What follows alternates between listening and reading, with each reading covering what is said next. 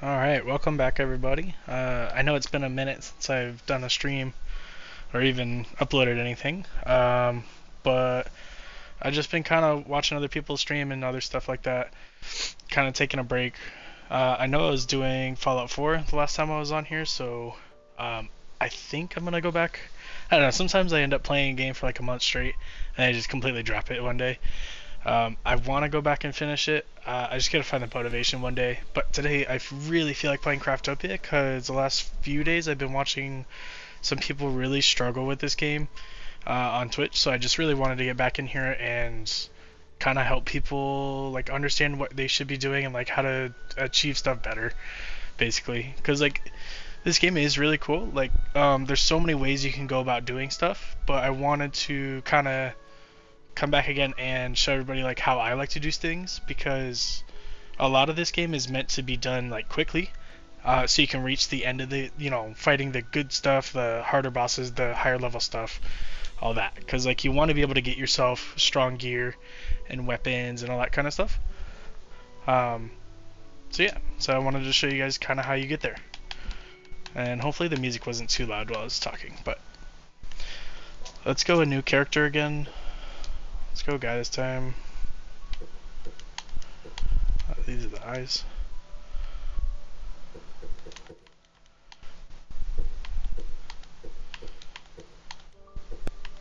It looks better with eyelashes, I guess. Let's see what hairstyles. Honestly, you usually end up wearing a hat and stuff anyway, so that's not bad.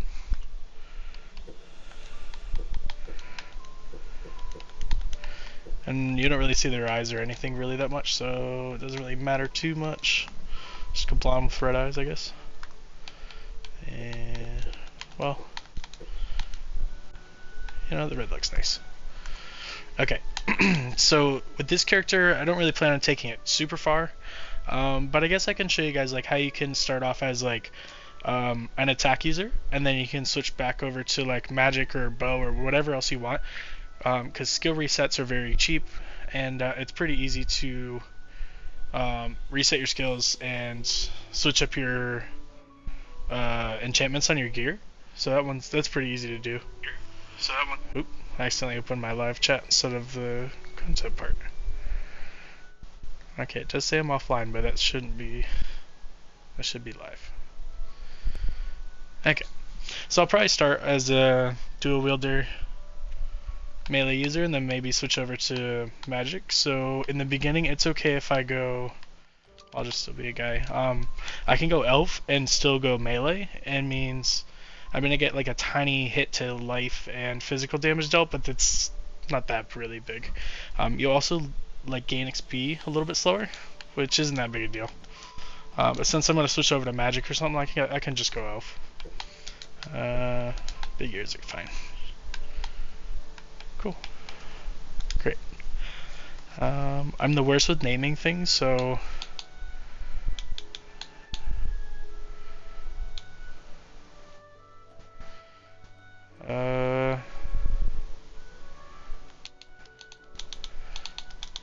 let's go mutton. I don't know. Sounds good. Great. And then another thing I have to say about this game is it kind of matters what islands open up for you when you start opening maps. It is a little bit important what islands you get first, actually.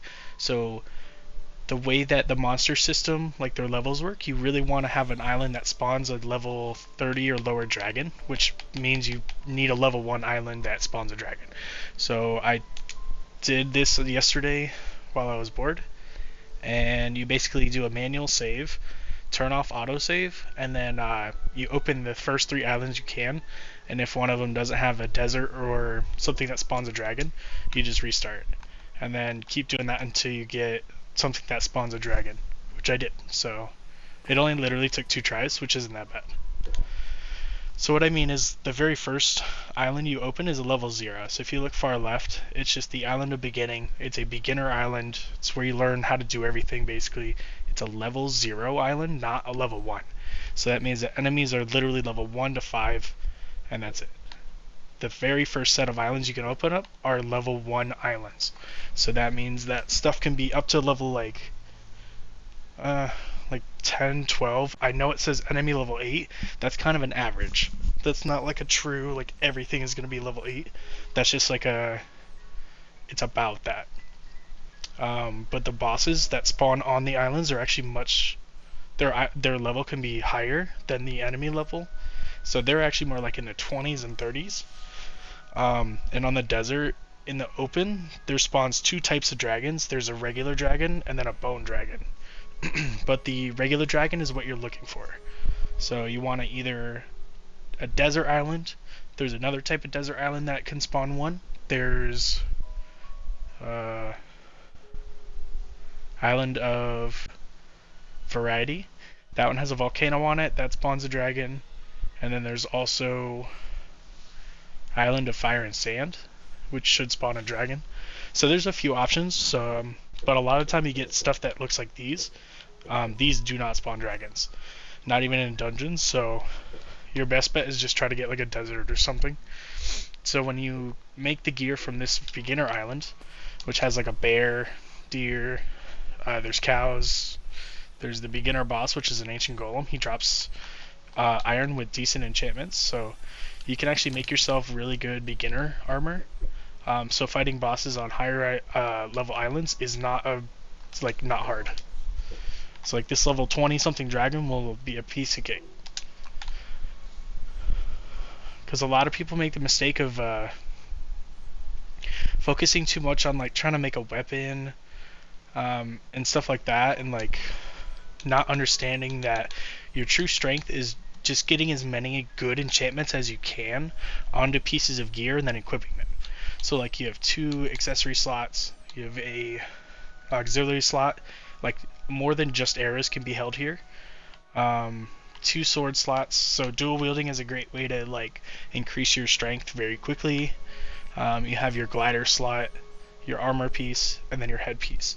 So there's 8 slots that you can put things on to your character that benefit from the enchantments that are on that pieces of gear. So you can quickly get yourself strong just from the just from the very beginner island, and the enchantments available here without using Gacha, which is nice. Also, it still says I'm offline, so give me a second.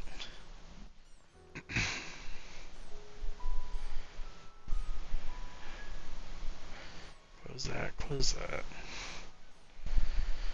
Ah, there we go, it says live now. Thank you, Twitch, for not being stupid. Okay. Alright, so in the very beginning, obviously if you've never played the game before, you're going to want to explore, run around and like look at everything. Like the game itself is quite beautiful to look at. Like it does obviously look like a ripoff of Breath of the Wild, which it sort of is. Like it took a lot of ideas and stuff like that from a bunch of different games. But I don't mind that. Like all good games are, amalgamations of other stuff. Like there's not too many original ideas anymore. Everybody just rips everything off, so fuck it. If the game's fun, it's fun. But yeah, so in the very beginning, you're going to want to explore. You're obviously going to have to punch trees and punch rocks to start. So let's go ahead and do that. And if you notice in the top right, I have a bunch of stuff like kind of going on. Those are the missions. So like most games, it's like the tutorial without saying tutorial. So it'll just teach you like how you have to go about doing things. So the very first mission that you can do is check the missions tab. So I clicked A to go into here to read these individual parts. You have to do all the parts of a mission to get the reward. So for this one I have to check the mission screen and then also receive a reward for completing a mission. So I have to do something else to get this one. So an easy one will be this. So I've already walked, I've ran, I jumped. So now I have to climb a wall, which it just means I have to do the climbing animation. It does not have to be a physical wall. So I just do that for a second. That's climbing. So you latching onto like a wall or something like that is considered climbing. Okay, got a stick out of a chest. That's fine. So go back to the missions. So I've completed the movement missions, like all 4 individual parts. So when I click on it, on the left, it'll show you what you're going to get for completing. So the skill point, and then sometimes it'll be other rewards as well, but most of the time it'll be, either a skill point or some type of inventory increase, because you start with kind of not that many spots for inventory, especially the material. It's quite low. So as you do these missions, you can gain really useful things. So now that I completed a full mission and I gained the reward, the check mission reward now popped up. So I get that one as well.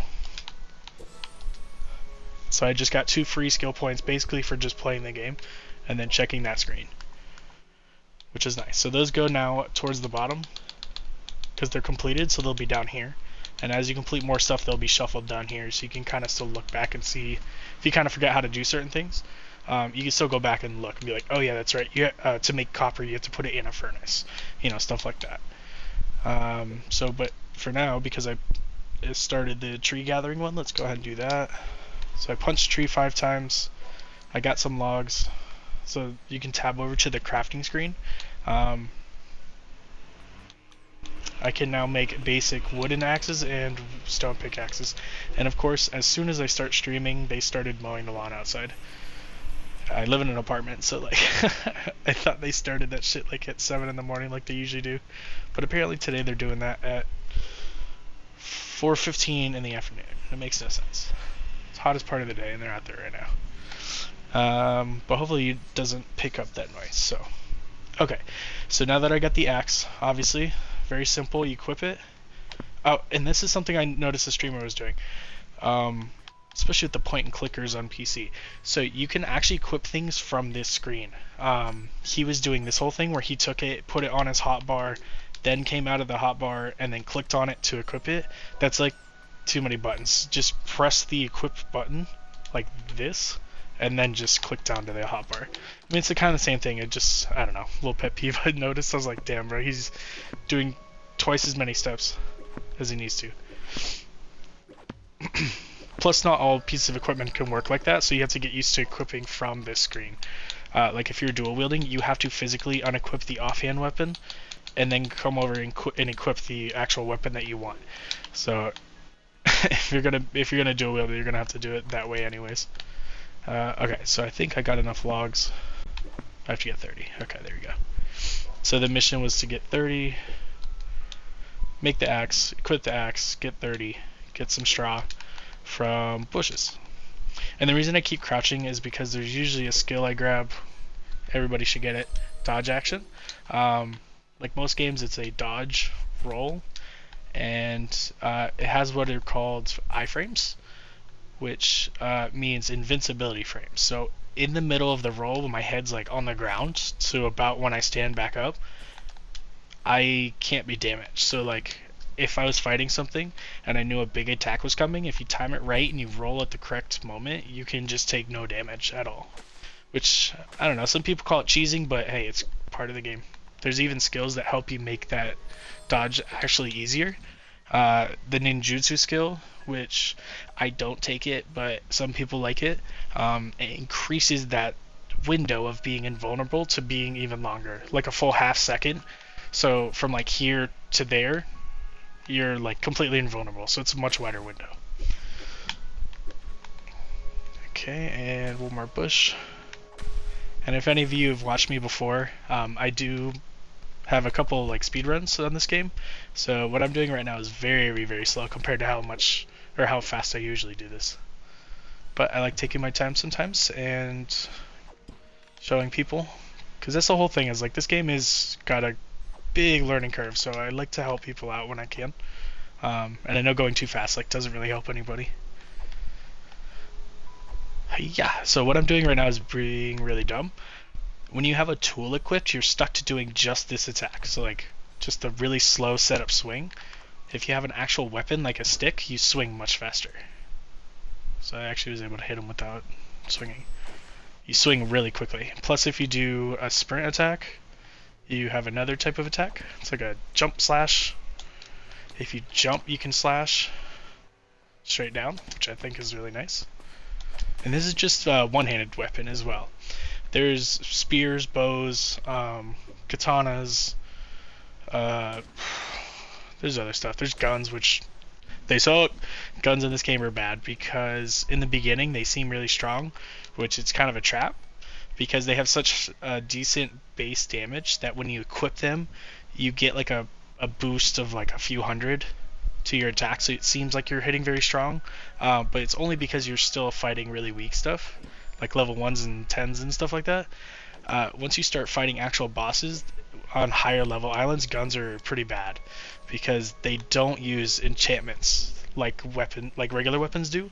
So you could actually have a stick with 4 good enchantments on it that will hit harder than a gun could, just because of the simple fact that it doesn't use enchantments on guns, which I think is nice. It kind of forces you into using actual weapons, which is the whole point of the game.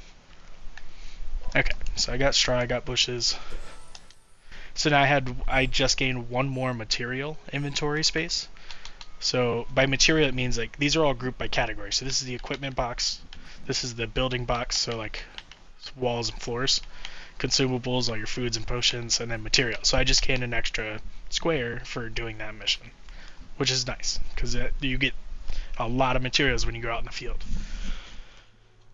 So doing these missions actually really helps your character in the long run, because the more space you can have, the more stuff you can hold, the more loot you can bring back to base, the better gear you can make. Okay, next thing is obviously stone. Then I got to do workbench and glider, food category, campfire, market. Okay, so I can do those pretty quick. I just need more stone. So let's go ahead and craft this, get a bunch of stone, get some wood, make a workbench. It's all kinds of stuff.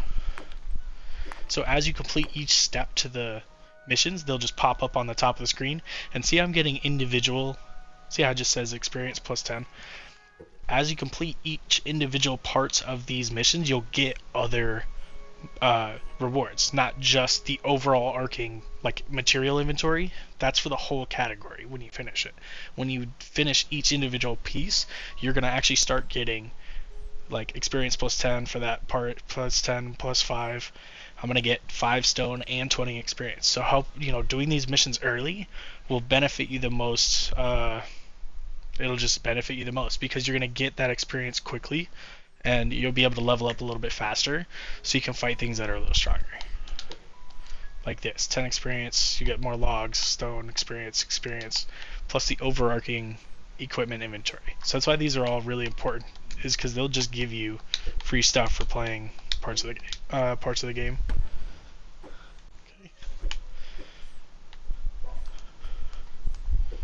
Okay, and then I need what, 30? Okay. And right now the only 2 rocks I can actually mine are regular stone. I'm sorry, 3. Regular stone, copper, and then I haven't hit one yet, but there's these things in this game called bedrocks. I forgot about it. Opening the map. They're like large circles on the mini-map. They look like cookies almost. There's one right there. So these things just have insanely high health. They just can't be broken until your character has really high attack, and like you take specific skills to like make your mining very strong. You can eventually break these and then replace them with an artificial bedrock that you made yourself, of pretty much whatever you choose. You got to find the materials to make them, and then you can grow. I'm doing air quotes right now. Grow the rock into whatever you want. So if I depleted this one of sand, I could replace it with iron, titanium, whatever I want. It's really nice, but it takes a lot of work to do it. Okay, the reason I'm getting a whole bunch of sand is later on I'm going to have to use it for making... I always fall into the trap of calling them Pokeballs. They're called monster prisms. They function literally exactly like Pokeballs. So I need a bunch of this for that. I need to make glass. And they're right outside my window. The lawn people, of course. Okay. Should be a fair amount. Let's do the missions. Let's get the materials. I have 3 skill points. So I used to... Well, actually the first thing I'm going to take obviously is double jump. So that's how I always start my characters almost no matter what. The first 4 levels I just do dodge roll. 2 levels of rabbit jump, so that way I can jump a little bit higher. And then it unlocks the 3rd tier. So I can take double jump. Now there are other stuff in here that is useful. I just don't use them myself. Um, like some of this stuff, it just helps you with like multiplayer. Like this one increases movement speed of allies. Whatever, I don't need that. Some stuff like mana recovery, you become invisible for a brief moment. Like these are all pretty niche things that I won't be using, mostly because I have other ways of like dealing with those things. So like meditation, mana recovery, I use food for my recovering mana. It's instant. I don't have to wait for anything. All I have to do is find a merchant. I can breed a bunch of him, spread him out on a bunch of islands, and then buy his inventory. And he sells food, so that's usually what I end up doing. Before I even need food for fights, I can just buy it from him, so I don't even need meditation. Ducking actually seems pretty useful. I had never really kind of breezed by that use before. Becoming invulnerable for a brief moment. If you're being aggroed by a bunch of shit, like just being able to go invisible for a sec, that actually is pretty useful. Maybe I'll take that one. Oh, it's invulnerable, not invisible. Damn, I can't read. As you jump. Okay, maybe not. That's different. Dolphin swim. That one is useful if you do a lot of swimming in this game. You know that you move pretty slow to start, so dolphin swim helps a lot. Ninjutsu, like I was explaining earlier. Vitality. When your hunger is above a certain point, life will gradually heal. I don't need that because one of my next skills I'm going to take is heal, which right off the bat gives you a 45% life heal. Pop that twice and you're good to go.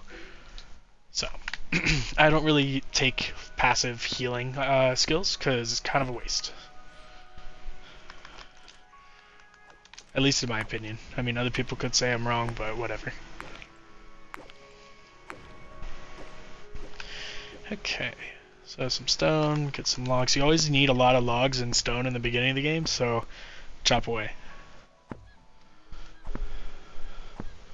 If you don't believe me, just try building like a small house out of anything, and you'll very quickly run out of logs and stone. Okay, now that I have dodge roll, one of the missions that I just know by heart is you have to chop down 10 trees within a minute, I think. Bushes count as trees, so 2 swings and dodge roll, so you can quickly get out of the swing animation and start on the next bush, and you should be able to get 10 trees in a minute. Yeah, see how it just popped up on the bottom right of my screen? It's kind of keeping a tracker as I go. I only need this one and this one. Boom, got it. So that one's pretty easy. You just need dodge roll. You can probably honestly do it without it. It just helps. So you don't have to like panic, try to get all that stuff. And you need the logs and straw, so why not? And it's a mission. Okay, and that was down here. Nope. That was... Nope. This one. Cut down a tree within 3 seconds. Cut down 10 trees within a minute, and then attain 1,000 logs. So I basically just have to have 1,000 logs in my inventory for this one to pop. But that'll take a little bit, because I'm not going to cut down enough logs, or enough trees to get 1,000 logs, until way later. Okay, but this should be enough logs to get started. Now I'm just going to basically run through the beginning of the building stuff. I know I already placed these 2 things beforehand, but I'm going to pretend I have to make them anyways for missions, so basically going to go anyways. So start with this. Plus it never hurts to have multiples of stuff. Place, workbench, glider, campfire afterwards, need a piece of meat. Also, this age, I'm in the wrong age, so I had to advance the worlds for something. I think to make this, so like, I'm actually in the 2nd age already. But the first age is like insanely easy to progress. I think you only need to offer like stone, log, straw, and money, like 100 gold, which I think you start with. Maybe I don't remember exactly, but one of the missions it has you do is make a market and make 100 gold from the market. So you already have enough money to advance the age pretty easily. Actually, that's not bad. I'll keep that. But if you need to make money really easily, just sell enough of this stuff to, like, it's 10 gold each, so this would be 320 gold. It's very easy to make money. So let's just pretend, bloop, I just advanced the age, blah blah blah blah. Did the whole thing. So now I'm looking in the thing, I'm like, oh, okay, cool, I can make bows now, I can make better axes, blah blah blah. Okay, so I have to equip the glider. It's one of the missions. Let's put the campfire down. Now, this may seem dumb, but stand on the fire, it's a mission. You don't even need to go in the water, honestly. You stop being on fire after about 4 or 5 seconds. You won't die. Then the next cool part is, if after you put the glider on, you can use campfires to like float around and get some really cool height and then travel around. Now you do use stamina on the glider, so make sure you don't fall from a really high height and give yourself damage. Save yourself like a tiny fraction of stamina, so that way when you do fall, you can just, oh, I just failed there. When you do fall, you can just pop it at the last second and save yourself from getting damage. Okay, and now the stuff just sold at the market, so I gained gold from that. So then I would have came over here with my stone, my logs, my money, and advance the age. Pretty simple. So now I need, what do I need? See, on Xbox I can't really see what's coming next, but I can at least see what I can offer for the age progression. So it's wheat flour, a detector, and a copper shield. All things that I just unlocked, and they should be able to. So detector's here. The copper shield is going to be made inside the blacksmith, which the blacksmith is where you make all your, like most of your weapons, your tools, your armor, accessories, all that. So it's pretty important to know how to work that stuff. I mean, everything is kind of important, but the forge and the blacksmith are quite useful. So let's go ahead and make one of those. Let's make a blacksmith. Now I usually start off with like a really shitty base, like just in this beginning area, and then I transfer over to another island that is more useful after I've gotten everything I need from this island. So I don't really have to come back, except for like a couple of missions. Like one of the missions where you have to like, I think it's deal 200 damage barehanded. I don't think I'll be able to do that with the beginning island gear. Maybe I will, I don't know. But there's a few things I'll have to come back for later on. But yeah, for the most part, I just try to do as much of the stuff I can for missions, for making gear as I can. You know, like get as much use out of this island as possible, and then I move on to either like a level 1 island or something else that catches my eye, like in mid-range. I don't really try to build on high-level islands, except for making like specific automations for certain materials. Just so I don't have to deal with like high-level stuff like near my base. I know there's an item that prevents spawns, but I don't want to do that too much. So, okay, now that I have the forge, I need to make copper. I know that, so let's go ahead and get some copper. If my screen ever randomly just starts doing like this, like for no reason, it's because my fucking Xbox controller has some stick drift. I got a new one ordered, so it's like the second or third time I've had Xbox do that to me. But it's okay, I'll stick with them. Even though their controllers are garbage. But not much better than the, or still better than the Nintendo Switch controllers.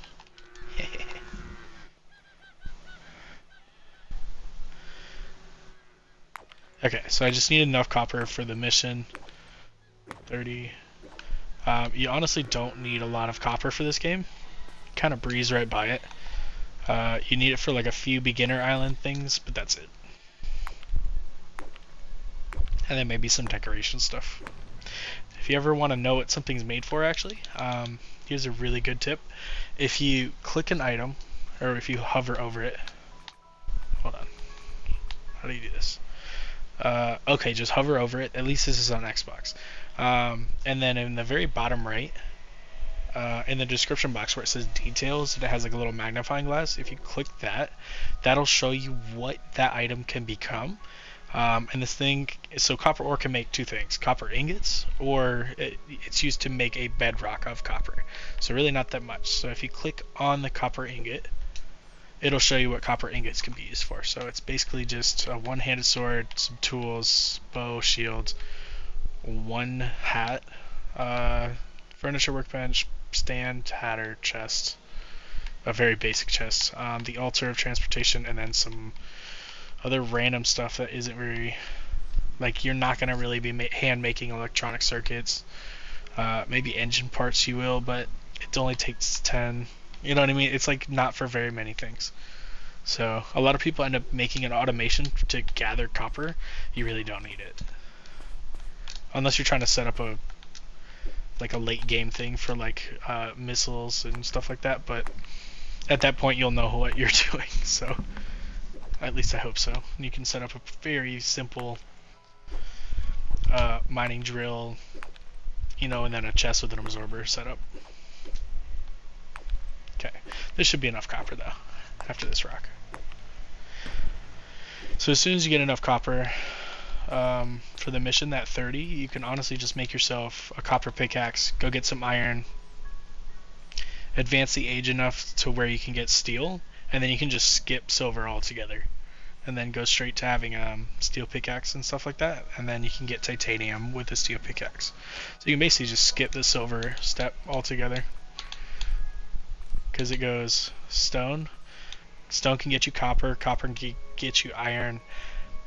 Iron can also get you iron, and steel, which isn't unlocked yet, steel is just made from iron, so you can literally just go right past silver, and you're good. You just have to unlock the age first. Okay, sorry, my headphone set keeps slipping. Alright, let's make 88, that's way too much.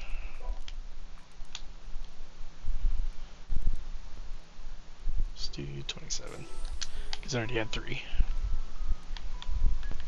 Also, if you ever hate waiting for ores, just make another furnace.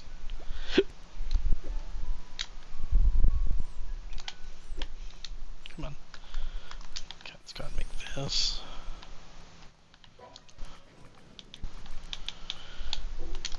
In the beginning, don't worry too much about food and stuff. I see a lot of people focus on how to make food and what's really good and blah blah blah. Don't even fret. Just kill some sheep, kill some cows, make some fried food.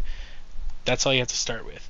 Once you've advanced the age a little bit, you'll start unlocking better food recipes. Usually I don't even mess with anything until I can make a sandwich. I know it sounds a little dumb, but all it is bread and an egg. One bread, one egg. It's very, very simple to make. It gives you what are the numbers? 90 health back, which is almost my full health. 60 hunger, 50 mana, I think, which is half my mana, and the cooldown is like 5 seconds. So you can eat another fucking sandwich every 5 seconds, compared to potions, which are 30 seconds, which suck. Potions in this game aren't the best until you can start making really good potions, but the health and mana potions are pretty trash, even the medium ones. Compared to food is like insanely strong in this game. So you're better off just waiting until you can make better stuff or buying better stuff from the merchants, because everybody's always like, oh, I need to focus like 2 hours on trying to make fucking steak or something like that, and it's like you can just wait a little bit and then make really good food. Also, the campfire can only make you can just fry stuff. So like a fried egg. Oh, come on. Craft. There we go. That's all it does, is it just adds an enchantment called fried. It doesn't change what type of food it is. So it'll still be an egg, it'll just be like a chicken's fried egg. So it'll give you a tiny bit more health and hunger. What you actually need to make good food though is the cooking pot, which I don't have charcoal yet, which I'll show you an easy way to get charcoal. Two-handed torch.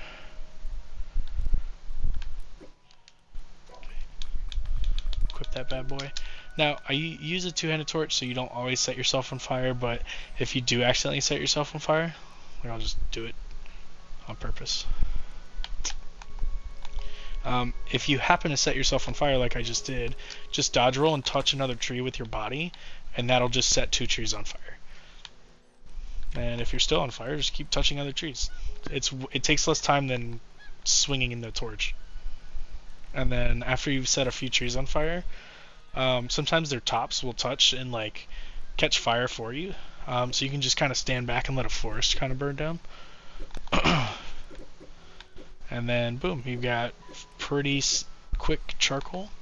And this is very fast compared to letting it go in the furnace. The furnace is like, I forget the actual number, but it's like 3 minutes per charcoal or some dumb number like that. So instead of waiting forever for like a bunch of charcoal to burn up, just go burn down a forest. Be a pyromaniac. It's pretty fun. Because I think each tree gives you 6 charcoal. Now, obviously that's less than how much logs it would give out, so you're technically losing out on how much charcoal you could get from the tree. And I lied, it's more than 6. So maybe you are like kind of trading a little bit of logs for faster charcoal, but it's worth it. Because if you need like 24 charcoal, what do you want to do? Burn like 6 trees, or do you want to wait for like half a fucking hour? It's annoying having to wait for charcoal. Okay, so heal. Another tip, your hotbar at the bottom, there's 3 rows you can go between. A lot of people don't realize that, and they just stick with the one hotbar. But you have 3 rows you can do. So usually do like tools and weapons, and maybe like food on the first row. Second row is like my skills, maybe some battle stuff, like my weapons or something like that. And then third row is usually like building, so materials and shit like that. So as I progress, I'll start actually using them more. Like right now, skills, heal, always first slot. It doesn't matter what build you're doing. Well, it's also a mission. It doesn't matter what build you're using. You should always have heal. Being able to keep your health up in the middle of a fight is really important, and you don't want to have to rely on food or other means like heal. Just using 1 level of it is good enough. It's very useful. Lincoln, how you doing? Sorry, I just noticed somebody was in my chat. How you doing? Okay, let me charcoal. Why did I have charcoal? Oh yeah, cooking pot. So I always start with like 2, just so it's faster to cook stuff. Okay, take those. Pick this up because you don't need it anymore.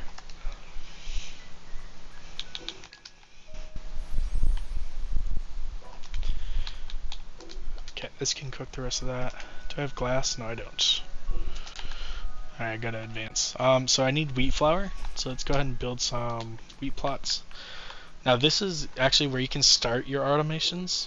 I don't have the droppers and absorbers or anything unlocked yet, so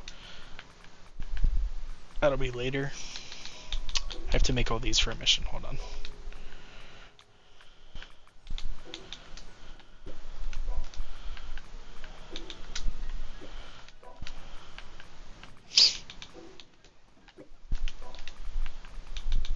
Okay, I'm out of stone.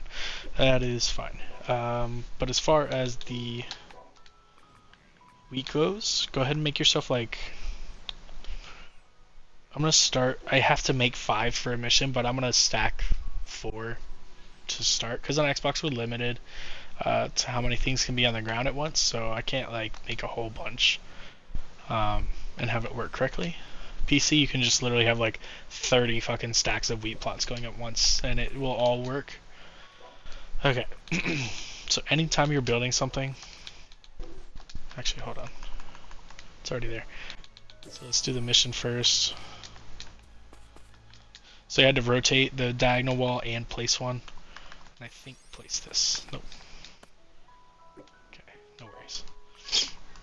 Let's claim these really fast. I'll get back to the easy missions really quick. I just got to get the wheat started. So a lot of people make the mistake of doing this. They take the wheat plots and they start placing it on just the bare ground. This is the worst thing you can actually do because of 2 things. First is when you have to hand water in the beginning, you want to use one bucket to hit 4 plots so you can like conserve water, not for the planet, but just for time and efficiency. You don't want to spend all fucking day having to fill up your buckets of water, running back, splashing each individual fucking square. It's dumb.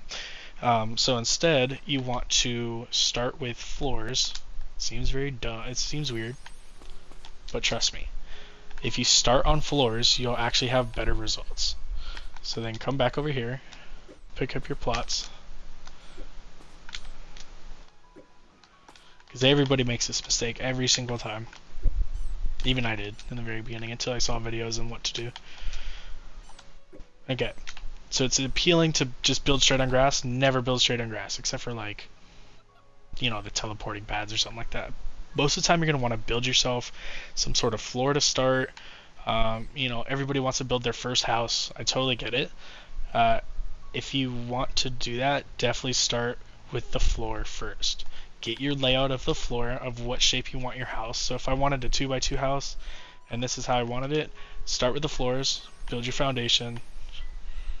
You don't need a foundation, but this is just how you make it look good. Boom. And then you just pick wherever you want your door to be. So say I wanted my door to be there. Place walls where you don't want your door. And then in the furniture workbench, there's a whole bunch of different doorways and all that stuff. So you can like actually make your door. It doesn't have to be just an opening. But for now, mine's going to stay an opening because I don't have the furniture workbench.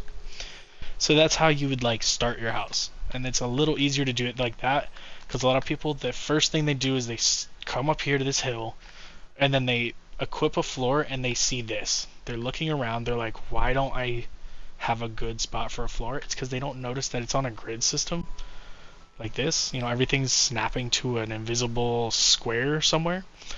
So sometimes the floor, see how it's like lined up here? It actually will be underground when I place it. So a lot of people accidentally switch the building mode to free placing.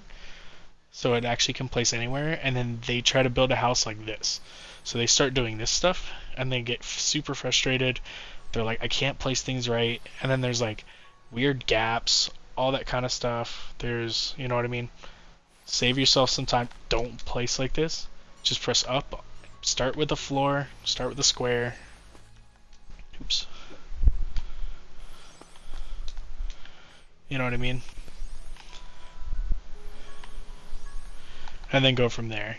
And you can just literally build off of stuff like that. And then if you think it looks kind of weird, just try throwing walls down to cover these weird gaps to make it look like a foundation. And that should help a lot. You know what I mean? So that's a good way to do that. But as far as doing the automation for wheat that I need to get started, let's go ahead and pick all this stuff back up really fast. Because I have a really compact way to do automated wheat and bioethanol. It's pretty simple. It's just hard for, like, if players have never actually played this before, this game does have a weird building system and a way to, like, you can actually set up almost anything to be automated, whether it's a material or like an animal drop or whatever. You can like set it up to where you can have anything be automated, which is nice. Whether it's feces, iron, logs, straw, whatever. But for now, I need cut wheat and then wheat flour and then eventually bioethanol. So a very, very simple one square setup for all that. Or it only has like a footprint of one square. It's like this and then like one square above. Okay. So nothing else. Start with one square in the air, not touching anything. Equip your plot. Now, if I was trying to explain this over Twitch like I usually do, because I watch people play and then I like type out, like try to help them set things up, this is how I have them start. So you have your plot, you place another one above it, and you stand back down here, look straight up as much as you can, and if you hold the button X, at least on Xbox it's X, to pick something up, it'll tell you what you're trying to pick up. So you want to pull the floor, which is actually considered a wall. And that's how you stack your plots. So then place another floor, another plot, stand as middle as you can, look straight up, pull the floor. Very easy. Now on Xbox I can only do this one more time, and then it'll stop producing anymore. Like having 4 plots will produce the same as having like 30 plots in the same spot. For Xbox we're limited, which is really dumb because I have a Series X and we don't need to be, but that's just how it is. So this is at max efficiency now with 4 plots. That's as efficient as I can get it. On Xbox you can go up to like 20 or 30 or something like that, or on PC. But this is how you stack plots, and then all this requires is 1 bucket of water to water. When you swing your sword to cut it, all 4 will get cut at the same time, and then you can just have a system of something absorbing this into a chest, and then you can start automating having wheat flour and all that other stuff. So another way you can do this is actually having absorbers work through floors. It's a little complicated at first, but it's actually not too hard to set up. So I actually should be doing this with stone floors. Hold on.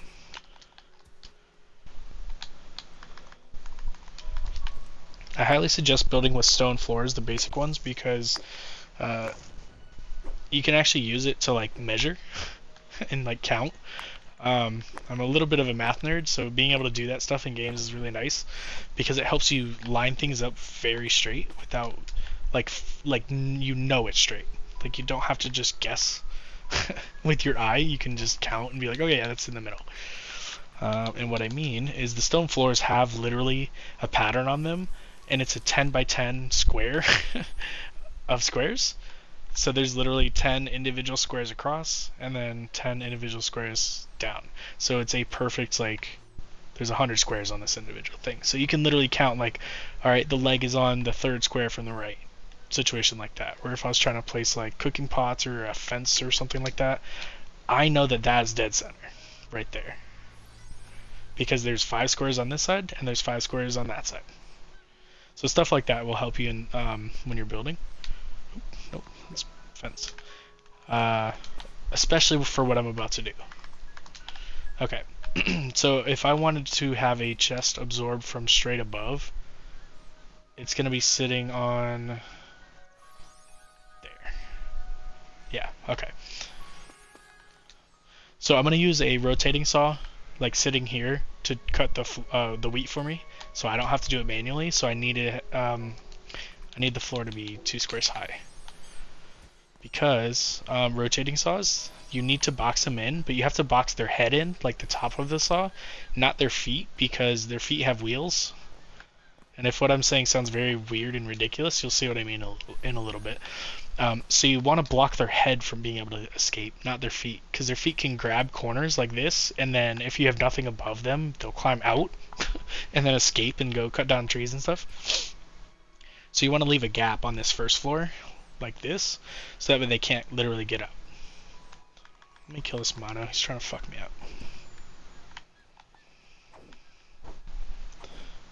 Come here, little bitch. Hiya! Okay, give me your egg. Okay, and the reason that I have... Let me actually pull this. I don't want this floor here. So I'm going to have a chest sitting literally dead center of this square that was just there, and it's going to have 2 absorbers attached to the bottom of the chest facing straight down, so that way when the wheat gets cut, it'll just get sucked straight upwards into the chest. A lot of people, they build some kind of weird like contraption where they have like a chest over here with an absorber on the side, and it tries to pull it sideways. It causes all kinds of problems, like the wheat will miss the chest, gets scattered all over the place. There's ways around that, but it's gonna sound weird what I'm about to say, but the sucking process is a lot cleaner when you're trying to suck things upwards than sideways. It seems weird, but it works very well. So what I like to do is place a floor, snap to the grid, and and then I pull the middle floor away. See, my stick drift is happening right now. And then I switch building mode. So now I'm in free place for snapping. This is snapping. This is free place. So what I want to do is have this floor be halfway. And this is why using the stone floors is nice. I can count. I want it halfway across and at the same height. So that way it is perfectly middle, like right here. There's 5 squares on the left, and there's 5 squares on the right. So that way when I place a chest, I know that it'll be exactly in the center, like lined up this way, and also lined up this way. So I'm using math to make sure I place my shit right, which is very helpful. Because if I wasn't using stone floors, this would be a little hard. Okay, so I need a chest, which, there it is. Stone, logs, copper, good to go. I have not unlocked absorbers, so this is where I have to stop with the automation process and actually do some of this stuff by hand, like watering and cutting, until I unlock those things. But I can at least get this stuff set up to get a head start. So when I say perfectly middle, I literally mean like this thing is going to have to be exactly centered. So I know it's centered on the square I'm standing on, and also centered based on this square right here. So that way when this chest is right here, that bitch is perfectly middle. Which is important for later on, for when I go to make absorbers and attach them. Because you want the absorbers to pull from the exact dead center of the wheat plats. So it's literally going to pull from like here. So you use math to make sure shit works right. Okay, so let's go ahead and get started on getting the wheat. So I need a bucket, or 10. Take your bucket, you have to equip them. So equip, stand near water or in the water and hold left trigger. I think it's right click on PC. You can just hold the button so it doesn't, you don't have to click it. I'll just grab all 10. Why not? And if you want to know how much you have in the bottom right, because you have the empty buckets equipped, the number's going down because you're creating a new item of buckets with water in it. So you can tell because you run out. So I have 1 left. There we go. So now I have 10 buckets of water. So do the same thing, equip it, and the same button that you use to fill the buckets is what you use to water or throw the buckets. So left trigger, button. Now if you want to obviously make this do have more wheat production, you just repeat this stacking process in a 2x2 square. You just make the automation just bigger. You don't change the shape. It's still going to be a square, so it'd still be this shape. And the rotating saw would just cut all 4 individually, and then you would have a chest be literally dead center here, like you would have it placed where I'm standing, and have 2 absorbers, and then it would literally just collect all 4 at once. But I'm only doing 1 because this stuff is meant to be running in the background, so you're not constantly checking on it and stuff like that. It'll just always have wheat once you have it set up in this chest. Okay. So the reason I had this floor placed halfway is because you need the underside of this chest to be exposed, because you need to attach the absorbers to the actual chest itself. You don't want it to be attached to the floor, because then it won't absorb the wheat into the chest. It'll just pull it towards the top of the box, and that's it. It won't do anything. So you need the under part of the chest exposed like it is. So when I go to place it, you can actually see I'll show you the difference, so you know it worked. Okay, let's get this copper. Also, I can make like fried eggs now. So these are all the dishes you start with. There's not many. They all kind of suck. 50 health, 20 mana, but like some of these are kind of hard to make because you don't really get mushrooms that often. You get milk from killing cows, so that's a little easy. Potatoes you'd have to grow, but it's like you don't get very much benefit from these early on foods. If you just advance the age a few times, you can unlock some pretty decent starter food. Like right next to bread will be sandwiches, like I suggest. Some of these they're alright, but just the amount of materials it costs. Like to make a steak, you need animal flesh, salt, pepper, and cooking oil. Those bottom three things you can get from the caves. It's not too hard, but the amount of manual labor it takes to get all those things, uh, it's just kind of annoying. But I mean, it's still decent. It gives you some attack, gives you 50 hunger and 150 health, but it doesn't give you any mana, which is mostly what I'm looking for. Because health, I don't really need food for health because I have my healing spell. So I'm mostly going to need food for mana. So to start, I don't really need steak. Maybe fish. Fish ain't bad. Fish fillets and salt for 75 mana. It's not terrible. Yeah, some of these aren't the best. That's okay. You'll unlock more as you go. So what was it I needed again? Flower, detector, and copper shield. Okay, I think I could make the shield and the detector. Yep. So the detector is really annoying. It's useful in certain situations for like finding specific things, but for the most part, I don't use them until like later in the game, because they help you find like schools of fish. If you're looking for a dungeon but can't seem to find it, it helps you do that. There's some like really high level monsters that specifically are marked on the map if you're holding a detector, which is nice. Okay, so one punch or one hit will hit all of them. Each of these plots should drop 9 wheat each, but Xbox is capped at 32 items of the same thing being on the ground, so technically I should get 36, because 9 times 4 is 36. I should get 36 wheat, but I will only have gotten 32, because of that's just how Xbox works. So that's what I meant by we're capped at like 4 being the most efficient, because even if I put 5 on here, I would still only get 32. So it sucks. PC users, you lucky bitches. Okay, so I need to water them again, but I think I have enough now to where I can make enough wheat flour to advance the age. Nope, not that. I need this. 16. Yep, that's enough. And if I was smart, I would have split it and done 8 and 8, so that they would have gotten done twice as fast. But that's okay. I already have the other stuff, and I think I have enough money. I do not. I need 400 more gold. So I'm going to wait 4 minutes anyways. So sell the life potions. They sell for 60 each. Sell the... Do not sell poop. Keep every single piece of poop. Keep it. If you don't trust me, wait till you have to make 50 black gunpowder, and you need 100 feces to do that. So keep all the poop you find. And don't accidentally eat it like everybody does. It's pretty easy to do because it's a consumable, technically. It's an ingredient. So like you can accidentally eat it. So don't do that. I'm gonna keep the eggs. I'm gonna sell the ash because it's only meant for like certain decorations. And sell the fence.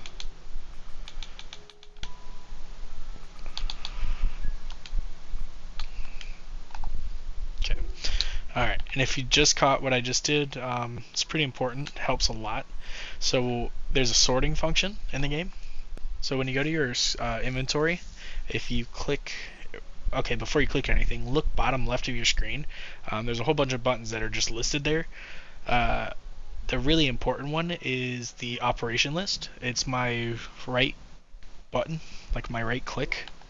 That'll pull up a whole bunch of shit that you can do inside your inventory screen and sometimes out of your inventory screen. But the most basic ones obviously is picking up and using items in your inventory, but there's the sorting function. It's your left click.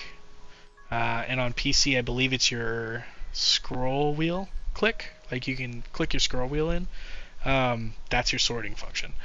There's a whole bunch of other shit you can do. It seems confusing, but if you look at based on what the first button is listed, like adding shortcuts, locking items, quick stack, dropping one, they all start with left trigger, and then the rest at the bottom usually start with right trigger. So you just kind of group it based on what button you start with.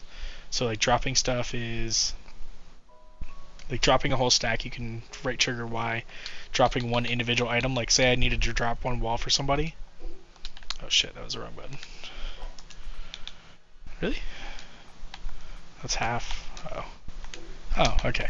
Yeah, so like there's all kinds of ways that you can like split up Like say somebody needs like 10 stone for stuff, instead of just dropping your entire stack, you can separate out 10 if you wanted, like this, and then just go through, highlight them all, and drop it. You could also split the stack in half and just drop them half if they need it, stuff like that. So it's a little easier. And if your inventory gets all kind of crazy, just left click again, boom, all sorted. Pretty easy. And over time, like obviously the more often you start using those buttons, the easier it is. Like in moments that, like say you're in the middle of a fight and somebody needs a fucking piece of food because they ran out and they need a heal and they're out of mana. Instead of being like, oh fuck, how do I do this? You can just very quickly be like, pretend this is a good piece of food. Just run over and be like, here, take that really quick. You know what I mean? So it helps in situations to know like how to quickly access and do things. So that's really important. The multi-select button.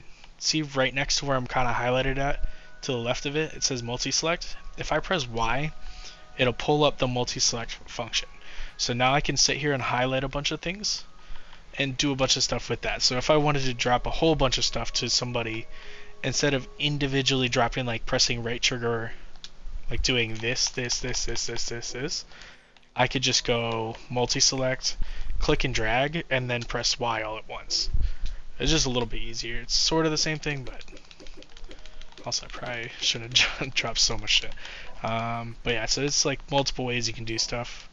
Multi-select is also a very good way to offer items to the picture book. I haven't covered it yet, but there's like sort of a hidden function to this game. It's called the picture book, where as you progress, you're going to have a whole crap ton of items and materials that you just don't need and you'll literally never use or have to use at all. So you can either sell it off, which kind of helps in the beginning of the game because you have like no money, or instead this option, you can offer things to the picture book. So it's like a catalog of like all the items, literally every single item in the game, whether it's weapons, equipment, tools, building materials, consumables, blah blah blah blah blah blah blah, literally everything. And eventually you can offer monsters too. That's gonna be sick. And as you offer items, like say the pickaxe, stone pickaxe, if I offered one pickaxe, it would give me 10 experience. If I offered 50 of them, which seems like a lot, but it's not, it would give me 100 experience, and so on and so forth. And so as you offer more and more stuff throughout the game, whether it's gliders or buckets of water, tools, whatever, it starts to slowly add up because each thing gives you something different. Like the campfires, they give you max mana. These max mana, so it also depends on the category too. It's like critical damage, health, crit rate, experience, say hunger, attack and magic, stuff like that. So as you progress and the more things you offer, you'll start to build up quite a big boost to your skills. Attack, defense, magic, all that stuff. So it's pretty useful. And you can quickly do it by using multi-select, highlight whatever you want, and then click offer. Instead of having to go to the actual picture book, finding the item first, because a lot of time it's hard to find what you're looking for, and then offer, because you can click into something. Excuse me. Like I could offer it from here as well, but you can only offer like individual items, and it takes a lot longer.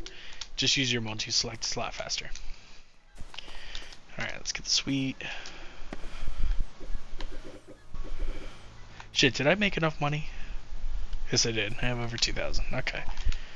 Alright, now I can progress. I have the wheat flour, detector, copper shield, 2,000 gold. Easy.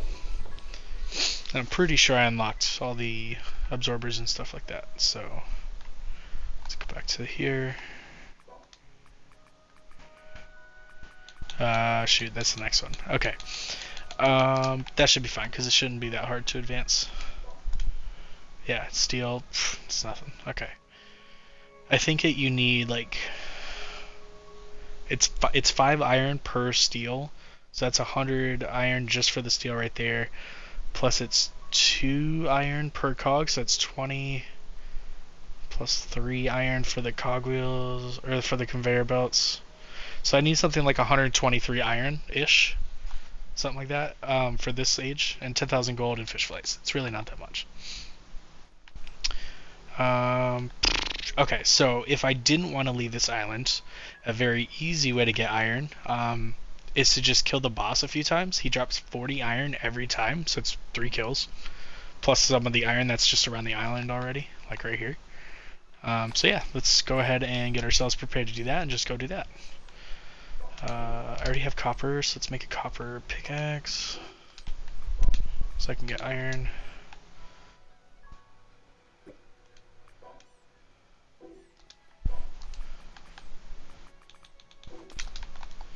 Honestly, in this game, the very beginning, you don't do too much fighting.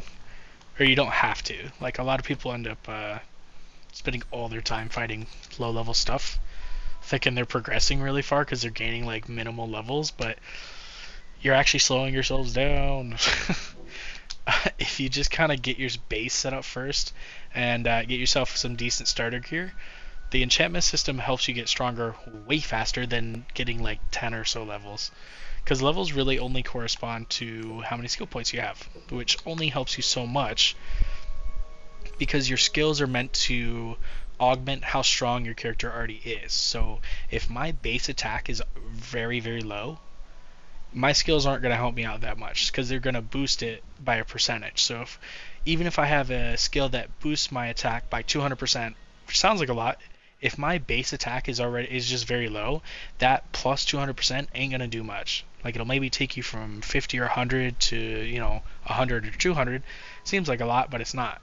What you need to do is increase your base attack or base magic, depending on what build you're going for, so that way your skills, when you activate them, like Battle Hymn, which increases your bonus attack, like that'll if your base attack is already pretty high, it'll make you even stronger. Like it'll multiply it. That's why the percentages in this game are strong as fuck, because it just takes your high base damage and just multiplies it like by a lot.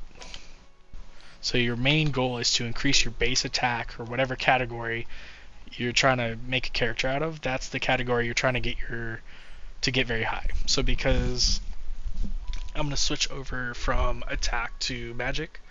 Eventually, I want to find enchantments that boost my magic attack. But for now, I'm gonna go for a melee build just because it's easier to start with that. Because the enchantments that are available in the early game favor attacking builds over magic builds, but you can very easily switch later. So I'm just gonna go probably dual wield again. It's pretty easy. Probably the easiest way to go in the beginning. Let's build this while I'm here. Also, I haven't killed anything besides a mono, so let's go ahead and I need to find a sheep. They usually spawn right around here. Pop. Jerk. Sheep, sheep, sheep. Where are you? Oh, that's poop. And a poop. Yes. Thank you, cows. So all animals in the game have a 5% chance every 30 minutes to drop feces. So because I've been in the world for almost a little over an hour, they've all had a small chance to poop twice. Because I haven't really killed any of these guys, so. That's why I was actually able to get a decent amount there. Oh, there's a sheep. Okay, so the reason I need to kill a sheep is because I need both of its materials. It's wool and its meat, so. Come here.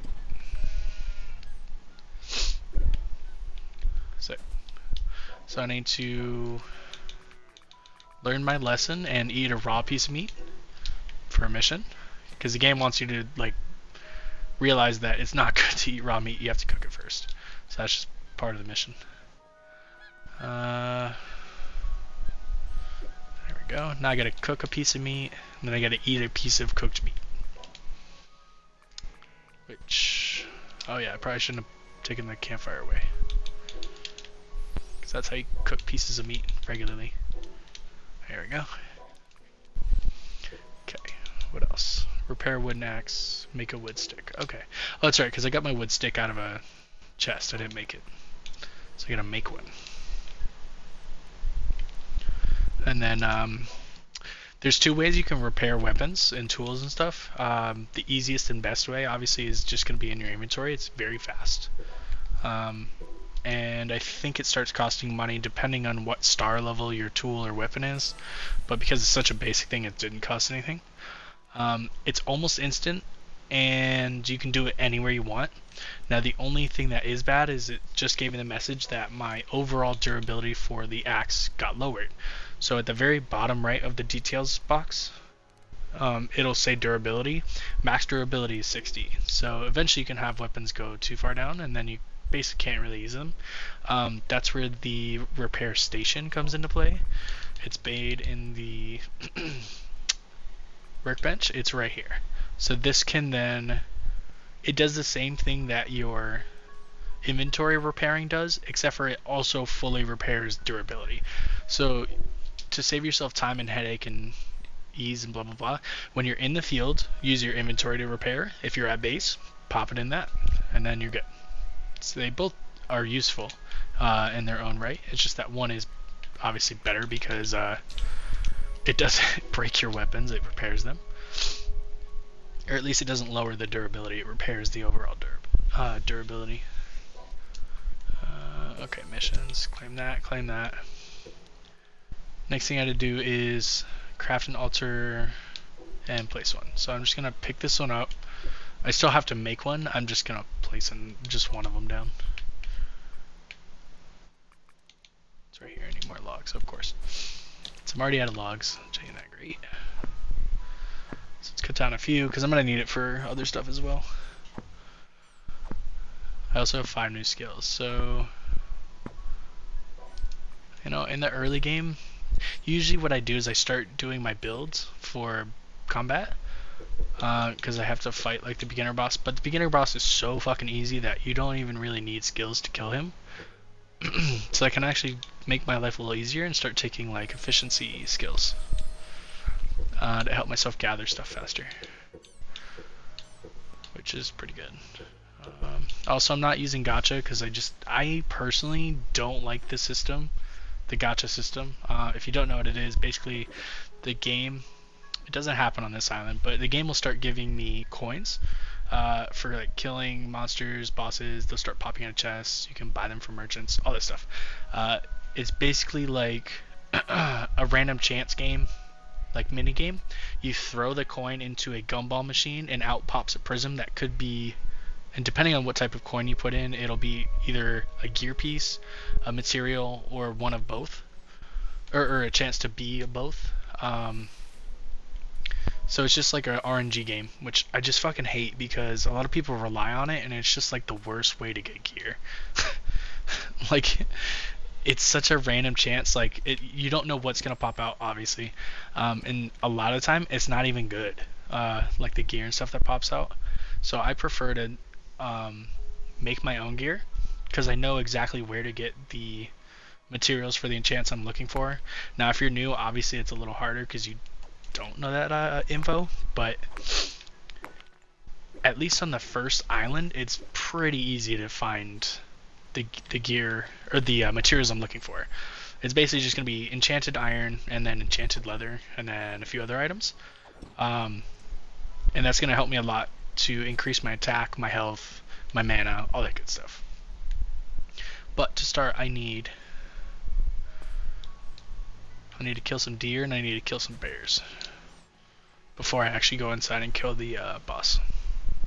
The deer are the hard part because they like to fucking run, so just do the jump attack so that you can actually hit them before they sprint, and then eventually you'll be able to kill them. Now, the only problem with deer is they only drop 1 leather at a time, so it kind of sucks. Little bitch. What? Come here.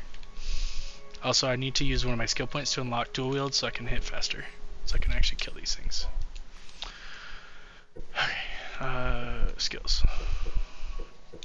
Okay, charge strike is for a mission. The other one really doesn't matter. Maybe I'll do this so that way I can increase my bow damage. Okay, the parts that do matter: dual wield.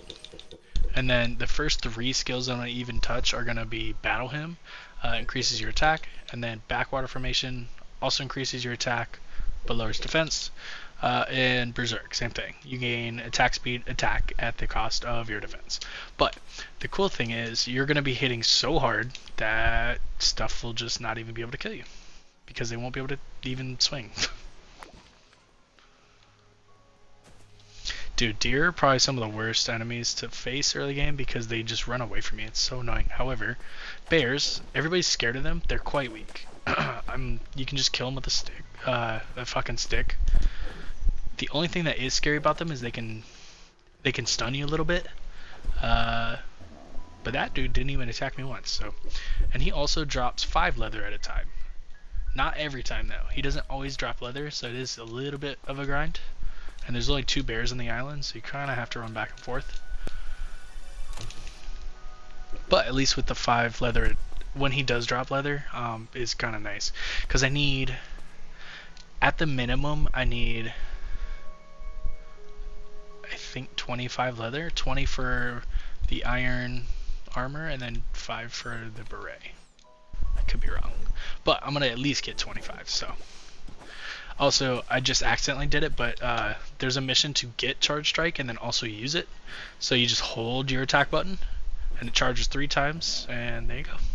You can very easily kill stuff with that. So I may actually go kill some deer like that, because I kind of forgot about that. But the problem with them is they get scared from just you being near them, so you have to kind of sneak up on them, and then they still fucking see you from far away.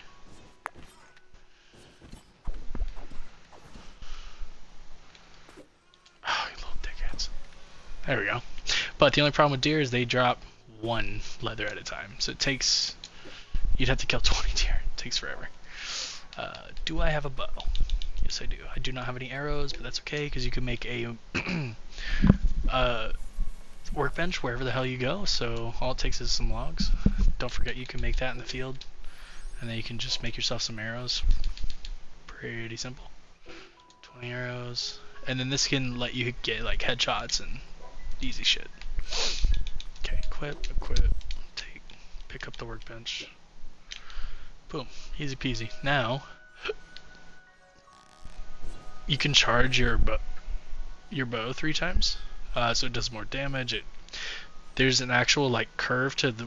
I'm gonna hit the fucking bush. Bushes can block your shots, so don't forget that. Okay, so the arrows, if I don't charge it up, it'll have like a kind of a curve to it. Bitch, I hit his face. So it's good. So this will shoot more straight. Come on. Dickhead. They like get scared themselves. I'm like, you're the one that moved near me.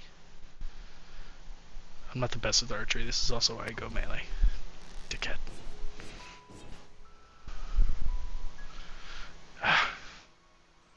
Stop prancing, dickhead. There we go. Honestly, I don't need that many, and he didn't even drop leather. What a fucking asshole. I don't need that many deer leather, because they only give health for their enchantment, so it's not that important. I'm actually just going to keep going for bears. See, they always do that growl thing, and then they turn, so you can just roll. They do decent damage, but they're not going to, like, unless you really suck at combat, they're not going to kill you. Which, if you really suck at combat, this might not be your game. Oh, fuck. God damn it. Tell me I'm going to die. Whew. Alright, I was talking shit, and the bear heard me, so he's like, oh yeah, you want me to show you? Come here, you asshole.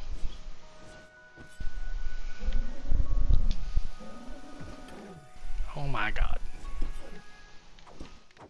Thank you. Plus, you need to kill bears anyways, so why not? How many do I have? 14? Holstein. Okay. I'll explain later why I can't. I mean, I can, but I'll basically only want to be holding this like leather, and then I'm gonna have to store this leather, because it'll like mess up the chances of me getting bears and stuff like that. So I have 10. Let's go ahead and get 10 more ish, and then I can see about making some armor. I think I'll make the hatter first, because it's only a feather, I think leather, and then iron. Shouldn't be too hard.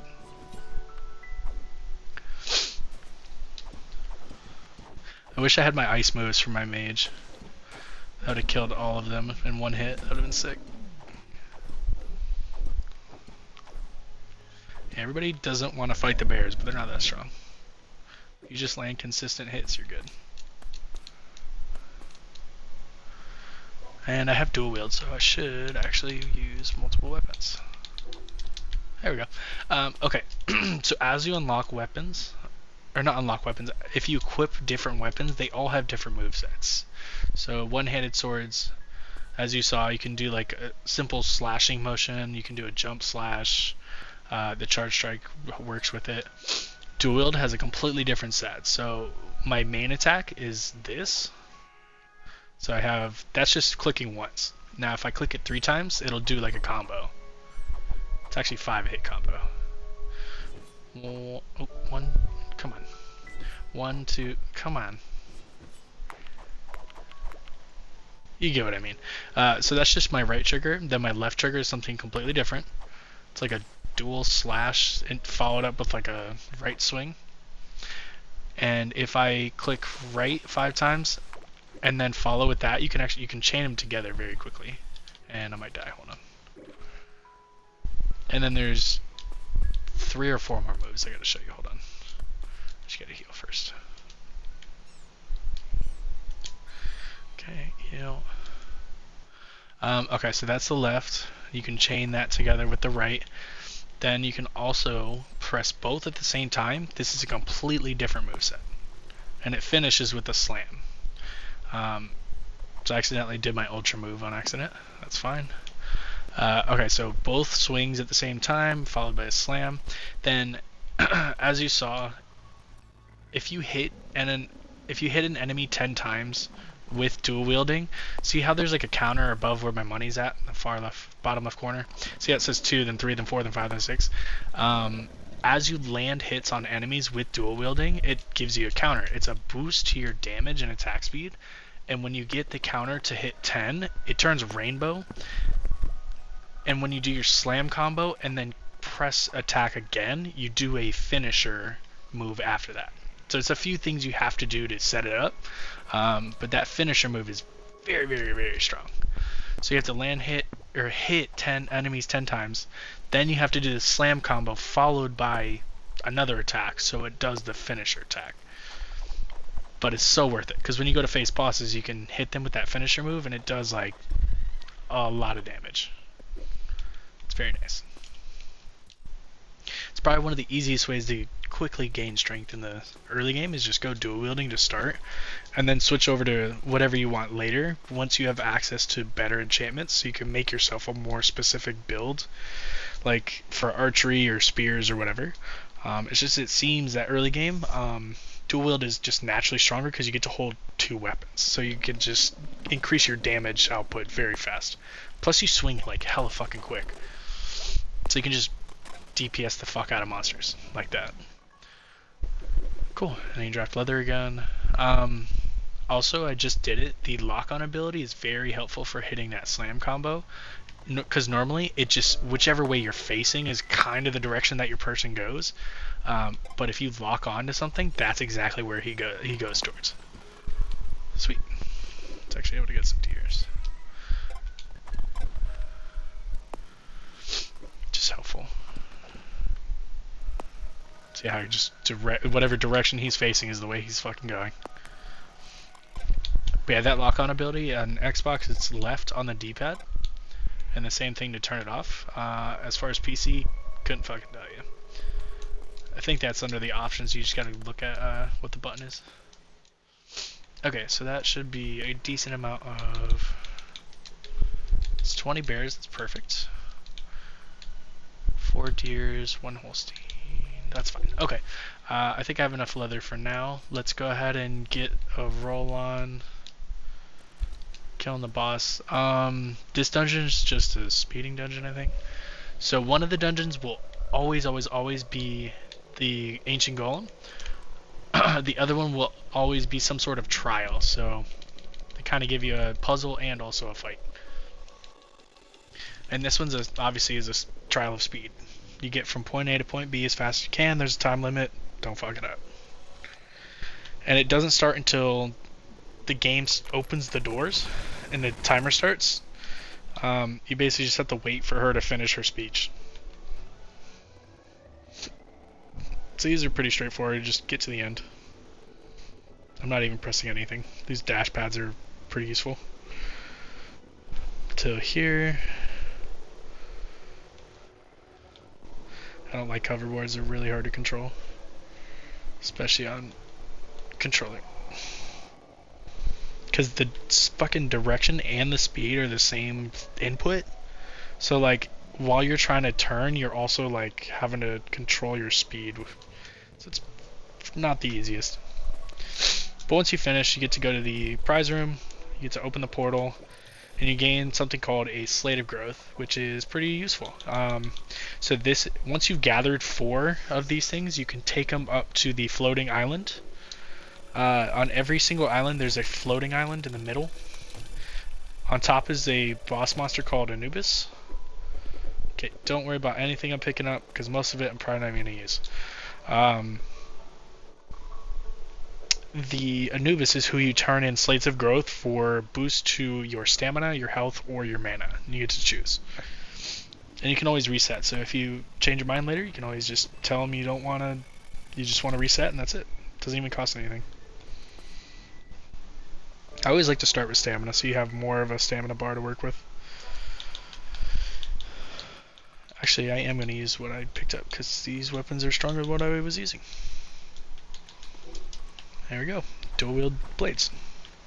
So now I'm hitting 40, like with my blades each, and swinging pretty quickly, because dual wielding just naturally has high attack speed, because you're swinging 2 swords. So you're able to land double the hits at a faster rate, which is why I like dual wielding. It's very fun. You literally turn Beyblade. Oh yeah, I forgot. That's the other sets of moves. So I was explaining all the ground moves, how they work together in chain, and then you can do your slam combo. I forgot that there's the air combos. So jump and right trigger does Beyblade move, which is super sick because you can just like spam it. And then there's also left trigger doesn't do anything apparently in the air. And I think there's one more. Nope. Apparently it's just Beyblade. Alright, that's fine. It's still fun.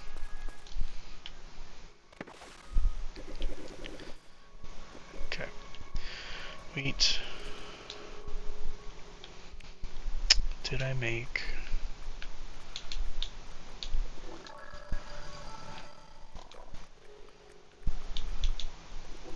box, of course.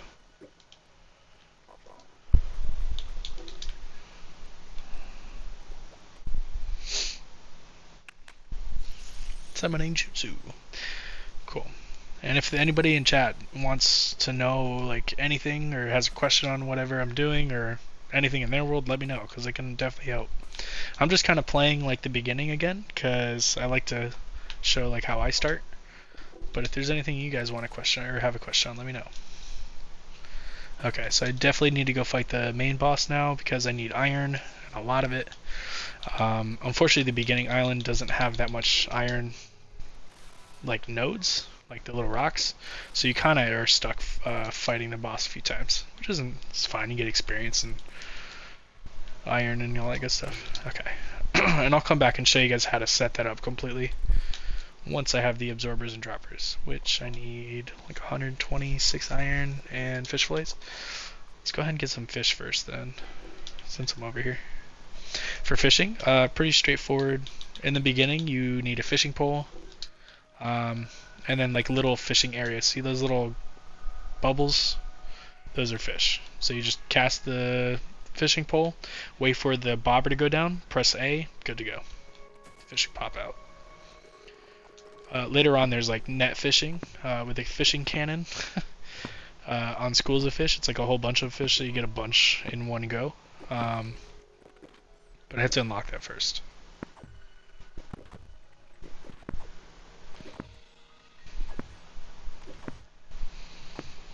I love how I said if anybody has questions or anything, because I noticed there's multiple people in the chat, and then somebody left. They're like, nah, fuck that.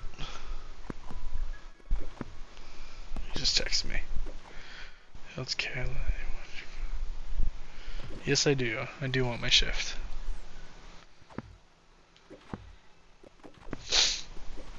Sorry, I work at a restaurant and people always ask for shift changes and seeing if somebody wants to give away a shift. But my sister's wedding is in a week, so I kind of need the money. Well, not that I need it, but like I've already dropped like a few hundred on clothes. I still have to get her a gift. All the good wedding stuff. Haircut, fucking trim my beard. My brother is like, I already set you an appointment for that because I have long hair and somewhat long beard, so like he's like, you can't look scruffy for the wedding. I was like, I know. So he's like, there's a place I go to, I already made an appointment for you. He's like, okay. Okay, that should be enough logs for what I'm trying to do.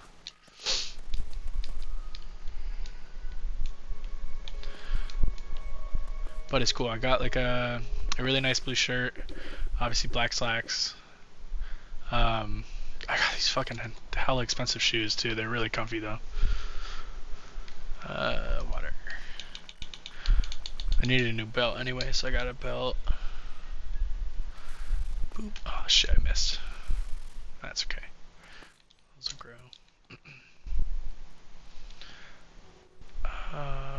Stone. Okay, notice how I have a whole bunch of fucking sticks and weapons in my inventory that I'm probably not going to use. It's mostly based on, like, first you want to look at like their base attack. So this Mamluk sword has, what is it, 140? Yeah, it's the blue number. So this one has 140, this one has 110, this one has 100. So you kind of go by the base number plus whatever the enchantments are, because those also take effect when you equip the sword or the piece of gear.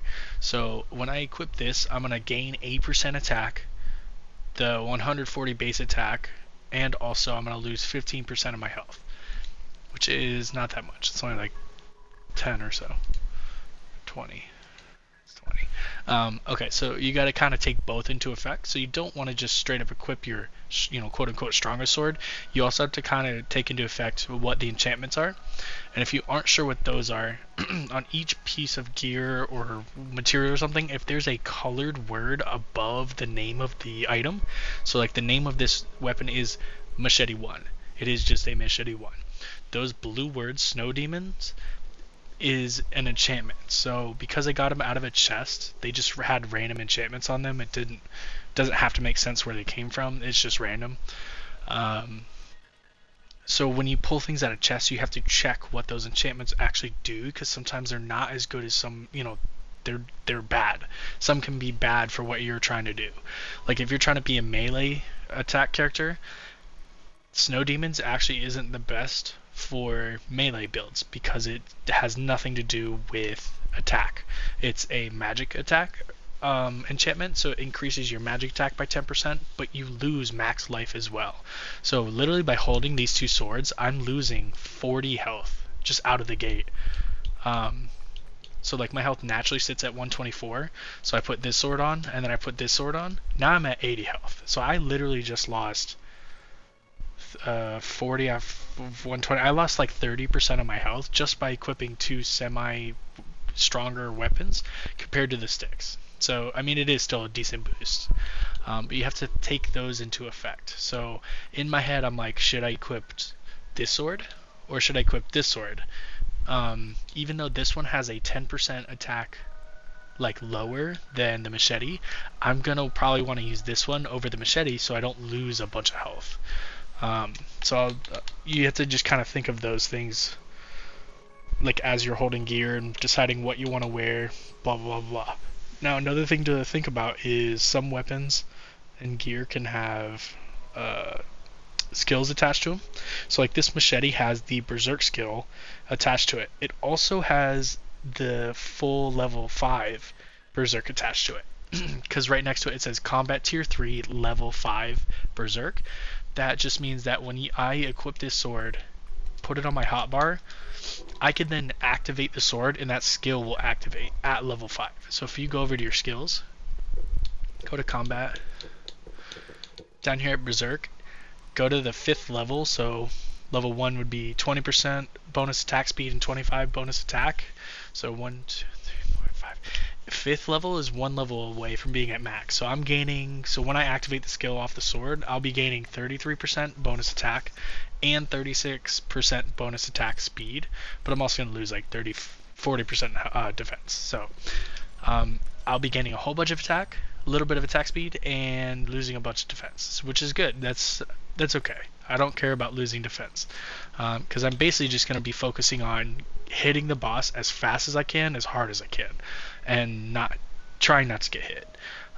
It's a little bit easier said than done, but with using dodge roll, using cover, stuff like that, you can avoid a lot of the hits from most of bosses. So I think what I'm going to use is this sword and machete. Even though I kind of said I was going to use this one, I forgot about Berserk being on there. So before the fight, I can literally just go in there, pop the Berserk and whatever other skills I take to increase my attack by a lot, and that way I can hit the boss way, way harder than I normally could if I didn't use any skills at all. Okay, and as for all the other weapons that I'm not going to use, I could sell them, or I could also offer them to the picture book, which is what I'm gonna do, because you can make money farms out of pretty much everything. Basically just consistently making and selling something automatically is a money farm. So you can mass produce whatever item you want and then just have a market absorb it. You're good to go. That's a money farm. And I usually go with pumpkins from the jack-o'-lanterns. Pretty easy to set up and very lucrative, so I would probably go that route again. Also, I don't use shields, so I can just sell all shields.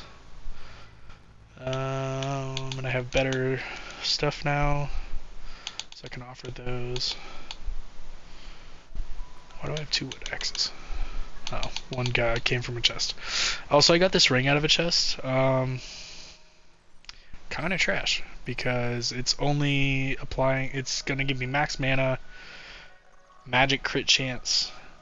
The part where it says apply only to consumables doesn't even apply to the ring. It won't even take effect because certain enchantments can only take effect if they exist on a piece of food. So even though fried is on the ring, it doesn't work where, like, if I eat a piece of food I get those enchantments. The fried would have to be on the piece of food.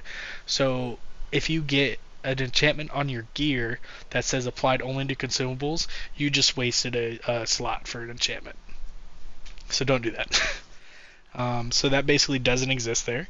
And then freezing is also another magic attack boosting enchant. So this ring literally does nothing for me beside add 2 defense for my character, for what I'm trying to make him do right now, which he's not a magic character yet. Now max stamina, and also it's detrimental because I'm losing stamina as well. That red part, max stamina minus 15. So if I put this ring on, I'd be making my character worse, technically. Now, numbers-wise, yes, by gaining mana and magic attack, you're technically making your character stronger, but not in my case. So I can go ahead and offer that. Plus, I'll be making rings here in like 20 minutes.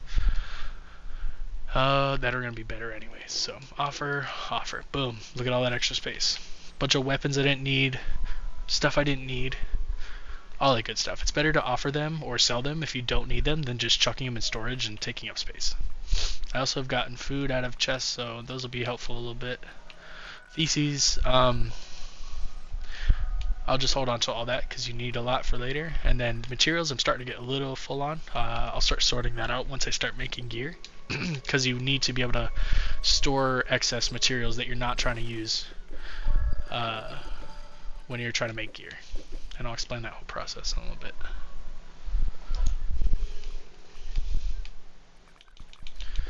And I should be able to make a sprinkler soon, so I won't have to hand water anymore. Let me actually go check that.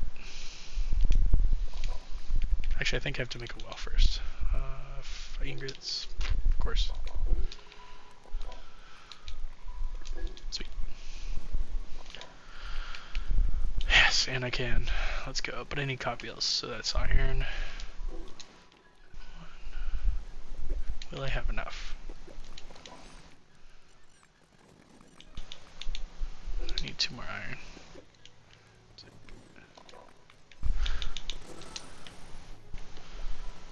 I need 5 cogwheels, which is 10 iron, I think. So I need a little bit more iron. Now when I kill the boss, I'm going to almost exclusively use his iron for making gear. And once I have my headgear, my armor piece, my 2 accessories, and then my auxiliary, which I'm not going to be using bows, I'll just use them for like doing the puzzles. So I always keep something on me. I'm going to hold a iron whetstone, I think, and my auxiliary, and then I'll have my 2 swords and a glider.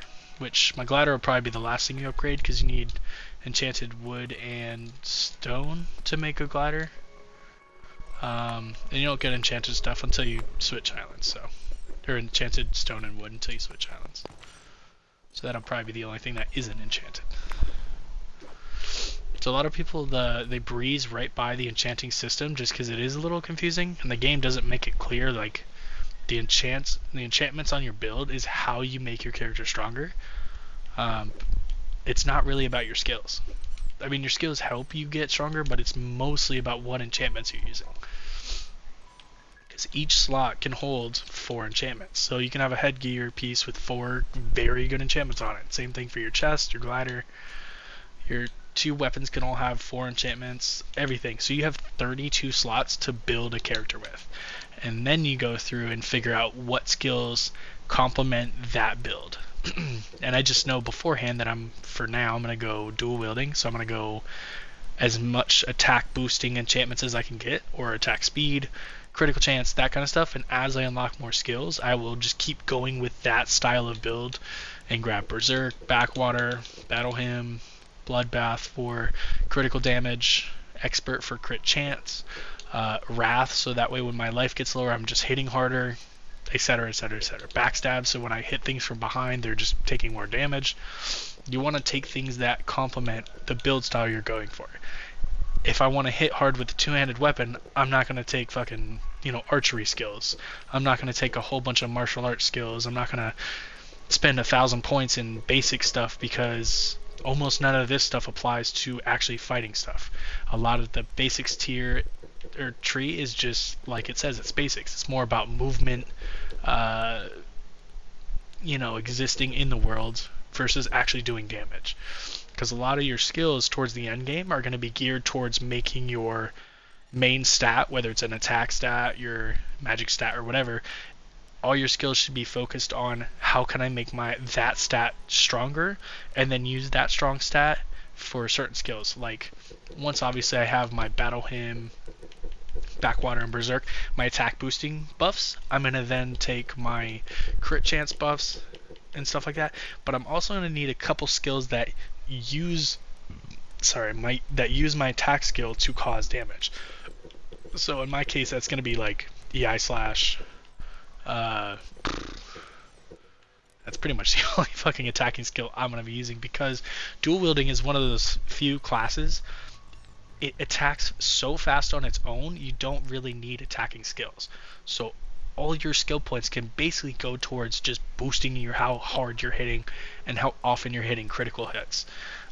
That's why dual wielding is one of the nicer builds to go for, because you can just solely focus on increasing your damage output as high as you can get it to go. Now other classes you have to be a little more nuanced, like with magic you have to balance like how much mana you're using, whether you want to go critical side or just straight up DPS, that kind of stuff. With dual wield you can just go straight up DPS, like hit for as high as you can go. So that just involves taking dual wield skills, buff skills, critical skills, all that kind of stuff. It's pretty cool. Then there's a few under trick which are nice. Wild Might. If you eat a raw piece of meat for about 2 minutes, you'll just gain more attack. It's sick. So you basically take a very small damage to your health for a 40% increase to damage. It's fucking crazy. So that one's good. Sometimes I'll do stealth and sneak attack, so that way you can hit EI slash from behind and get the backstab sneak attack multiplier. It's like an insane boost. So basically you turn yourself invisible for like a minute, get behind a monster, and you gain bonus melee damage if you hit stuff while you're in stealth. And then if you also took your backstab skill, where is it? This one. If you hit stuff from behind, you just automatically do more critical damage. So you can like increase how hard you're already hitting plus how hard your crit is gonna do if you're just already invisible. So like part of this game is just finding different skills that work really well together and just doing it. But for now, I'm just gonna stick with a very basic dual wield DPS, because the faster you kill stuff, the faster you can get their gear, the faster you can make yourself stronger. Pretty easy, straightforward. Let's get hold on. Ah, sorry. Okay, let's go ahead. Stop talking about it and just do it. Let's go fight the boss. All you literally need is, I just keep the glider equipped because it's easy to get around, but you just need your 2 swords and you're good to go. Now those swords I did grab from a chest. I didn't make them. That's all you need. You don't really need to make weapons until like late game. All the weapons I use... Oh, this is the wrong fucking dungeon. Shit. All the weapons I use are just stuff I get from chest until I can farm the end game bosses, and then those are the weapons I start making. Because it's just easier to focus on making yourself like gear. Like your gear slots versus your weapon slots. But yeah, took 3 hits and the bear is dead, so already way stronger than what I was. Okay, always check behind, because you never know, you might actually get a better piece of gear before you hit the boss. So check the hidden walls. Not every dungeon has them, but most do. Oh, there you go, silver axe. Also, random enchantments, sometimes good, sometimes it's bad. Oh, item cooldown, not bad. So that's going to be better than my copper axe, which is what I was going to make. So that's fine. The only drawback I noticed about dual wielding though is it's how you equip your sword is kind of weird. Like say I'm holding something else. Say I'm holding my torch and I want to equip both my swords. Even if both are on my hotbar, you can only equip... Okay, did it actually work there? If you're holding... Oh wait, it's because I had it in the wrong hand. Say I'm holding seeds. And I want to go from holding seeds because I was just planting seeds and doing that kind of shit. And then I see an enemy I want to fight, and I'm like, oh, I'll just equip my other sword again. It just switches your main hand sword. Like, see how I'm still only holding one sword? It just switches which one I'm holding. You actually have to go in, unequip the seed, and then you can equip your offhand sword. I don't know why they made it like that, but it's one of the few drawbacks for dual wield, is that you have to physically go into your inventory to unequipped what you don't want to hold in your offhand and then equip your sword. It's kind of dumb. Like you should be able to just hold equip and it should just replace whatever's in your offhand or something like that to make it easier. But there's a big update coming this either this end of this week or next week that hopefully they'll have changed some of the stuff. Everybody's worried that the game is going to get changed so completely that like you have to relearn. I think they're just going to tweak some of the major systems like I don't think they're going to completely overhaul every single aspect of the whole game. I don't think they would do that. Because they did say in the development reports that they're just going to tweak stuff that needs fixing, but then obviously update like monster like visuals and stuff like that, like how things run and walk and function and look. I don't think they're going to change like the whole enchanting system completely, because that would be really dumb. This guy's going to fuck me up, dude.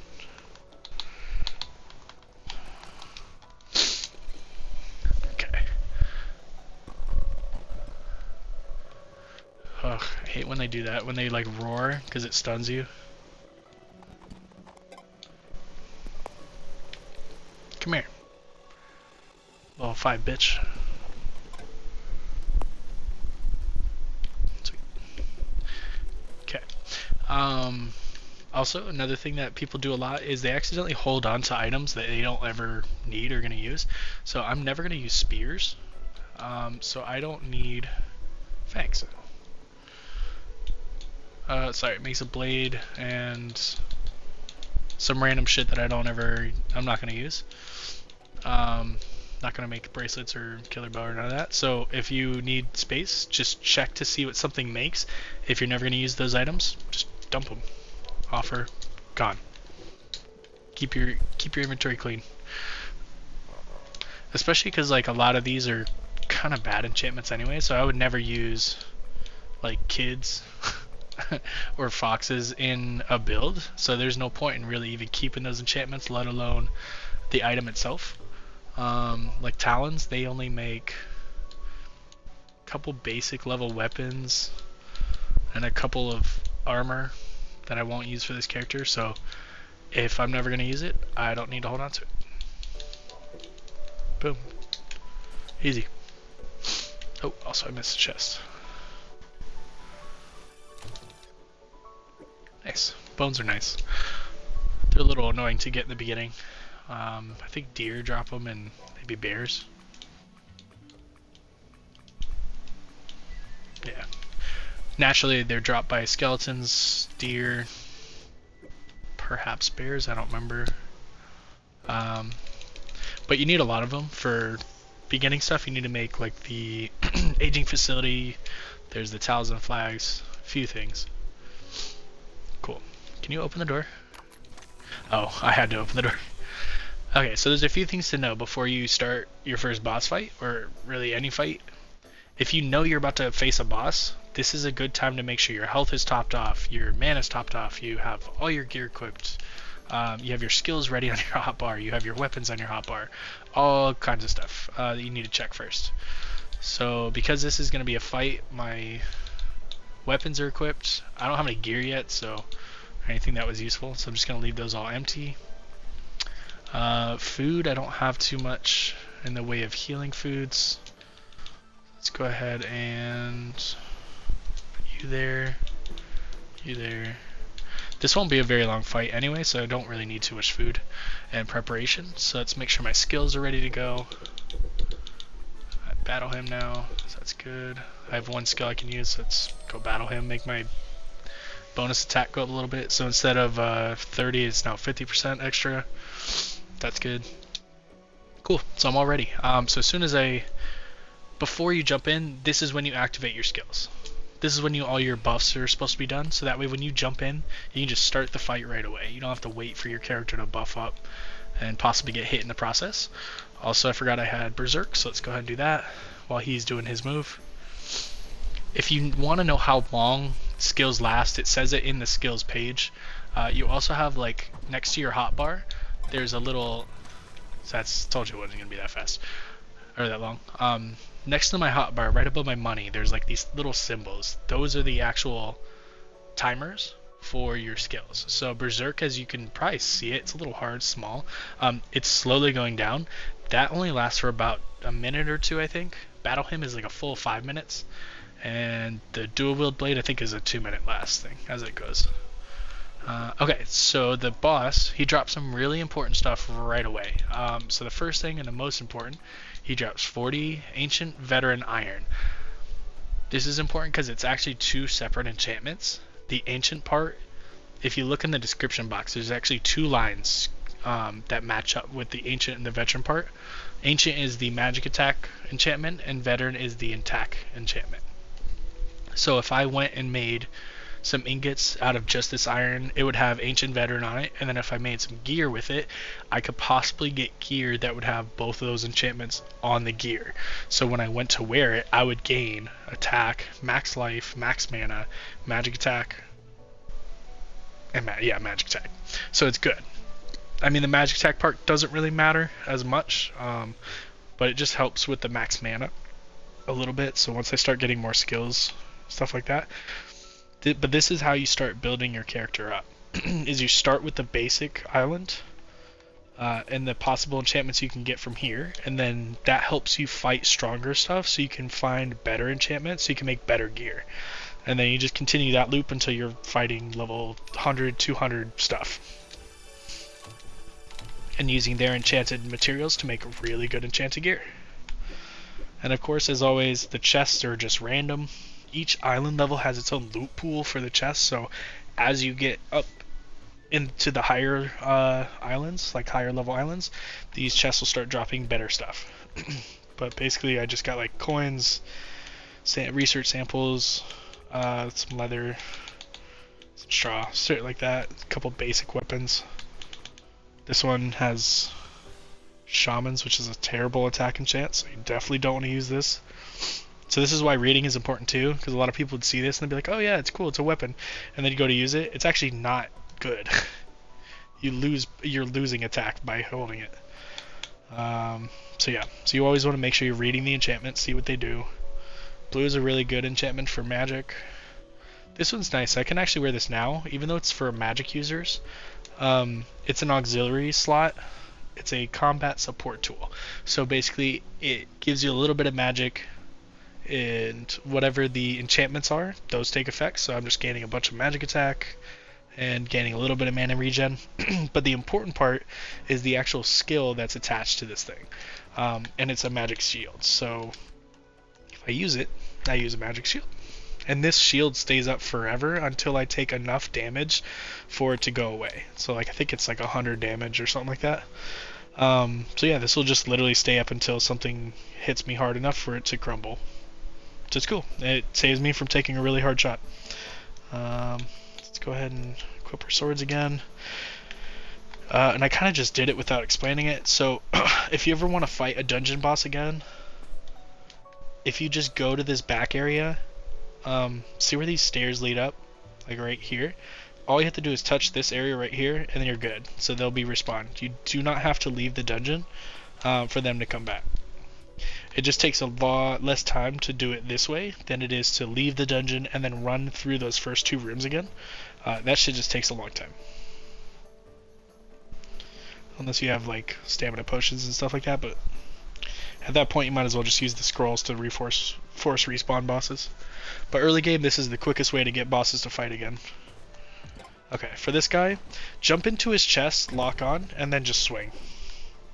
Because that's his weak spot, is that little glowing ball on his chest. So if you can just land hits on that, you're going to do like quadruple damage versus hitting him in the legs. His legs and arms are his strong spots. As in, like, if you're hitting his foot, you're going to be doing like 5 damage. But if you hit his weak spot, you're going to do like 100 or something like that. So I'll show you the difference on this last fight. I'll try to hit him in his feet. Also, my character is getting hungry because I'm under 50 hunger, so my max stamina will start taking a dip. I won't be able to... Yeah, it's hard to tell, but I'm basically... My max stamina is going down as I'm getting more hungry. So you kind of want to keep an eye on that a little bit. Now, obviously in the beginning, you're basically just going to be eating like cooked meat and wheat, but that's it. Okay, so hitting him in the foot. Hold on, I don't think I even touched him. Yeah, see, 4, 5, 4s. It's very, very hard to kill him by hitting him in the legs. But if I hit him in the fucking chest, if you just kind of jump up here, it's 80 with one swing. So it's a huge difference between swinging down here like everybody fucking does, or just jump up into his little chest area. It's a little hard to get right. That's okay. It's all about practice. That's why I take rabbit jump as well, because it helps you get up into his weak spot. Okay, so after he shoots, you literally just jump and then boop, boop, boop. One smack to the face, usually he's dead. Dunzo. Very, very easy. Okay, so the most important thing he drops obviously is the iron, because I can now turn around and make this into like 4 different gear spots. So the headpiece can have it, my chest piece is going to have it, and both my accessories. So I can literally have ancient and veteran show up 4 times on this build. So then I can literally gain, really the most important part is just the veteran for me. So I'll be able to gain 30 max life times 4, so 120 health. I'm basically doubling my health. And then I'm also gaining 4 times 15 is 60. I'm giving myself about a 20% attack boost just by getting veteran on a few pieces of gear. So like that's why the enchantments are so strong. And veteran is a pretty early game enchantment, so I'll find much better ones as I play. That's just like the first attack enchantment I run across besides bears is veteran. So that's why I get it on my gear to start.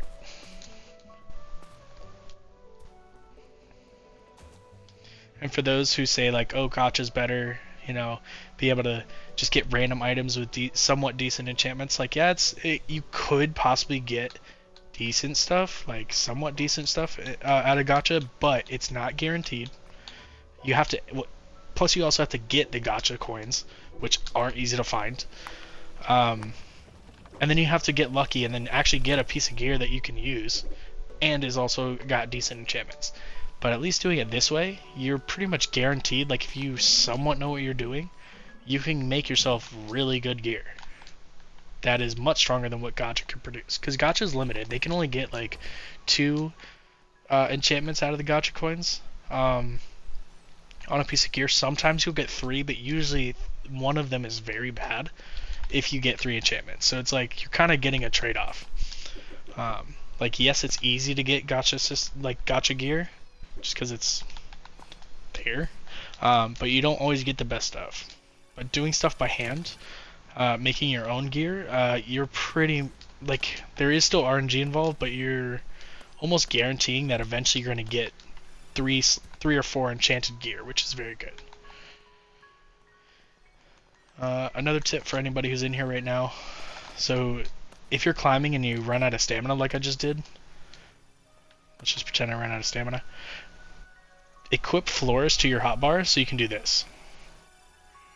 Okay, let's right there. So yeah, you might have to fall just a bit, but pretend this was like a really tall cliff. That little piece of floor would save you, and then you can get your stamina so you can reach the top. That was a pretty bad example because of just that specific spot was really weird for placement, but having floors just ready to go for when you're out exploring is very helpful. Because you can also literally just bridge the gap. So like if you don't want to have to try to jump and glide over something, just fucking place floors across. It's pretty nice. Okay, I made a well and then I didn't place it down. That was stupid. I need 20 buckets of water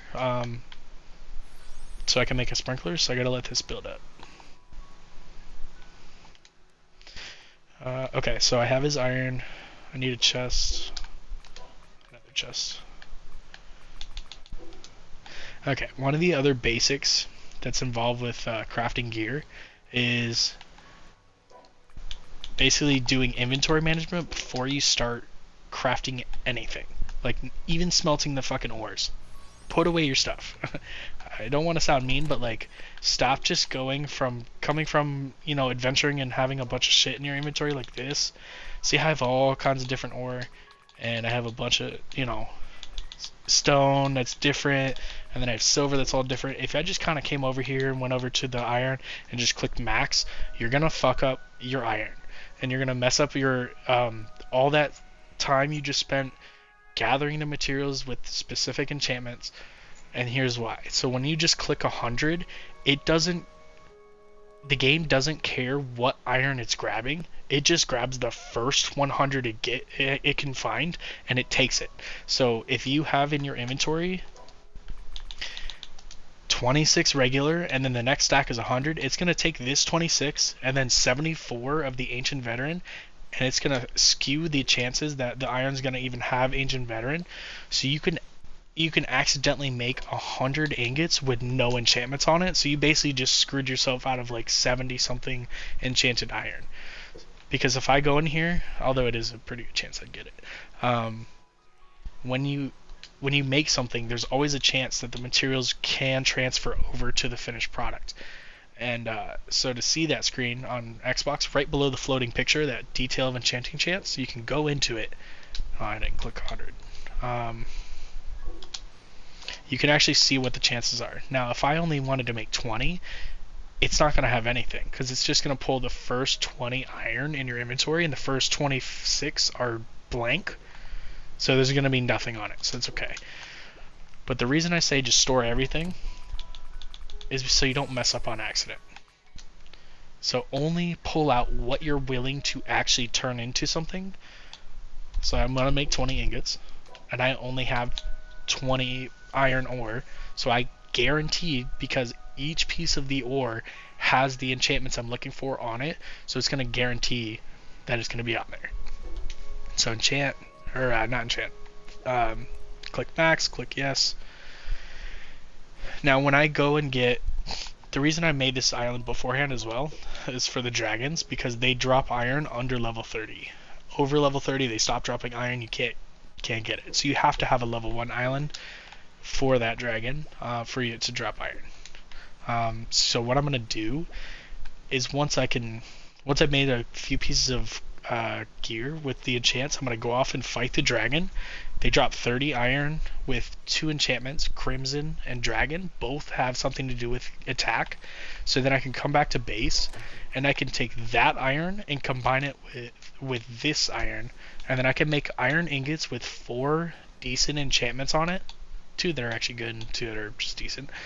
So I can make myself gear in the very beginning of the game with 4 decent enchantments that pretty much all work together to make my character much stronger than he actually should be. So that's why the enchantments are so much more important than just making your skills higher. Like, having your character level up isn't as important as making gear. Gear is where, like, all your true power lies. Okay, so now that I have 20 ingots with Ancient Veteran, I need to store my regular iron so this doesn't mess up what I'm trying to do. So the only iron I'm actually holding is the enchanted iron. So now the other half of this is going to be sand getting turned into glass because I need to make rings, which requires glass. So let's make 10 here, 7 here. No, let's do 5. So I have enough left to make Pokeballs. Okay, this has nothing to do with gear, but I just need to make 1 just for a mission. So don't forget. Plus it gives you 10. Ah, I'm a fucking idiot. Okay, I accidentally used iron when I shouldn't have. I forgot that prisms use iron and sand. So because it used 3 ancient veteran iron, and then it used 2 sand, I think. Actually, I can show you right now. So anytime you craft anything, literally anything, whether it's a fucking pickaxe, pokeball, glider, a fucking cowbell, doesn't matter. They all use materials. If those materials have enchantments on them, there's going to be a chance they can end up on the gear or whatever you're trying to make. So because I used enchanted iron and regular sand, there's a chance that I got ancient and veteran on the pokeball. So it's not really a great thing because the prisms are thrown. So I also got 10 for making them. So these aren't enchanted. So when I equip them, nothing happens in my attack, my magic, none of that shit. When I equip this one, because it's a piece of gear, when I equip it, if it has enchantments on it, it'll actually affect my character. So see how like my health, my mana, my attack, and all that shit got changed? That's how enchantments work. So you don't want to waste your enchanted materials on stuff that really doesn't matter. So like monster prisms, I don't really care about getting enchantments on those because I'm just literally gonna throw them and then they're gonna go away. So I don't really care too much. Now the stuff that I do care about, like my swords, my glider, my chest piece, my head, my accessories, all that stuff, that's really what I'm gonna be focusing on trying to make with good enchantments. So the first thing I always make are rings because they're easy accessory to make. So if you go over to the blacksmith, this is where your weapons, your armor, your accessories, most of your shit's gonna come from for your gear. First category is weapons, so it's all your swords, all your bows, 2-handed swords, blah, yeah, on and on and on, katanas. Then you have your shields and auxiliary equipment. So this more will be unlocked as I advance the age, but this this slot is the same as the arrow slot. I was trying to figure out the words. Oh, I'm sorry, no, scratch that. Sorry. Shield slot goes in your offhand. So this is your main hand weapon. It's in my right hand. And then this slot is your offhand. So this is where shields would go. So auxiliary equipment and shields go in that slot. Then you have your basic accessories. So your rings, amulets, a bunch of amulets, all these rings and crap like that. The only thing that you will ever have to make are these basic iron rings, and then later on you're going to open up, once you advance the age enough, there's going to be something called, what the fuck is it called? You actually have to unlock them first. It's called the Light Rosary and the Dark Rosary. It's the best ones in the whole game, like no debate at all. These ones are very, very strong. And you get them from fighting a certain boss and breaking a certain weak point on that boss. You can get these to drop, and then you use that boss's drops to make the rosaries from. But early game, the best stuff to start with is just your basic ring or amulets. The only reason I really go rings is just because that extra 2 defense is a lot stronger than the 2 attack or 2 magic attack. Just because defense is calculated much differently. Having because right now my defense is at 12. So if I add 2 defense, that's a boost of 1/6. It's like 17% boost just from getting that 2 defense versus my attack getting +2. That's only like a 5% boost. So just having rings over the amulets is better in my opinion, because extra defense is always nice, especially early.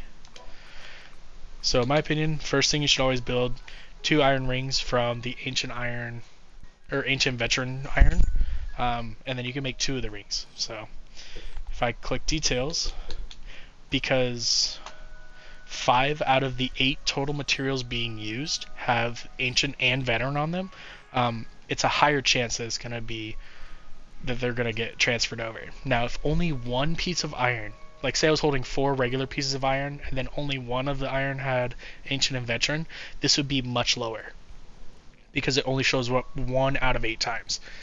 And then the other thing it takes into effect is the actual rarity. The color of the word actually means something as well. So notice how some of these are like dark blue. That's a bad example. So ancient and veteran are dark blue. That's a God, I can't remember the order. I think it's like light. It's like gray or white is the basic. Light green is the second most basic. Then light blue, I think, is the next. Like, see how ice is kind of like a light blue? That's a super basic enchantment, so it's very easy for that to transfer over to gear. Dark blue is one step above that, and then I think it goes purple and then yellow. So blue is like a semi-medium. So the reason that makes it what it means is that the more rare an enchantment is, the harder it's going to be to show up. So say I had yellow enchantments instead of dark blue, the chances, even if I had the same number show up, like if all 5 had crimson on there, which is a yellow enchantment, it would be more like a 60% chance. Even though it shows up the same number of times, 5 out of 8, the game also takes into effect the rarity of the enchantment. So the more rare the enchantment, the harder it is to get on. So it's easy in the beginning to make yourself decent gear because everything almost guaranteed shows up.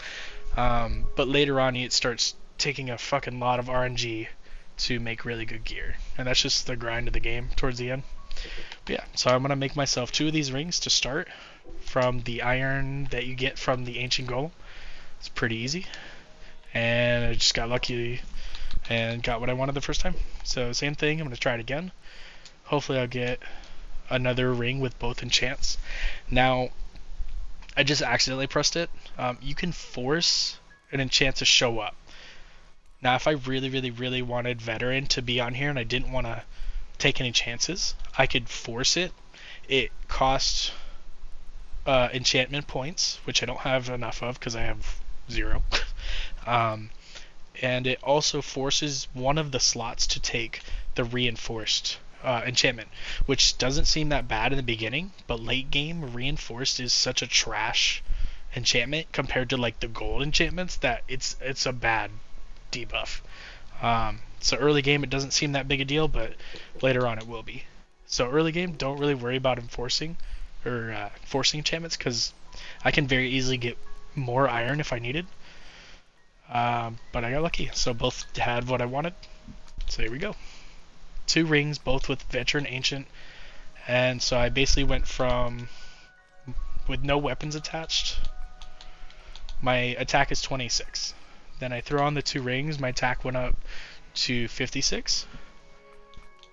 So that's literally a 30 boost. Plus my max life went up 60 points, my max mana went up 80 points. That's why these enchantments are really good in the early game, is because they're very easy to get. You can very quickly turn them into gear that could then turn around and make your character just better in pretty much every category. And then if I put on my swords, So this one. He also dropped a bunch of ancient veteran iron one-handed swords, which are they're not bad. They're 100 attack, and then obviously the 2 enchantments, so it's pretty viable. So if the swords you were getting out of chests aren't as good, you could also equip his stuff for 2 more free enchantments.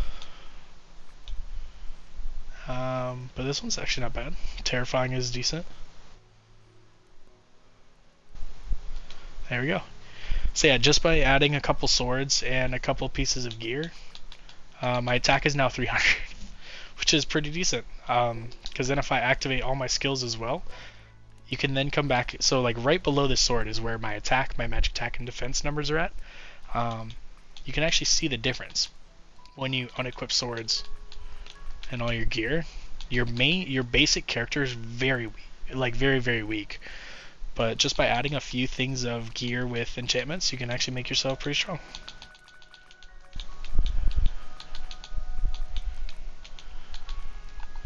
Okay, there we go. So 300, and then if you actually activate all your stuff, so battle him, berserk, my attack stat is now almost 600. So I basically doubled it just by activating some skills. And that's it. That's literally how you get yourself stronger. And now that I can have a decent attack stat, I can then go fight that dragon. That dragon won't be as hard now. He may still hit, he might be able to kill me in 2 hits or something like that, but at least I'll be able to kill him a lot faster than if I had no gear, or no enchantments. Let me go ahead and heal. But my health is a decent amount higher too, which is nice. Okay, the other thing I need to do is get a piece of headgear, so I need a hatter for that. Which, one of the missions is, it's trying to, like, the game trying to, it like slowly leads you towards understanding that gear is how you get stronger. Which is why it has you craft like a red beret and stuff like that, because the red beret uses materials that the game hopes you got from the main golem boss, and then bear leather and stuff like that. So I need more sheep wool. So let me go actually find a sheep really quick.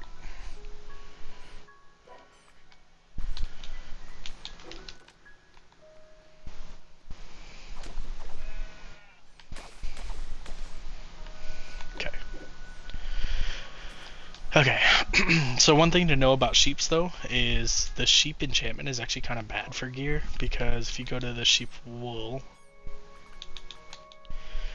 the green part, the green sheeps, applies only to consumables. So it would have to show up on a piece of food for it to even take effect. So it's kind of worthless to have it on a piece of gear. So to combat that, like say I went and just tried to make the green beret, or the red beret, there's a 67% chance that one of those slots out of the 4 will become sheeps, which is a wasted slot. So if I didn't want that, what you can do instead is highlight sheeps, press multi-select, click the wool, and then you can wash away the enchantment by hand. So now when I go to use, I'm so sorry, I had breakfast before I started streaming. I'm burpy. Okay, so when I go to make it now, that enchantment is no longer there. So if it doesn't exist on the material, it can't show up on the gear. Pretty easy. So that you basically, like say I was trying to make, what's a good one? Like say I was trying to make this ranger cap if I was a archer and I wanted that extra little bit of great archer skill. If I was using chicken bird feathers, the chicken enchantment is fucking terrible. Like it's got nothing but negative. I think I might actually have one. Yeah, it lowers your defense by a lot. So, but if that was the only feather you could find, instead of taking chickens as one of the enchantments on the gear, you could just highlight it and then clear it, and then it won't even be a thing. Like, so when you go to make the ranger cap, only what's on your leather and talons will show up. So that's why washing like your materials is a good idea. But only if the enchantments are what you don't want. Don't accidentally wash like all your stuff and lose out on some good materials. But yeah, so this isn't actually too bad. I want to get bears and deer.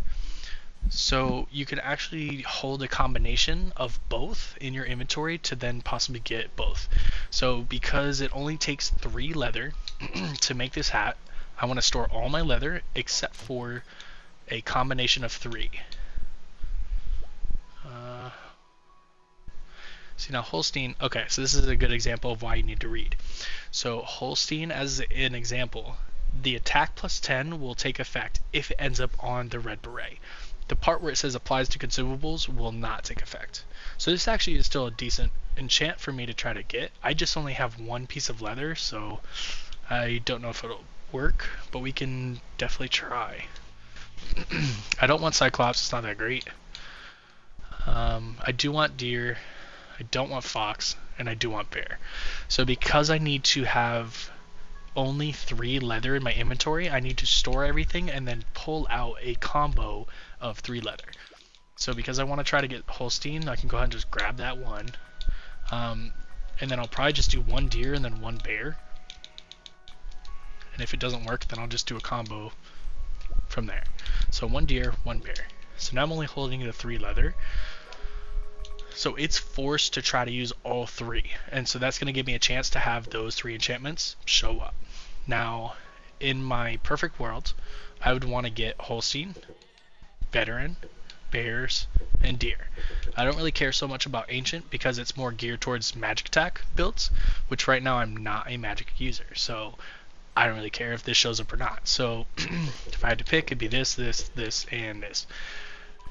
Now, the only iron I'm holding is Ancient Veteran, so that doesn't matter. I can hold 7, 10, 100, 1,000, it doesn't matter, because it's still going to use 2 Ancient Veteran, which is fine, that's what I want. And then the sheep part is, nothing is from the sheep's wool because it cleared those. That's why there's no longer sheeps as one of the options. So all the enchantments are coming from either leather or a piece of iron, which is fine, that's what I want. Now, if this obviously if it doesn't come with the enchantments I want, or enough of them, because this could pop out and have 0 enchantments on it. But, Bears, Holstein, Ancient. If it had gotten Veteran instead of Ancient, I would have taken it, but. So that's how you kind of go about trying to get multiple different enchantments. You have to use a combination of different materials to add up to however many you need to use. So once again, I need 3 leather, 2 iron, 3 sheep's wool. So I have to go find a sheep, kill him. He drops 3 every time, so that's fine. And I'm doing all this while I'm waiting on water so I can make a sprinkler. Also, I'm probably going to have to fight the boss a couple more times because I need more iron so I can advance the age. All this has to happen, or is happening in the back of my head while I'm making this stuff. And leather, oh yeah, that's right, I gotta... So because I just got new sheep's leather, or sheep's wool, it also has sheep's enchantment on there again, so I have to highlight it, wash, and when I sort my inventory, it'll just push those 2 together. So now it all stacks nicely. Okay, so once again, I have to do a combo of leather to make 3, and I'm not going to use these 2 because they are pretty not great, so I'm just going to go ahead and wash those and not deal with that anymore. Okay, so this is where it's a good example of understanding rarities. So green has an easier time showing up than blue does, I'm pretty sure. So I'm going to need less green colored enchantments than the blue one. So I'm going to actually need 2 deers and only 1 bear, and I'm pretty sure bears will still have a better chance of showing up. Okay, it barely has a slightly less chance than deers. So what I mean is, like, if I had 2 bear leather and only 1 deer, bear would be at like 84% and deers would be at 23%. I'd rather just both of them be about the same of 45%. It's a little bit better. So yeah, let's see. Give me the bullshit, just deers. Alright, well, you know what? So I don't spend forever just building red berets. But this is what you do. Like, when you want specific enchantments, you just gotta keep trying until it gives you the ones that you want. But because I have one that has 3 somewhat decent enchantments, I'll just rock with this one. And then once you're done crafting a bunch, you can just highlight them all, offer, good to go. But the difference is actually not bad. Pretty decent buff from 322 attack to 352. I also gained a couple points in defense, attack speed, percentage, and just magic attack stuff and max mana. Not terrible. Okay, so then the only thing that's left is my gear slot, or my chest piece, which is at the very bottom. And I should probably make a whetstone instead of the talisman, but I can't because it needs ivory, which is from elephants, which is on another island. So yeah, so I'm just gonna stick with what I got. But this is what I'm actually gonna make. I don't know what color yet though. Probably the red because my hair is red. The color doesn't matter. It's just the same piece of gear, just different colors. But the important part is that it takes 20 iron and 20 leather. So if I give it, say, 10 deer leather, 10 bear leather, and then 20 of the ancient veteran iron, I could end up with a gear piece with bears, deer, ancient, and veteran on it, which is pretty good, at least for the beginner island. But I actually think I have all that. Yep. I just need to get some iron. Okay, so once again, make sure if you're crafting specific enchanted iron, make sure that's the only iron you are holding. Because if you go to make it and it's wrong, or you're holding a bunch of different types of iron, you're gonna fuck it up. So yeah, there we go, and that's gonna craft up. I only need 20, but I could possibly have to do this more than one try. Oh shoot, I don't have any deer. You know, I'll make... let's go kill some deer, fuck it. I'm strong enough now, I can kill them in one hit. Shouldn't take that long. I need to make some regular food soon, I'm getting pretty low on hunger food. So once you could start buying food for merchants, you want to get food for different jobs. So you want one food for just healing your health, you want another food for hunger, and another food for your mana, and then whatever other food you want for specific things. But you want to have specialized food so that way they're doing the best job they can in the category that you want them to. Because if you're in the middle of a fight and you need like 500 health so you don't die or something like that, you don't want to be eating food that gives you 50 health instead. So you want to make sure that you have very specific food for specific jobs.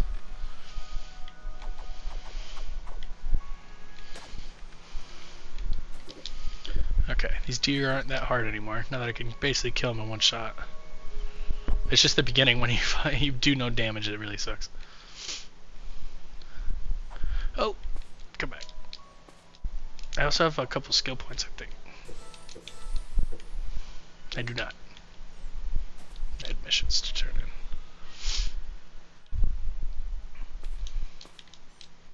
I need one skill called aerial. It'll let me do an air dash, which will help me kill these guys a little bit faster. So I can close the gap a little quicker.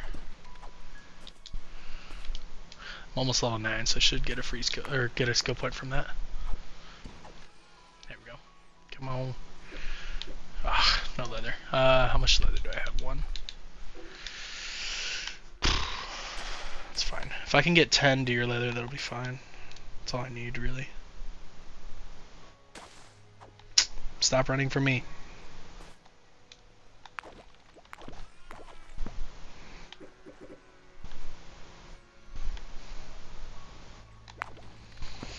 I think one of the reasons a lot of newer players get confused with the enchanting system is the name of some of the enchantments or just the name of the animal that you get it from, which I think was a bad idea because it kind of it throws people off. You know what I mean? Like it'd be easier to understand that that's what the system was for if it didn't say deer's hide. Like, because when people look at the deer shit, they're like, okay, yeah, of course it's deer's leather, like it came from a deer. So like they don't put 2 and 2 together that it actually is something different. Like it's not just the name of the item, it's actually a enchantment. Because deers specifically gives you plus 40 max life. But you can get deers on other stuff besides just like leather and bones and stuff like that. So like I feel like if they had named it something different and not just deers, it would have been a little bit less confusing. Same thing for like cows. It just says cow's leather or cow's raw flesh. So it's like it kind of throws people off.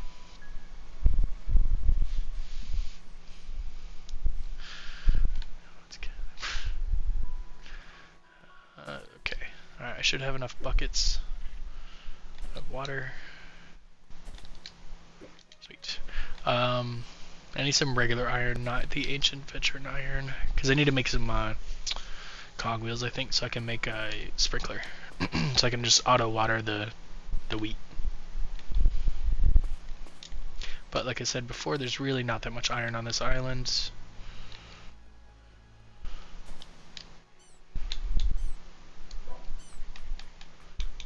To start with, so that's why I end up always fighting the boss. Sometimes though, like, I end up using the boss's iron and just taking away the enchantments and just using it for regular iron, but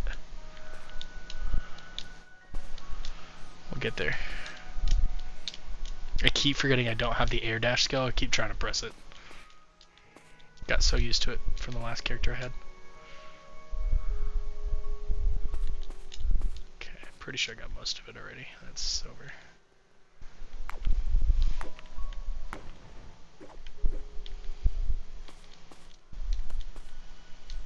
And I think I still have a little bit of iron in my chest that's just regular as well. So I think that should be enough.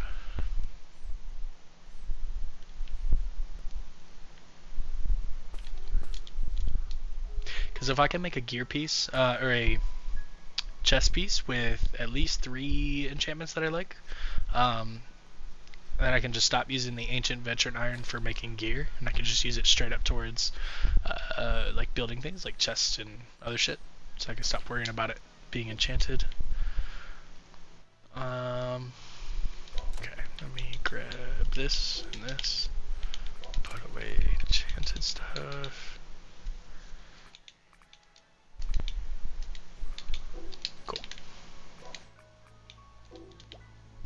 It always hurts my heart when like I watch newer players, and before I can tell them to wait, like they'll come from collecting a whole bunch of like regular iron and also really good enchanted iron, and they'll just run up to a furnace and just hit max and hit okay, and I'm like, wait, no, I'm like, fuck, put away your good stuff first, because then they end up like screwing up the enchanting process. Okay, so I needed that. What was I doing? Oh yeah, sprinklers. Which needs cogwheels, which is iron, 5 cogwheels. I'm gonna need a lot more than that, but for now. Also, to make conveyors, it's just iron, so let's make 30. Excuse me.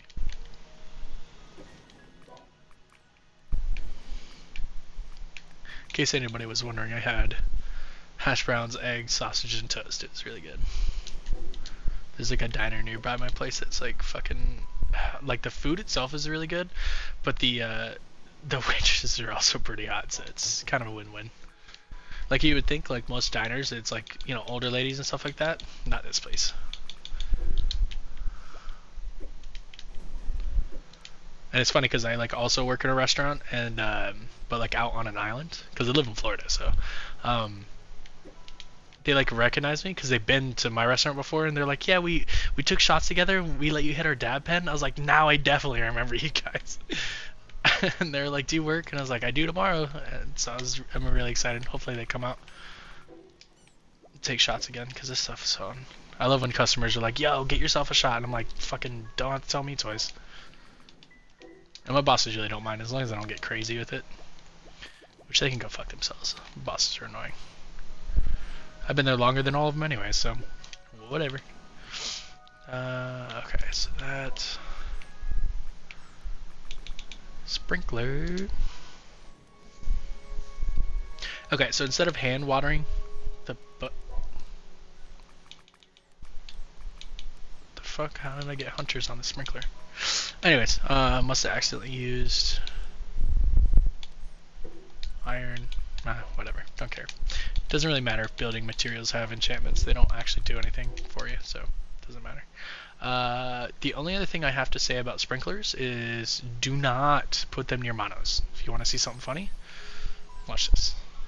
So when monos get hit by water, they multiply over and over and over. So you gotta really be careful not to place your sprinklers near where monos are at, or else that happens, and then they'll all just fuck up your base because they'll all start trying to attack you, and it's really annoying.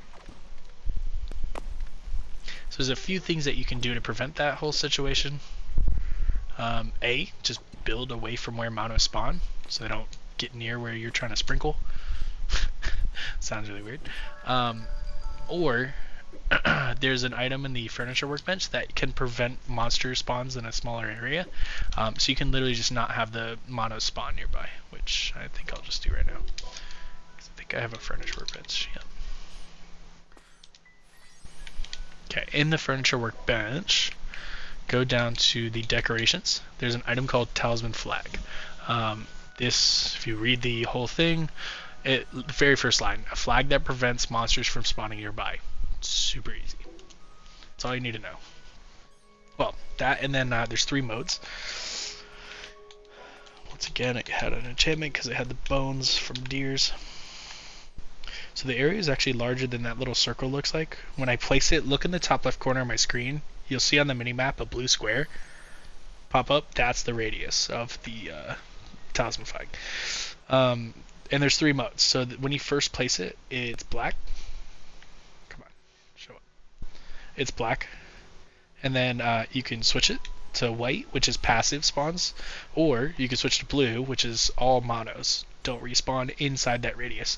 So there may still be 1 or 2 that spawn, like these guys up here might still spawn up here, which is fine because I don't think that's going to be close enough, because I'm going to put the sprinkler kind of back here so it doesn't reach too far, because it does have a 5 square radius, so it still reaches kind of a good distance. So you just put this bad boy somewhere and it'll water them for you. See? Very, very nice. So that's the first step of having the automated process.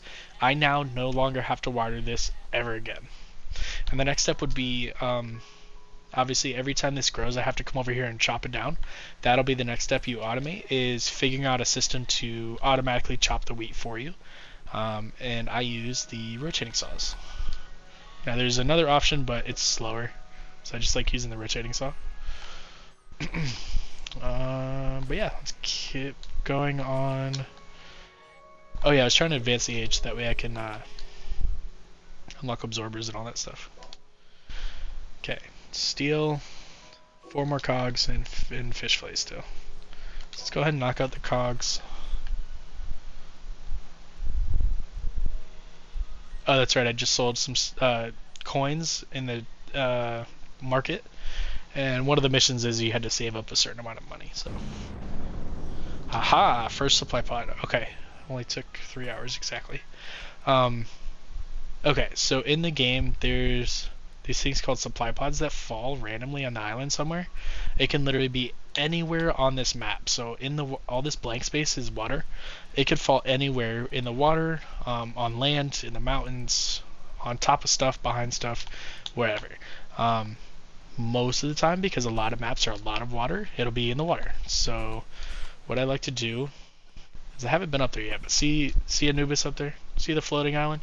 That's where the Anubis guy chills on every single island. So what I like to do is, if I'm on an island that a supply pod dropped on, I will go up to that floating island and then just look around, because the supply pod will be on fire, and it's easy to spot from up top. So I just happen to know that this spot is a good spot to build your ramps.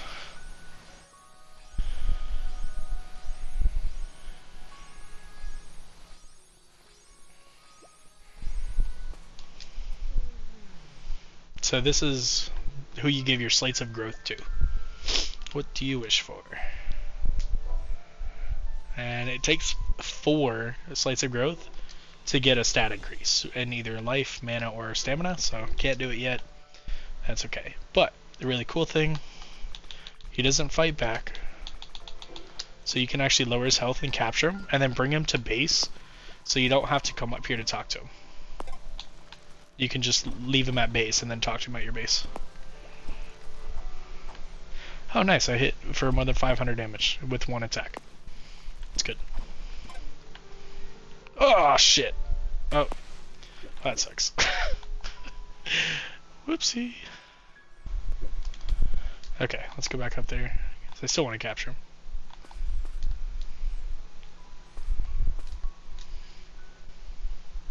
That was pretty funny.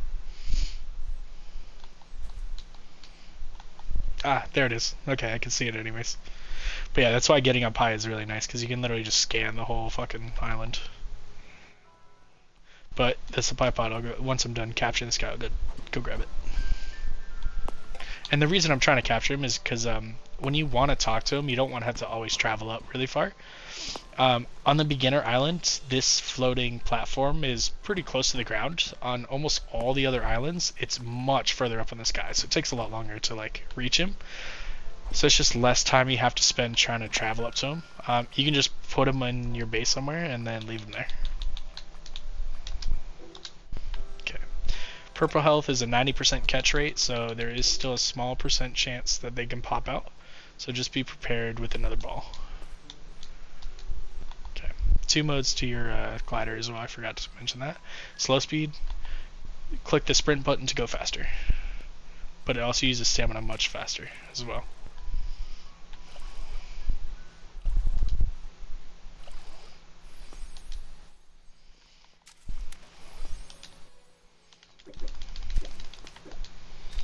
Okay, so supply pods obviously drop you like really, how do I say this? Like not futuristic, but like they drop you materials you're gonna use later in the game. So you really want to collect them and just shove them in a box for when you need them. I won't use deer horn. Probably won't use silver either. Okay. At least for now. Offer. That's why offering things is best, because A, they don't drop on the ground and then get in the way of you trying to pick up other stuff, but B, it actually serves a purpose, like you're gaining some small stat boost. Oh, also I got 10 steel from that, that's sick. You know what, batteries can stay behind because I actually don't use it for anything until way later in the game, so this character won't even need them. Cool, so the supply pods are just good in general to grab because they give you enchanting points for later in the game when you want to start forcing like legendary enchantments. And they drop you some useful materials for later on. For when you start advancing the age far enough, there's an item called a pet management machine. It's very, very useful for the game. It lets you turn caught wild monsters into usable pets that you can like ride on. You can fight with them, all kinds of stuff. It's pretty cool. But the materials you need to make that machine come from mostly of them come from the supply pods. So for now, I basically just come over to a chest and, well, if I had room. Also, I have enough steel ingots now.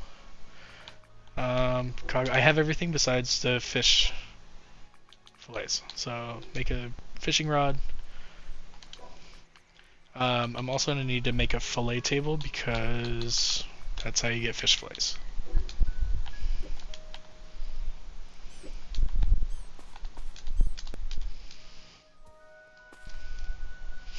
Cool. Alright, and the fish are going to go into my consumables, I think, which I have enough room. It's perfect. Also, when you catch stuff, that flings behind you, like directly behind the direction you're standing, so pop a few walls so the fish doesn't go over here more. I learned my lesson a long time ago on that one. So stand somewhat close, bobber goes down, press the same exact button, you use the cast, and there you go. See?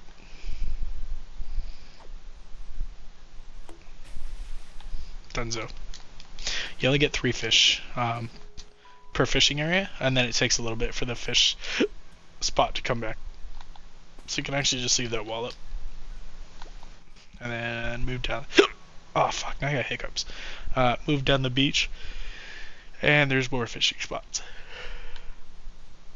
Ooh. Now normally I keep my streams shorter for like my playthrough series. Like for Fallout I was doing 3 hours and stuff like that. I think for this one, because it's more of like a special stream, I guess. I'm gonna put this in my like tips category under Craftopia. Oh, I missed it. I'll just keep playing. I'm having a good time. So I'm actually going kind of slow. compared to how I normally go. Because usually my speed runs, I can get to the last stage within like under 5 hours. So the fact that I'm still in like the third age after 3 hours is pretty bad. But sometimes like slowing it down and explaining everything you're doing is nice. Kind of helps everybody.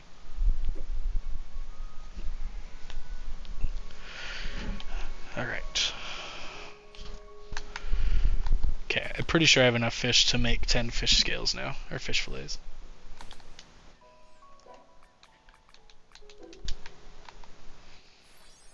Oops. Ah, well, whatever. I know for a fact these make 2. Yeah. Pufferfish make 5 fillets, those would have been nice to get. I think breams only make 1. Not all fish make fish fillets. Some make luxury fillets, some make... There's another one, finest fillets or something like that. But I'm looking specifically for just regular fish fillets, or filet-o fish. It'll tell you, so this one will make 2, which is nice. Good, I have 5 already. Sick. Oh, I thought this said legendary. Now you can use fish fillets for different stuff, obviously for food, but weirdly enough you can actually make it for some of the gear, and then also some of the building materials require fish scales. One of my favorite types of roofings in this game is the blue scales roof. It looks very, very nice, like really beautiful blue color. It takes fish scales to make, so yeah, get used to fishing a lot if you like that building style. Or an easy way is just buy a stack of 100 of the same fish and then just put it on this thing and let it go. Alright, that should be good. Sweet, I have everything I need. Sick. Now I should have absorbers and a bunch of other stuff and droppers and craft connectors and all kinds of stuff that's really useful for making automations. Just get past all that shit. Yep, there we go. So dropper, absorber, craft connector. It's the only 3 things you really need to make automations. Pretty easy. Okay, so I also could probably start making generators so I can get batteries, so I can make a rotating saw and get this shit going. Okay, so rotating saw takes cogwheels, batteries, bio. Let me go ahead and pick up one of these. I don't have any bioethanol yet, but I'm going to get there soon. Okay, you can go there. Doesn't matter where I place. I'm going to pick these things up again. Get wheat going.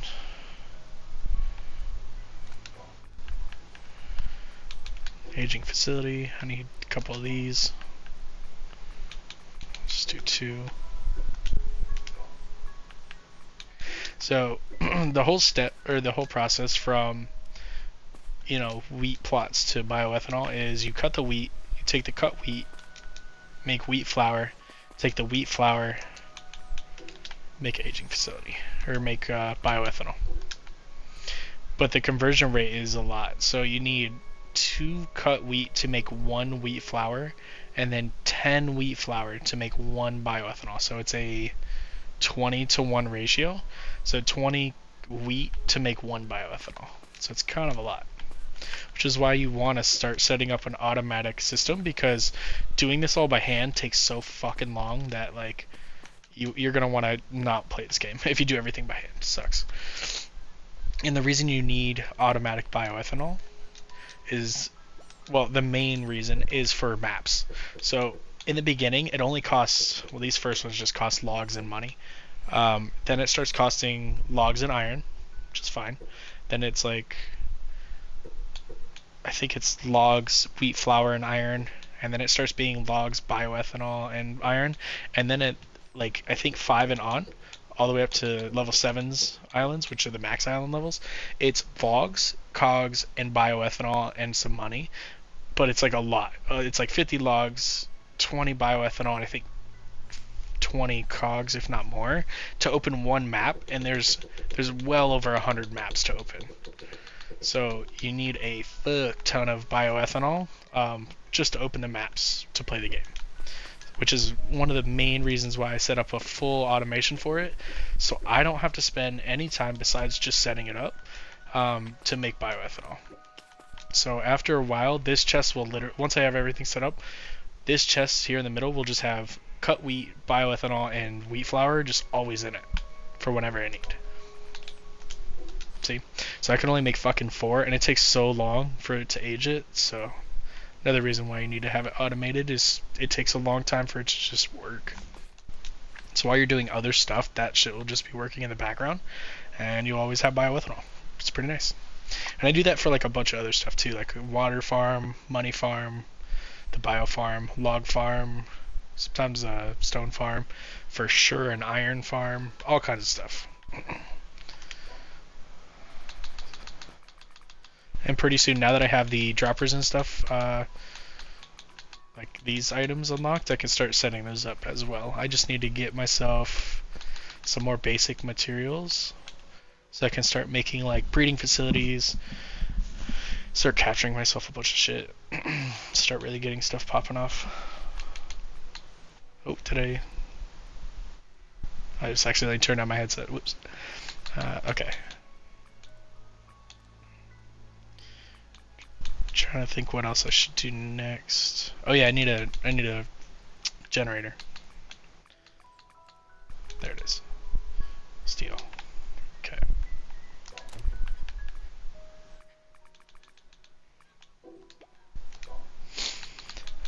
Another thing a lot of people make the mistake of is making too many generators to start. You literally, for the entirety of the game, you need 1 generator. That's it. You never need more.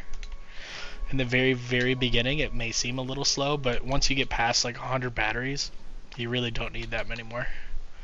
So a lot of people set up these insanely elaborate like battery farms. Don't spend too much time. Just get it set up to where 1 is working fine, and that's all you really need. Like I was hoping somebody set one up, and I told him that. I was like, oh, you really only need 1. He set up 5. I was like, alright, dude. And then very quickly he realized, he's like, oh yeah, shit, that was way too many. Okay. Also for Anubis, you can just give him a fucking little box.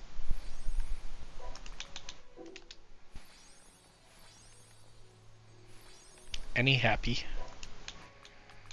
That's all he needs. Boom. Now instead of me having to run all the way up there, I can just literally come over here and talk to him here. So whenever I do get 4 slates of growth, you can just do this at your base, and there you go. Much easier.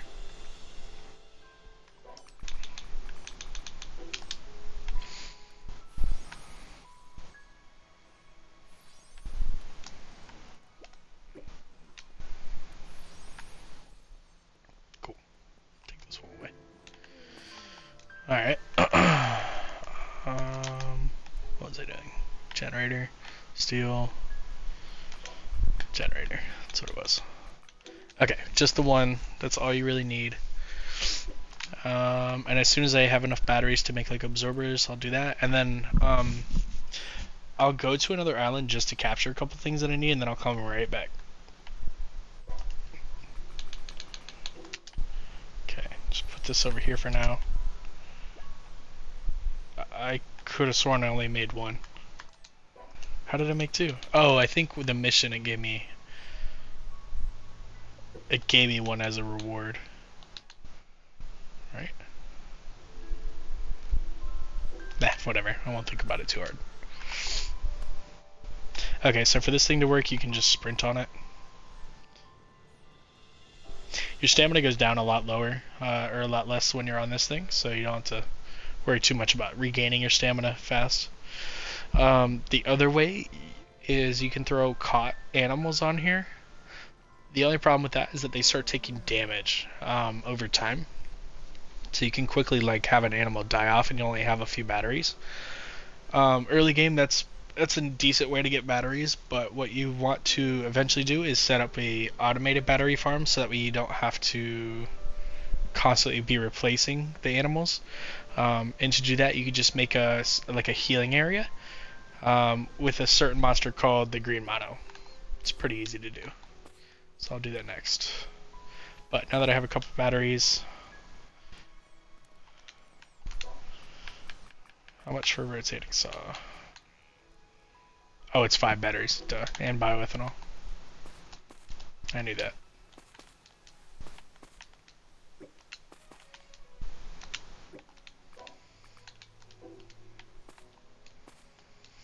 Alright, well, let's give myself some batteries.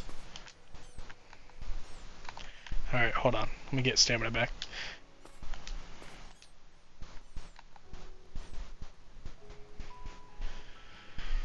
And I think it's a battery each for a dropper and absorber.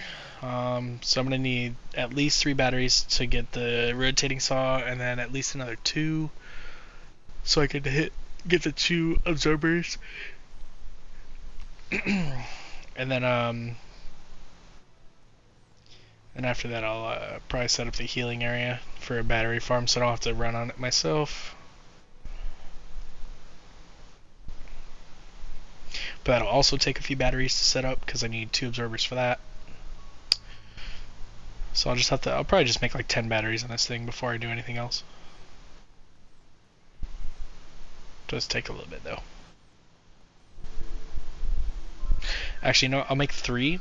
I'll capture myself a cow, which is what I need to do for a mission anyways, and then I can just throw a cow in here and let him, even though he dies, fuck it, he'll at least make 2 or 3 batteries before he dies. Okay. That's enough for a rotating saw, that's all I care about.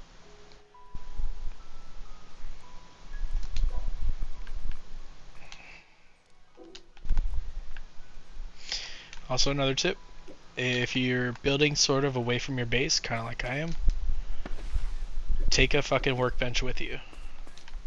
And just set it up next to where you're trying to build, so that way you don't have to keep going back and forth. So I can just come here and build stuff instead of having to hop down there.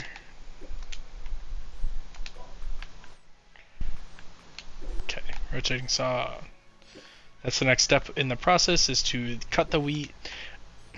So first you have to place the plots so they can grow. You have to have a watering system, and then you have to have a cutting system, and then a gathering system. So I have the watering covered. The rotating saw will be my cutting system. It's pretty basic and straightforward. As soon as the wheat is grown, this rotating saw will just be right on top of it and cut it right away. And remember earlier how I said you have to leave this gap here? It's because the rotating saws, see how they have wheels on the bottom? If there was a corner for them to grip, like if I had walls here, and, well, I can't place it here.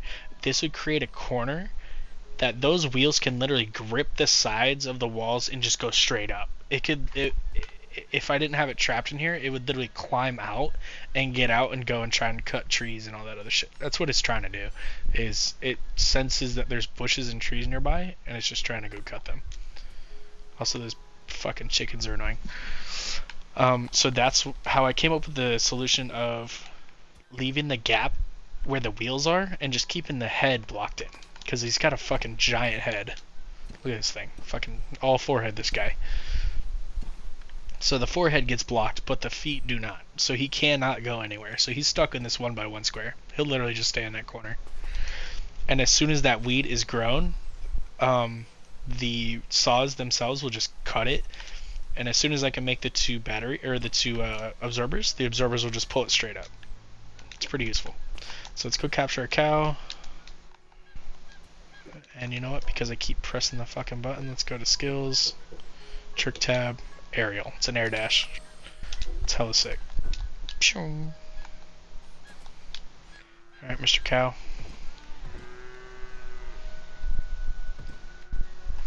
Also, if you hit really hard, pull off some of your gear that adds attack, so your punches or whatever you're doing doesn't kill, so you can capture them.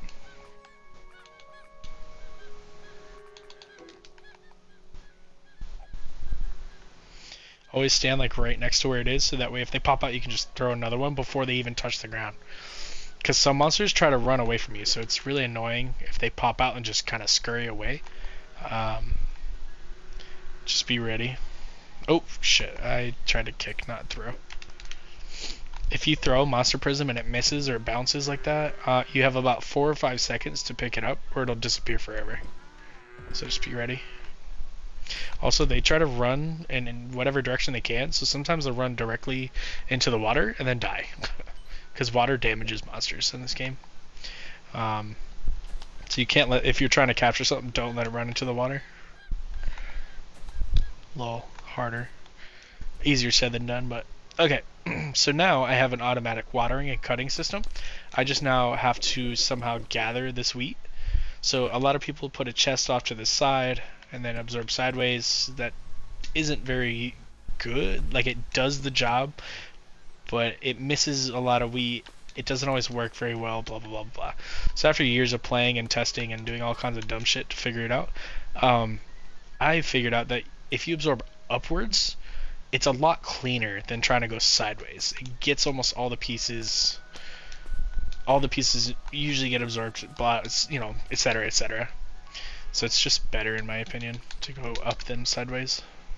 In most situations. Now there are some cases where I do absorb sideways for certain automations. Okay, so on the machines though, the cow should, yep, see, it's starting to take damage. So you can combat that by like setting up an area. Pretty easy example would be like right here, I'll show you. So basically I have, I make a kill box.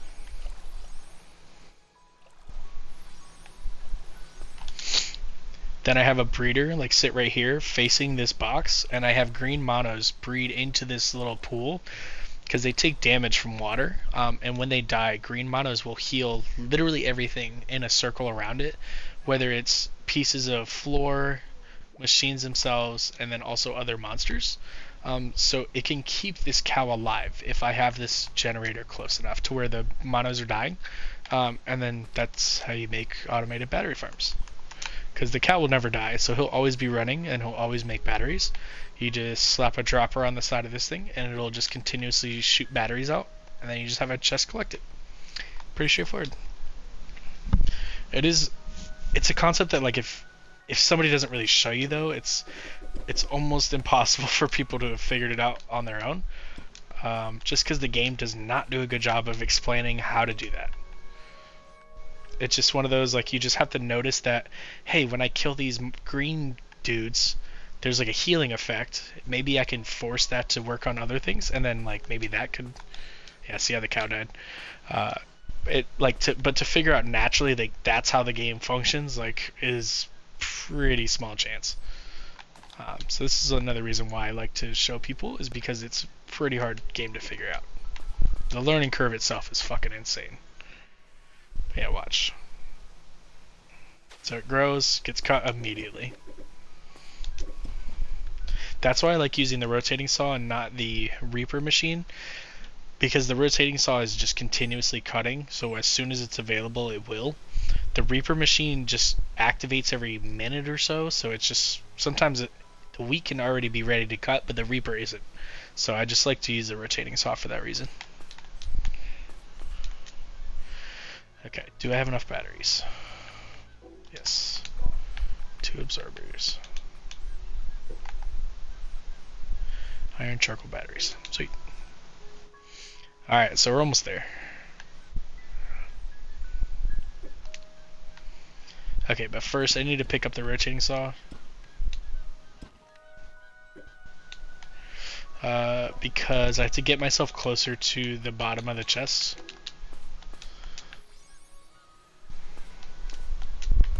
Oops. Where did I just place that? First one, I don't know where the fuck that went. Anyways, whatever. Okay, so this is why I need to be closer. Well, first let's let this bird out. There you go. Plus also so you can see. So earlier, when I set this up, let me actually do this again so I can show you guys, just in case somebody's here that wasn't here earlier.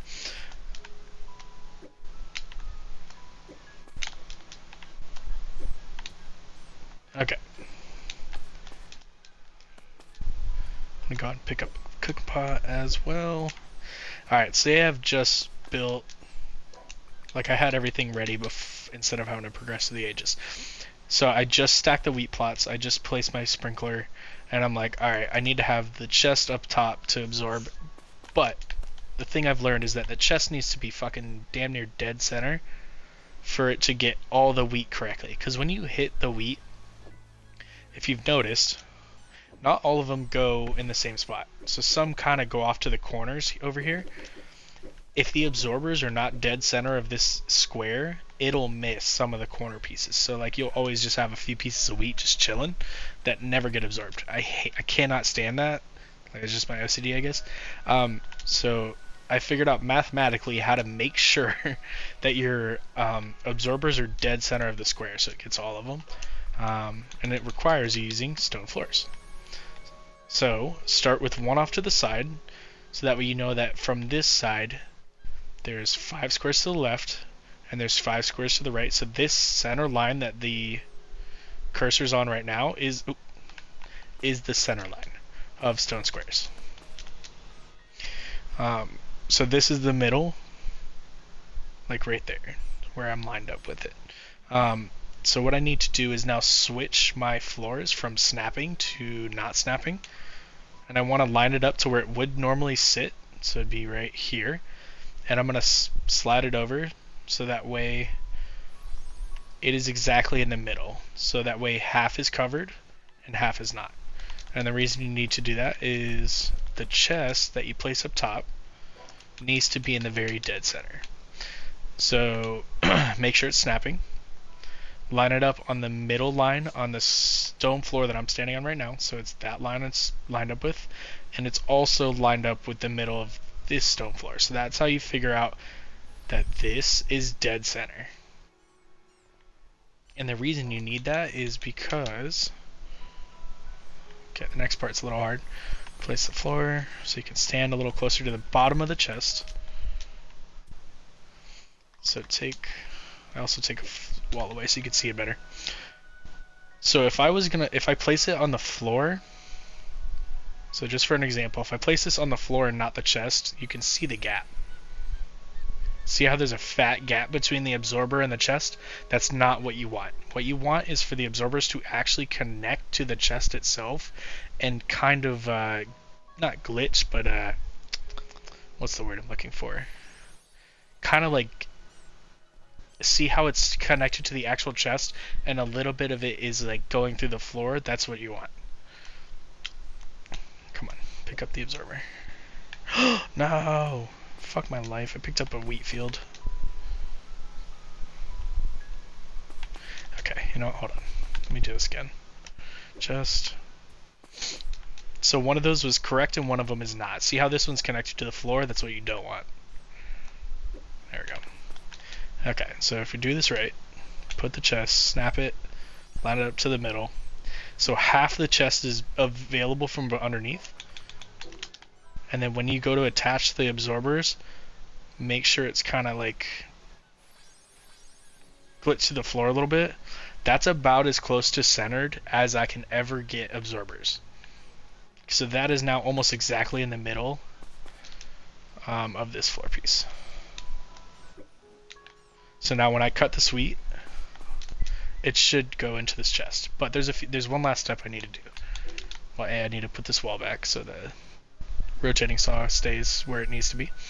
But now, see how half this floor is kind of just open? I don't want that. I want to place a regular stone floor in the correct spot, but snap it. Like, snap it into this middle piece. But here's the trick. I can't just pick up this floor right here. If I pick this floor up, that chest will just fall straight down. The whole thing will be kind of fucked up. I don't want that. So this is a new building technique for you guys. I've done it in other videos, but this is it again. If I can't place a piece of flooring or a piece of wall somewhere, but I can place it right next to it, you can force it into that spot. So I can look here and look then right next to it, and for a split second it's available. You can just, I call it slamming pieces into a spot because it seems like what you're doing.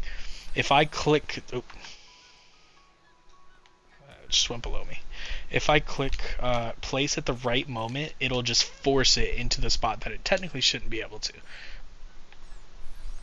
Just like that.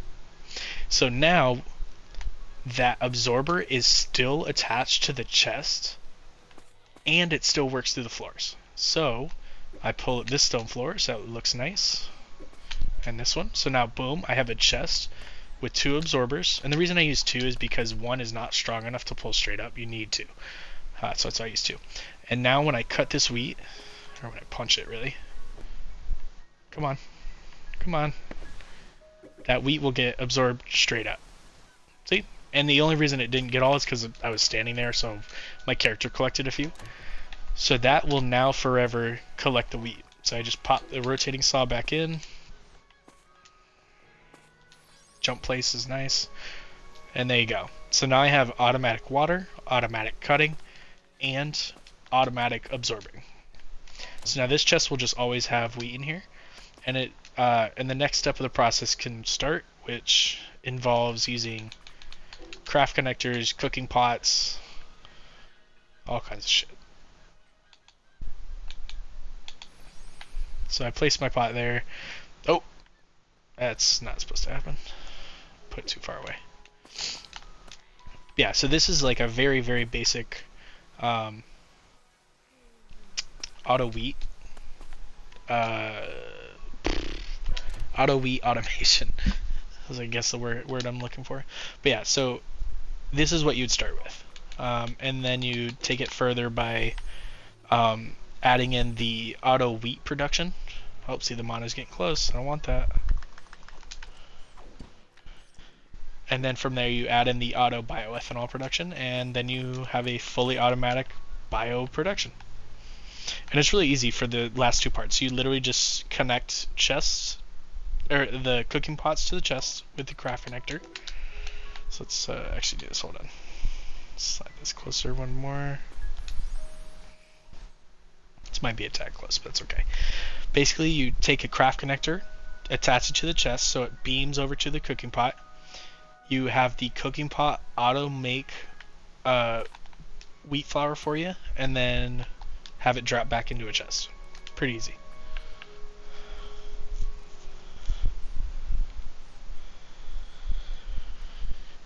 What was it? Craft connector. That's so I was like, had a brain fart. I was like, what was I doing again? So of course I needed silver. So I need silver and more batteries.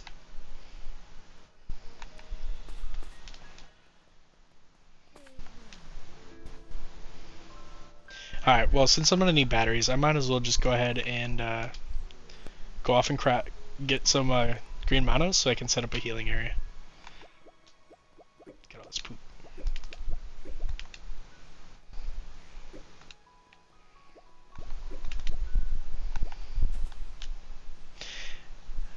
And drop those in there.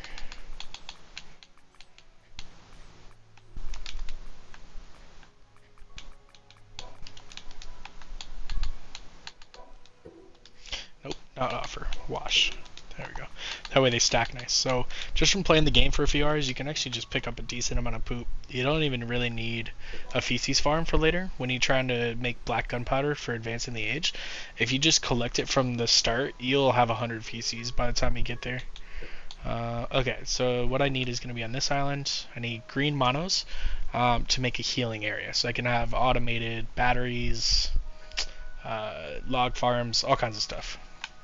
The green monos are probably the single most important monster in the game because they allow you to make a healing area, which is super important.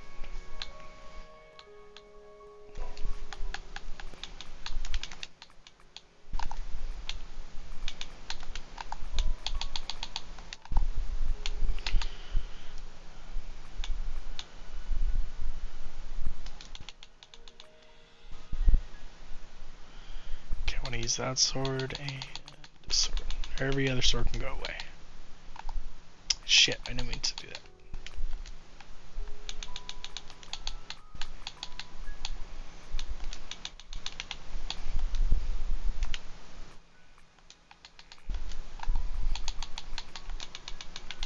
Okay.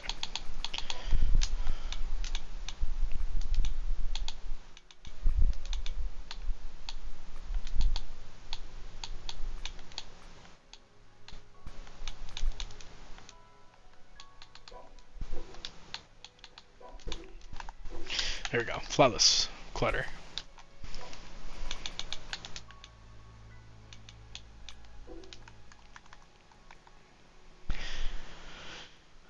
So I need to eat some food.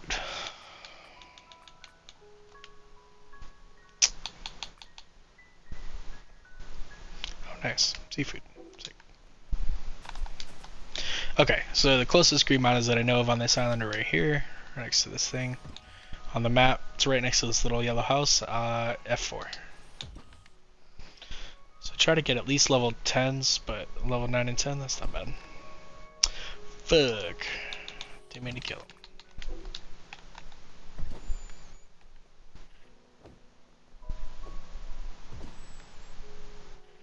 Sweet.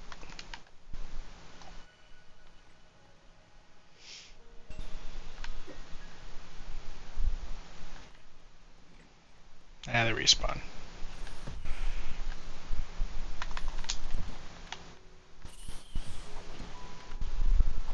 But yeah, see how even the goblin got healed when you killed one?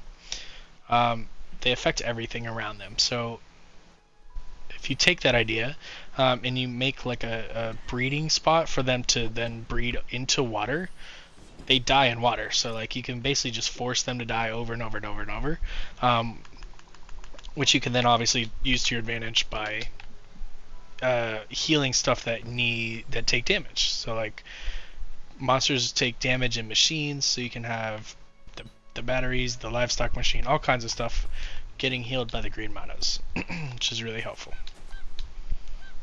Or else you're gonna have to sit there and figure out the overflow system, which is the alternative to using a healing area, which is almost infinitely more difficult to figure out. Oh, and then hello to people on my chat. Hey, Cube on TV. I saw me and you were helping that one person together the other day. I don't know if you guys are still in here. My chat is on my phone, which is next to me on my bed, but it's hard to see because it's like not in my view, my line of sight. Sorry if anybody's in here and I didn't say what's up. Okay. What was I doing? Green monos. Oh yeah, that's right. I need a breeder. Let's do that. Done so. Okay, I also need, let's bring this with me.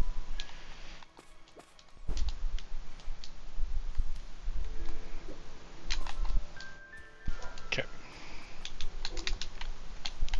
Okay, make it snapping. Have the pipe part, I call it the Mario pipe because it's a green pipe. I have that literally hanging over the water, but the actual machine itself is lined up with the edge. And it's centered, so it looks nice.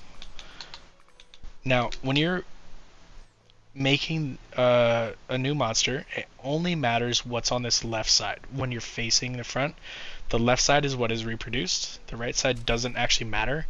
It just matters what level this monster is over here. Because the game does a little bit of math when you breed monsters together. So take this level 11. I think I also have a level 9 as the other one. Yeah. So it takes the average of both levels, so 9 plus 11 is 20, divided by 2 is level 10. So 10 is the average. The game then does another formula. It can take away from 1 level up to 5 levels. So whatever that number that average is, take away 1 level up to 5. So it's like anything from a level 9 to a level 5. Yeah, anything from a level 5 to 9 can pop out with these two numbers, if my math is correct. Because you find the average, and then the game does a little bit of RNG, and it can subtract anywhere from 1 to 5 levels. But most of the time, it takes away 5 levels because the game's a dick. So this will probably be anywhere, yeah. So level 5. So the average was 10, minus 5 levels, level 5. Ooh, excuse me, a level 5 popped out. And that's it. This is the very the very beginnings of a healing area. Is just capturing yourself some green monos, making a breeder, make a kill box in water. Ooh, excuse me, in water. That's it. The next step is obviously they're producing eggs. They also sometimes drop cactus when they die. Um, on Xbox, obviously because we're limited to how many items can be on the ground. If there's too many items floating in the water or just existing on your world, the game gets a bunch of lag and it's not very fun. I am so sorry, I'm getting really hiccupy right now. So you want to prevent that. A very easy way. I thought I had one. Make yourself a a market. Didn't I make one earlier? Fuck. I need to drink some water or something. Okay, market. Okay, so a lot of time when you first equip something, it'll be in the wrong building mode. So this is in free place mode. You want to switch it over to grid snapping mode, so that way everything lines up very nicely. So it's really straight. God, fuck these hiccups. Basically just put it on the edge of the water. Grab yourself an absorber. Do you need more iron? Fuck. And that's it. That's all you need. Fine. I'll sacrifice 3 ancient veteran iron.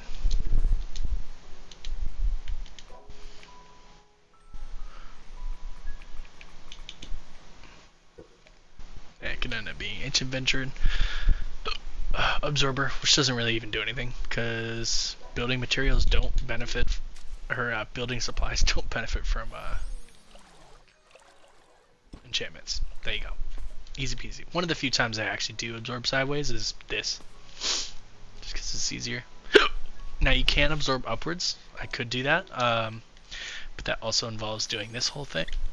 So once again, you have to find the exact center of the square. So what you do is you start with a snap to the grid. A snap to the grid floor piece, like the one I'm standing on. Then you go into free place mode, find where the floor would go if it was snapped, and then just slide it over. So that way it is, there's 5 squares right here. So that's because this center line right here, this is center, and then you basically just find the center of this one. So this, where my cursor is right now, that's like the center point of the square. So if I put a market like so, I also need another absorber, which is why I didn't want to do it like this, but we're already started. So okay, so I pretend the market is just like the chest up there. So I want half of it to be exposed, so that way I can attach an absorber to it. Oh my fucking god, these hiccups suck. So yeah, that's centered. Because it's lined up on this line, which is the center in this way, or in this direction, and then also it was on the center line of this square. So I know that that part of the market right there is pretty much the dead center of this killing box. So whenever this mono dies, the absorber will be pretty much centered over it. This isn't as important to be super centered as like with the wheat one, because the eggs are going to be a little bit off center no matter what. It just helps with like how it looks, you know, if stuff is centered. So when you go to place, you can actually swim pretty fucking close to it and then just pop these bad boys right there. I only have one, but whatever, you get the idea. It may actually work because it's a little closer. So hold on. The absorbers only have so much power, so sometimes they can't always. Okay, so that one barely reached. I may still have to pop another absorber on there, but you get the idea. So you're only really limited in this game by like your imagination. If you can figure out a way to make something work, fuck, dude, it works. Let's grab that. And the reason why I do it like this is the market will actually become the center of another breeding area above, and I'll eventually show that too. Oh yeah, market absorber. There we go. Hiccups are the worst. Dude, they are the fucking worst, I swear. And it's mostly... Oh, fuck. It's because I'm talking so much. I usually don't talk as much as I am during streams. So, like, a lot of that's coming from just over-talking. Fuck. Okay. So let me put one more absorber on here. So absorbers and droppers can overlap. So you can literally just line it up exact same spot. Now with two absorbers, it's pretty much guaranteed that it'll grab whatever is in the water. So now to get the floor piece to cover everything correctly, you have to slam it in again. So let me make another set of stone floors. And this can work from multiple directions, this technique. So make sure you're snapped to the grid like I am. So I can go from here and then try to slam it in sideways. I can go from this side and slam it in here. I can even try going from above. It still works. So as long as it's placeable next to where you're trying to place it, it can work. So did it on the first try. Boom. So that's how you slam pieces in and then pull out the other floor and then boom. Now you have a nicely centered market that has absorbers that work through the floor. So now you can place other stuff on the sides. So that way, like because normally the market would be here, so you're basically losing a whole side to put like a generator on. So if I wanted to, now I can put generators on both sides.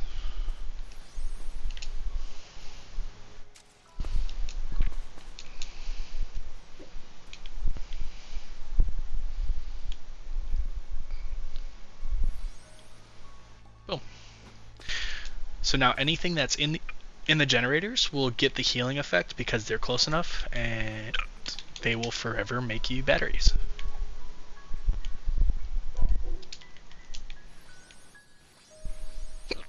Boom. And now if you need these batteries to pop out so you can collect them easier, you need droppers, which are right next to the absorbers. These red box, the opposite of a battery, or opposite of an absorber.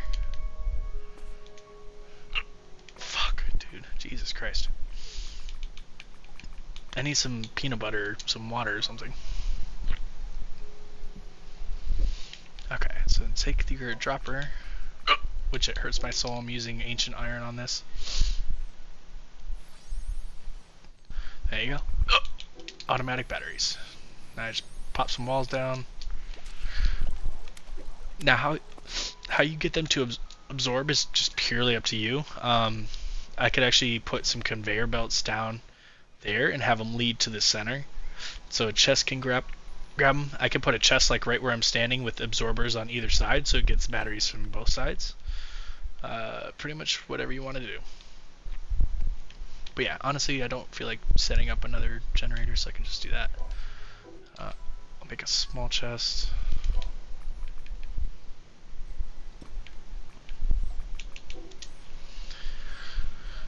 And one more absorber. Fuck.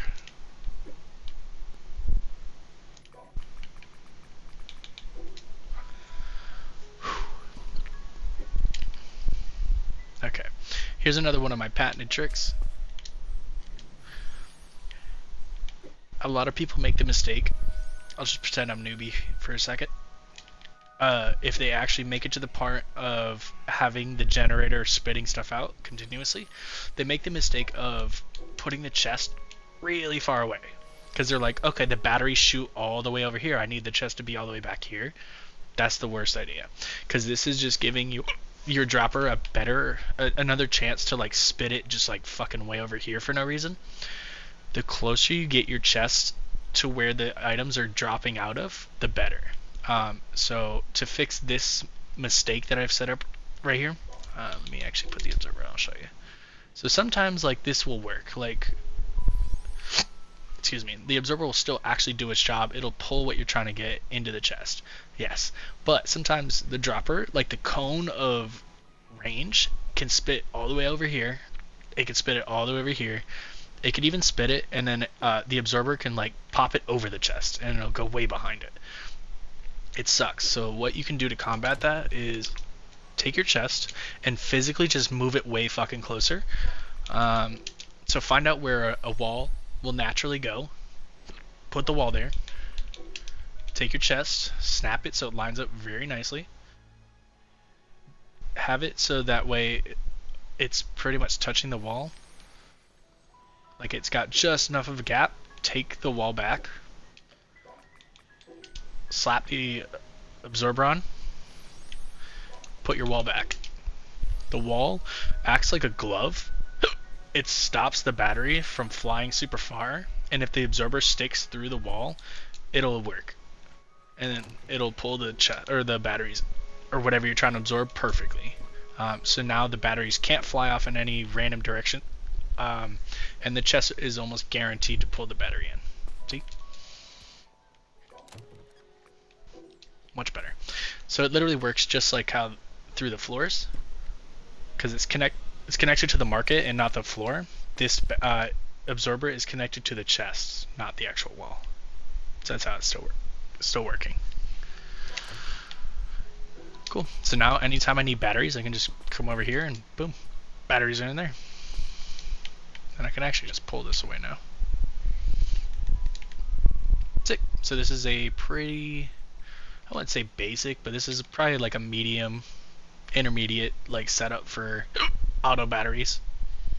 Now the only other problem with having this setup like I did is sometimes those eggs will go to this chest. Now if I don't want that, I can just take a wall, free place. I'm gonna eventually do this anyways because this will also become my money farm.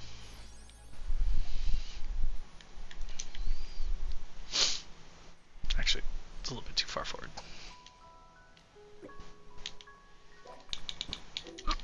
God damn it, fucking hiccups. So I want it far enough away from where the monos are popping out, so that way they like stay in this part of the water. The eggs will just still get absorbed upwards, but this wall will block the eggs from going towards that chest. And then later on, I'm gonna have a livestock machine right here with droppers facing this wall, and it'll shoot pumpkins out from the jack-o'-lantern and get absorbed straight into the market. And the jack-o'-lanterns are going to get healed by the dying monos, so they'll stay alive forever. And that's your money farm.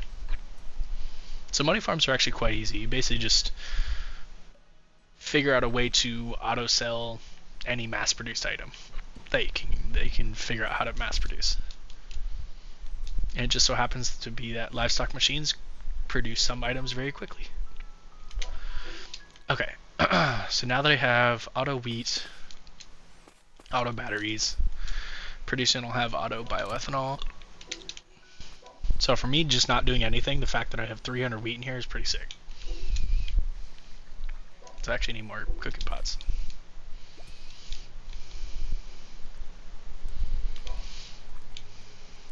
Oh, fuck my life. Let's go ahead and make some bread, because I unlocked sandwiches. So now I can actually make myself decent starter food, which I need wheat flour for. So let's make ourselves another cooking pot. Because as you guys probably could tell, my hunger's been at 0 for a while now. Which it doesn't really do much. It just makes your stamina way lower, and I think you lose a little bit of health over time, but it's so minimal, like it's not even a thing.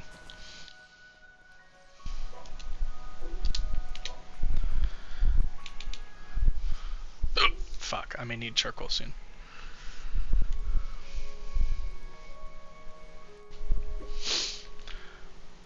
Okay, I need silver as well. I shouldn't have gotten rid of that silver earlier. Oh well, it's fine, I can get some. Fuck.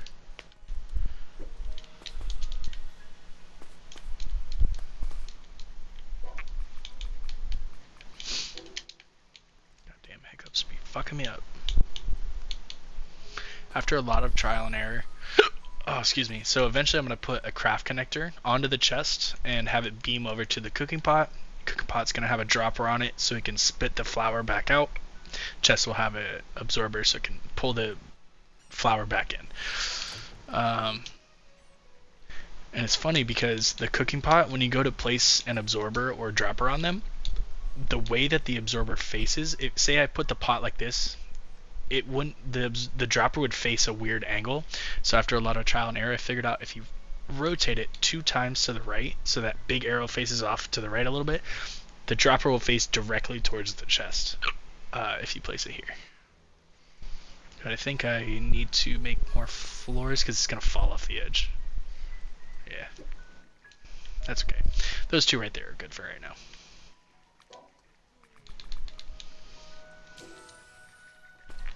Bread.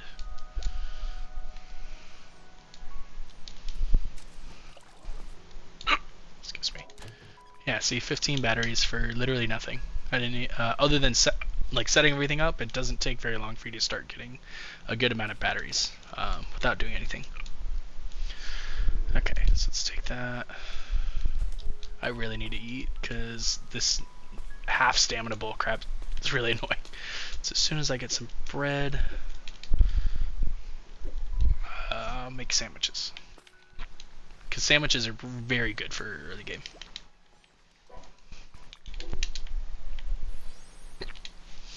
Okay, if I go down, sandwiches, they give me 90 health, 25 mana, and 60 hunger, and makes my max stamina go up by 25, which is nice. The cooldown is only 5 seconds, so every 5 seconds I can eat a sandwich. And that max stamina plus 25 lasts for 30 seconds, so not terrible. And it's just 1 bread, 1 egg. Pretty fucking easy. And if you have the green mono farm set up, if you want in the very beginning, instead of directly selling them, you can just have a chest collect the eggs instead of a market. Where you can just kind of come over here and steal them before they can sell. Then you have a steady stream of eggs. And there we go. Now I have myself my early game food. And if I was being diligent, I would have caught a merchant when I was on the other island, so I could just start up a merchant breeding farm. All that would literally just be a another breeder right here, facing that direction, and then just put a floor here, and I would just stand here and catch like 70 merchants as they were coming out of the breeder, and then you take 10 merchants and put them on each island level. From 1 through 7, so 10 here, 10 here, 10 here, 10 here, 10, 10, 10, 10, all the way up to level 7, and then anytime you needed to buy something, check your merchants, because their inventory is based on the island level they exist on. So if I needed like iron ingots, I could just go to like an island level 1 or 2, and then one of those dudes would be selling a stack of 100 iron. Buying from merchants is so much easier than hand farming, it's not even funny. And if you're worried about money, I can show you how to set up a money farm very, very quickly. Once this is all done. That's good. Bread. Fuck it. Do the rest sweet flour.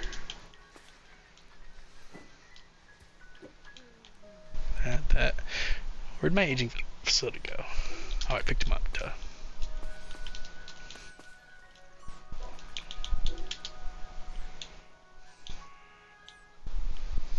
Aging facilities are nice, you just line them up.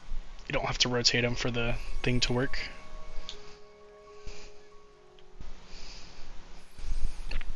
Sweet.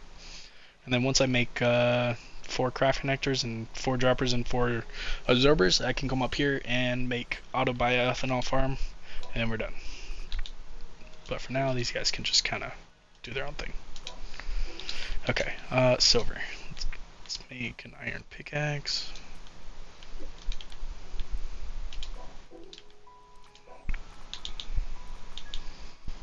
Could also just skip and go straight to steel.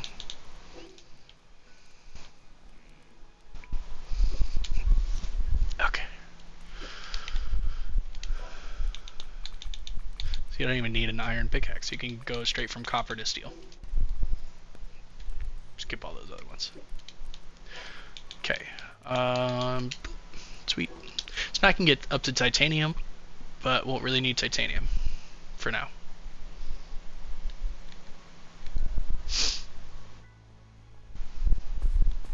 Just need a bit of silver.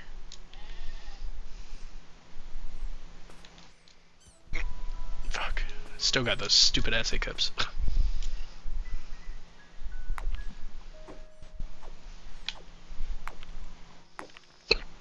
Goddamn.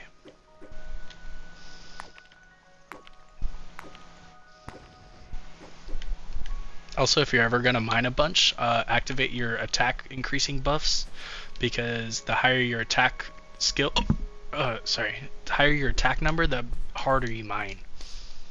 Sounds a little weird, but you'll see. So with one swing on a rock, I hit about 65. Activate a couple buffs that I know I have.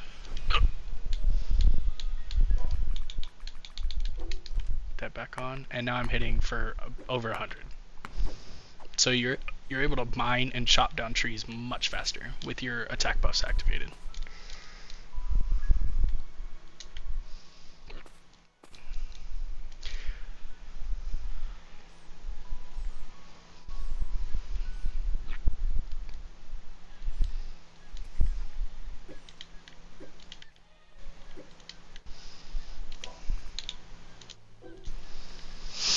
Okay, silver. Craft all that. Okay, so my main goal is to make some craft connectors, some more absorbers and droppers, so I can automate bioethanol, and then I will show you. I will go back to showing you guys how to make armor, because I can probably go fight the dragon now once that stuff is done. Okay, I need 4 of these. Oh, I need more charcoal. Fuck. Alright, time to go burn down a forest. So if you weren't here from earlier, the fastest way to get charcoal, at least early game, is to just set trees on fire with torches and let them burn. Get about 8 or 10 charcoal per tree, and it burns pretty quickly. Now if you set yourself on fire, just touch more trees with the fire.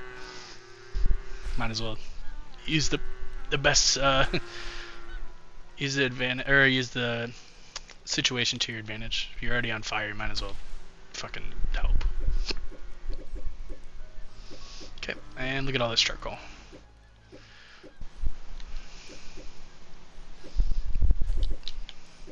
And if you're lucky, the trees will also set each other on fire, so it'll just spread.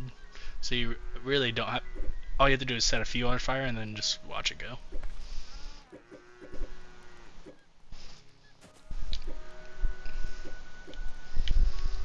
See? Didn't even touch that tree.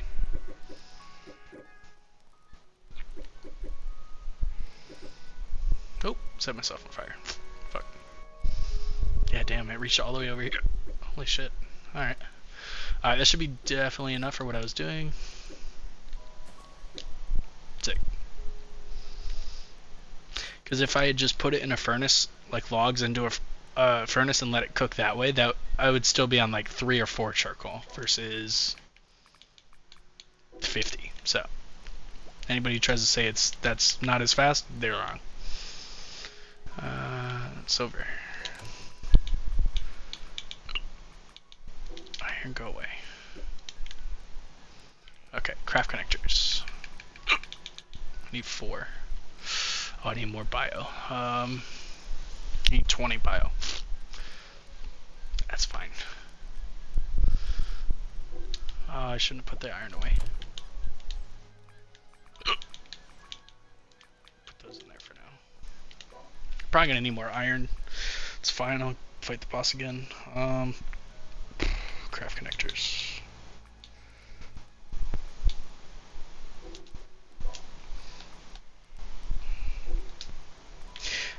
Okay, I also didn't make the absorbers.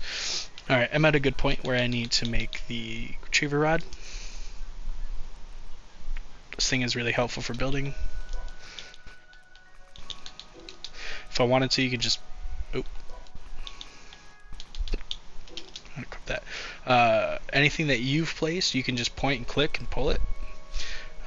Chests, if they're empty, you can if you can grab them. If there's stuff in them, you can't, obviously. It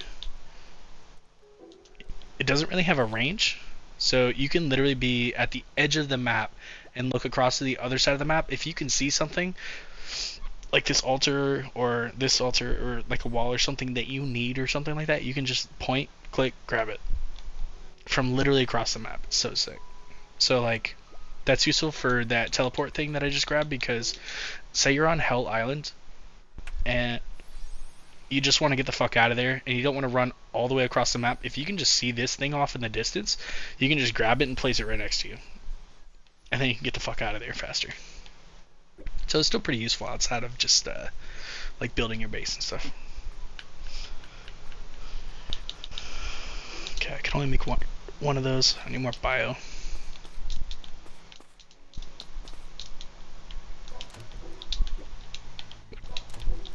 Stop. There we go.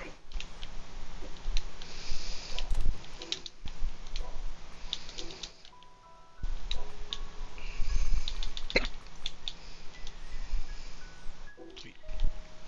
Whole bunch of sandwiches. And honestly, after about like 30 or 40 sandwiches, I usually have gotten my merchants set up and stuff. What's up, Noxy? How you doing? Usually by that point, after I've eaten about 30 or 40 sandwiches, I've had time to set up my merchants. At that point, I've already started buying food from them. So I really won't need that many sandwiches. Especially if I was doing this like a full speed run style. I would already be 16. I'd already be hour 4. Yeah, so I'd already almost done.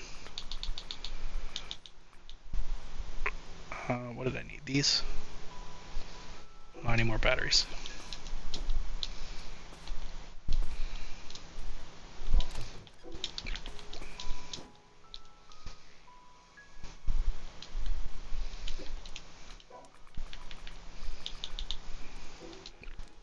Alright, just a little bit more bio and I'll be done. Or I'll have enough for all 4.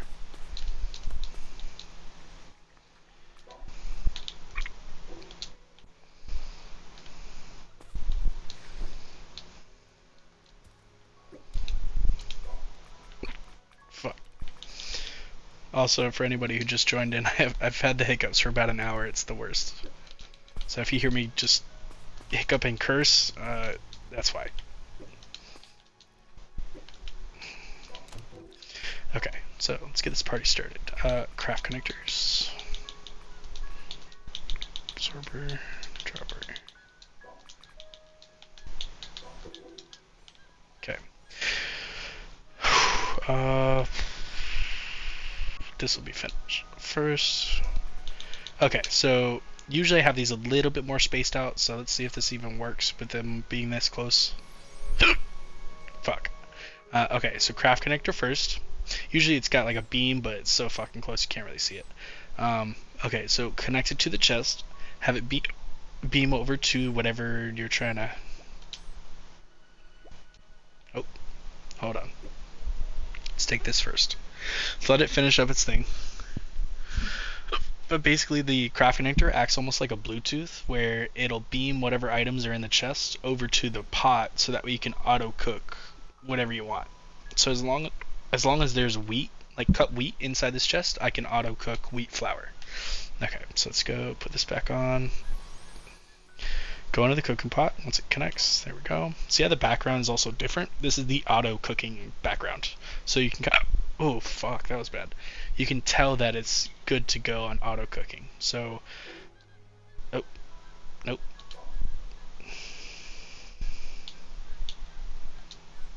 I forgot one thing. So before you hit autocraft, you have to click the infinite button.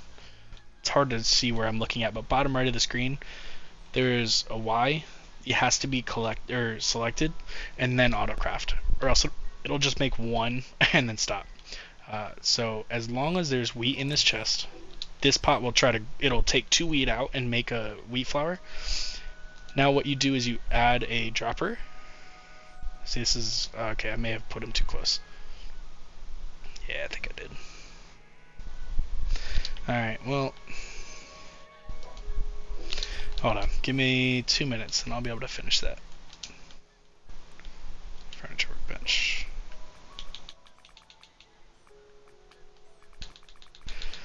Where's my quarter floors? There we go.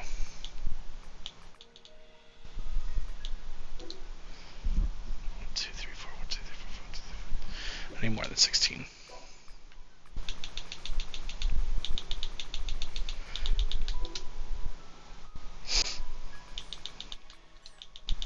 Alright, sorry about this. I just gotta move the cooking pots back like a half a step so that way they have a tiny bit of space so the droppers have space to work. Nope. Let's pull the craft connector first. Take this, take a cooking pot. Let's pick all these up again. These are all like a tiny bit too close anyways. Okay. Take these just to give them a little bit more space to work with.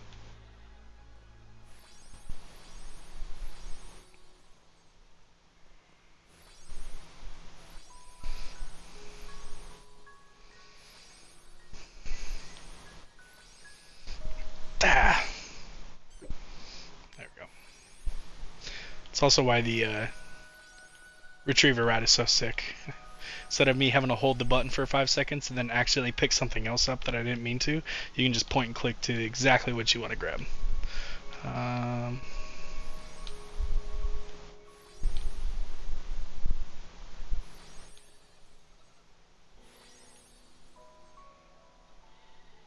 Nope. Now, stop it. Damn it. I'm supposed to get out of the way.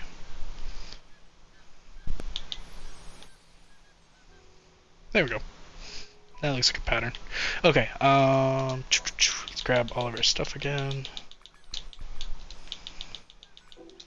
Okay, so it's actually supposed to be 3 cooking pots in 1 aging facility, just because the way the numbers all add up, it like 3 cooking pots can keep up production of wheat flour enough to keep up with 1 aging facility.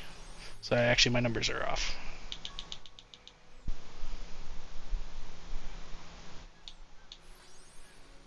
Actually, I probably should put this one a little further out.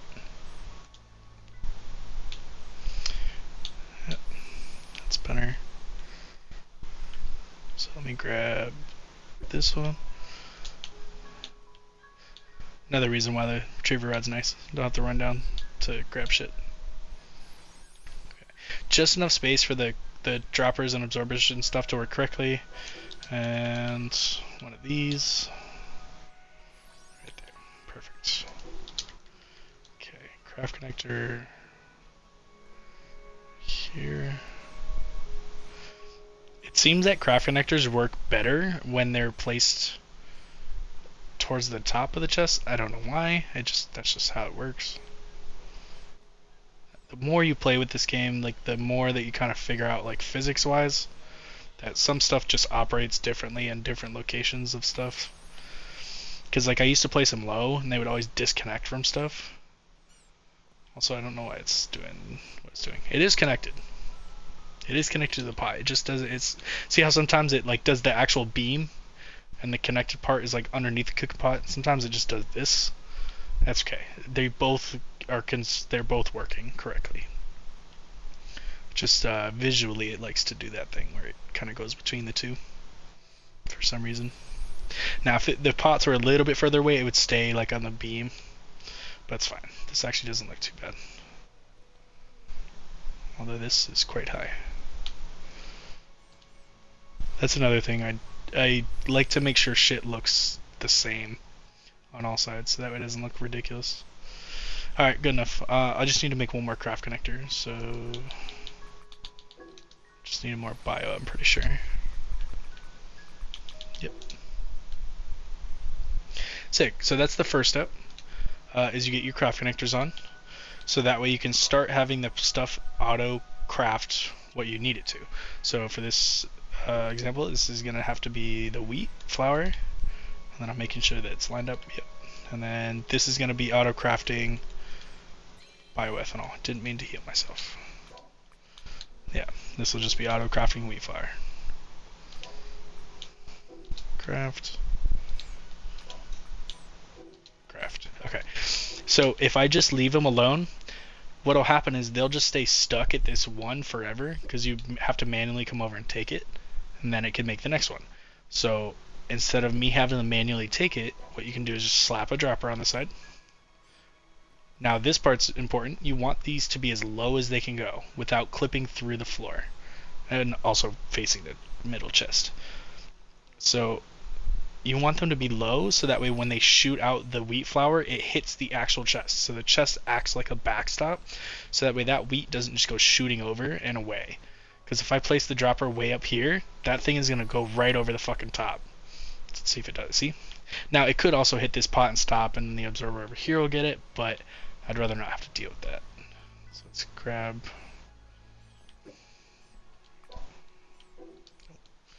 No. Grab the dropper. Grab the dropper.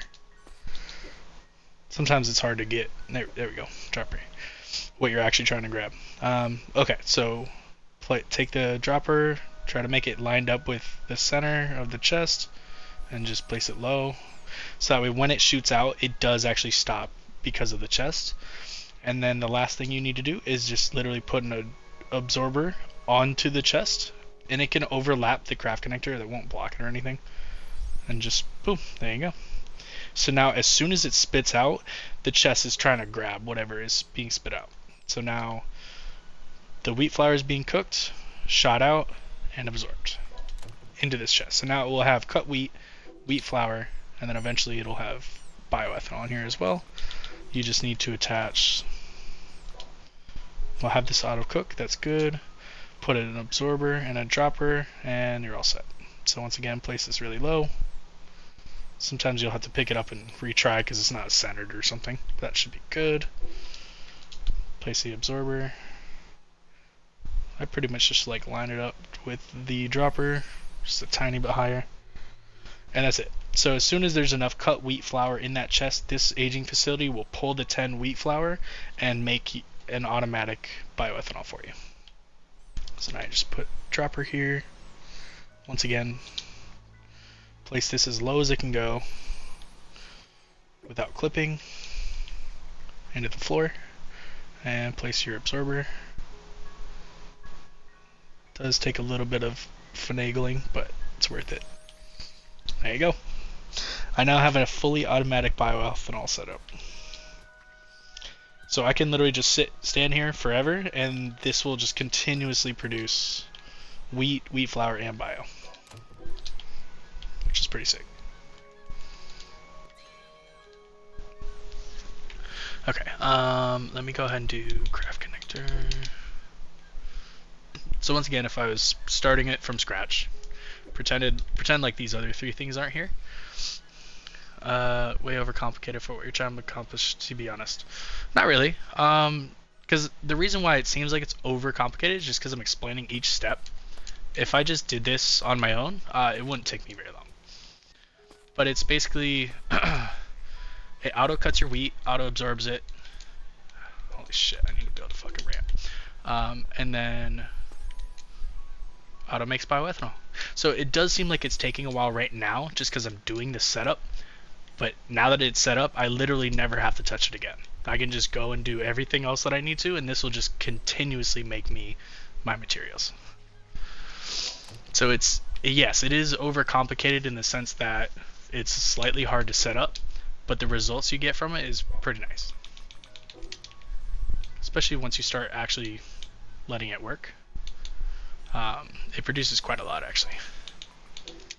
Okay, so craft connector, dropper, low. Oh shit, dickhead. And you're right, this may not be for everybody, but this is just how I do it for myself. There are easier setups as far as you can just use an auto cooker and stuff like that. But I like using the droppers, absorbers, and craft connectors just because it's more engaging than just putting an auto furnace or something on the ground. I like to be overcomplicated sometimes. But yeah, so plus it's really fun to look at. So like as it works, just kind of stand back and watch. There we go. Oh, oh, you're good, bro. No worries. It just is. Yeah, you're not wrong. It is definitely complicated. The quarter floors was just like just so I don't have to place like regular floors sticking straight out. Okay, put that there, put that there, so it looks nice. So yeah, let me make. Oop, did not mean to screenshot. Of course I'm out of stone. Why wouldn't I be?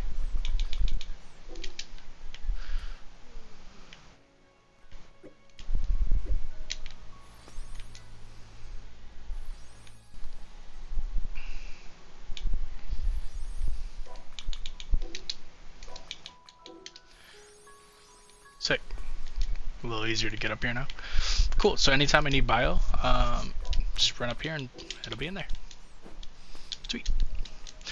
So not too much work to get auto bio, auto batteries. It's mostly just like the stuff that takes forever to make by hand. You just want to set up the automation so you never have to really waste any more time. Basically spend like an hour now to save yourself hundreds of hours later. Okay, and then yeah, so that's basically all I wanted to get set up, so it'd make it easier to do other automations later if I needed to. But for now I can go ahead and get ready to go fight the dragon some, and then I'll show you how to like combine iron enchantments together, so you can make some pretty good starter gear. Let's go ahead and make our regular chest armor first. Let's put those on. Okay. Oh fuck, I only have exactly 20 left anyways. That's perfect. Okay. That's good. Let's put that away. Oops. Okay, I only have 3 deer. Oh shoot, because I've been using it to build stuff with. Fuck. So that means I need 3 more. Okay. So when you go into craft the gear, make sure you're only holding the amount that you actually want to use, or else the enchantment system gets a little wonky. So I need 20 leather, 20 iron. So for this set of gear, I want to make bears, deer, ancient, veteran, light armor. And I'll go red because my character's got red hair. Now, I probably won't get deers because it's only showing up 3 times out of the 40 total enchantments. Eat frame. Oh yeah, I just read your message about FPS. Yeah, you're not wrong. Especially on Xbox, it does kind of bog down. But I actually don't have too many problems right now. But yeah, it's mostly like the it's actually the absorber like animation. Every time it does that like sucking animation, it kills FPS. So the more you have for absorbers, the worse it's gonna be. But let's go ahead and make this armor, and if it gives me what I want, then we can go fight the dragon and go from there. Okay, so I have a pretty good chance of getting at least bears and veteran, which is what I actually want, and then deers will just be a bonus. Same with ancient, just be a slight bonus. So let's see. Hey, gave me all 4. Let's go. Alright, cool. So I just got pretty lucky there, and got all 4 of the enchantments. So when I put it on, all those effects take place. Pretty sweet. And you also get a couple of skills just for holding the armor or wearing it. I get 1 level in parry and then 1 level of vitality. So if you want to see what those are, under skills, I think vitality, yep, it's right here. So when I have a certain amount of hunger, my life will just gradually heal. It's very little. My hunger has to be over 90, and I'll get 0.1% health every second or something like that. I don't remember. And then the other one was under combat. It's parry. It's right here. So allows you to reflect enemy arrows and magic attacks with well-timed shield bashes, which I'm not wearing a shield, so it doesn't help me at all. So yeah, sometimes like gear will just give you passive skills for nothing. Alright, I made those sandwiches. Let's fucking eat them because my character's starving. But it's nice though because my hunger's maxed at 100 right now. So 2 sandwiches will just completely fill you up. And then, okay, I should probably eat 1 more for the mana, just so I have enough for the fight. 2 swords I'm going to use are going to be Machete 1, because it has Berserk level 5 on there, so that's really helpful actually. And then this one just because it's got a couple of okay attack enchants. glider is going to be empty because I don't have access to stone or logs with enchants yet, so that's fine. Armor is actually as good as I can get it from this island. Red beret, somewhat decent enough. And then 2 rings, which I got exactly what I wanted. And then this is just was out of a chest, so cool, good enough to fight the dragon. Probably more than good enough. Okay, so desert. You need a level 1 island that produces dragons, because if it's a level 2 or higher island, they will be past level 30 every single time, and they won't drop iron anymore, which is what I need. I need iron drops from the basic dragon. Even with the fairly beefy PC, you run the same issue for what it's worth. Yeah. The only thing that I have noticed is that PCs just look so much smoother. Like the frame rate itself is just nicer. Because I think we're capped in this game at 60 at the most you can get. So if you have a decent TV, it'll look alright. But it just, the comparison between Xbox and PC just sucks. I feel so jealous every time I watch somebody on PC play this game, because I'm like, damn, you guys look so smooth. Everything looks really nice. It's like when we go to Xbox users, when we go to the empty islands, like how smooth that shit runs, that's just PCs all the time. At least decent PCs. Oh, yellow herbs, those are actually good. And I got a seed. Sick. That's actually my favorite potion. Stamina potions are the best.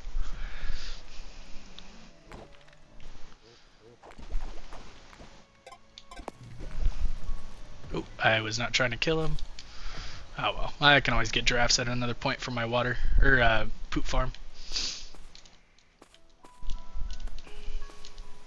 Alright, he's not here, so you can't there's an item that you can use to force spawn bosses. I don't have it yet. You have to fight Anubis on an island level 5 hell. You get these scrolls that you can force spawn bosses. Or just run through a dungeon. Sometimes they'll be spawned when you come back out. Speed trial. These ones are trash. I just hate how hoverboards function in this game. The fact that your speed and your direction is the same input. Play one of the most difficult games on PCs, but it still makes it super choppy in this. Yeah.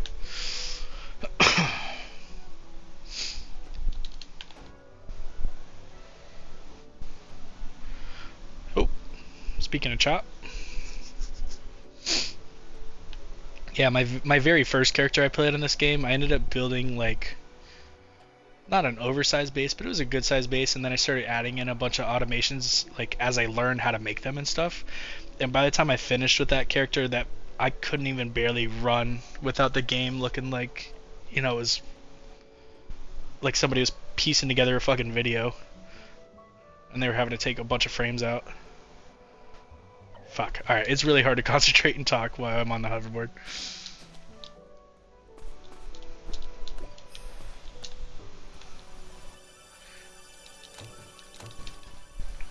Yeah, I wonder how bad Xbox is going to suffer performance-wise with Seamless, because if the whole map is going to be rendered in, I know you will probably still have like the render distance adjustability, but still, like the first time we all load in, it's probably going to be rough.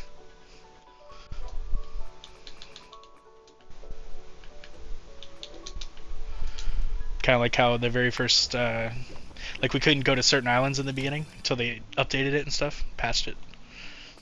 Like we couldn't even go to the Island of Fallen Leaves. We couldn't even visit that island without the game crashing on Xbox. And then if the Griffin used like that special move that covered the whole, I don't even need these relics anyways. If he used his special move that crashed the game as well, until they fixed it, obviously. Damn, he's still not here. Well, let's go visit the Bone Dragon then.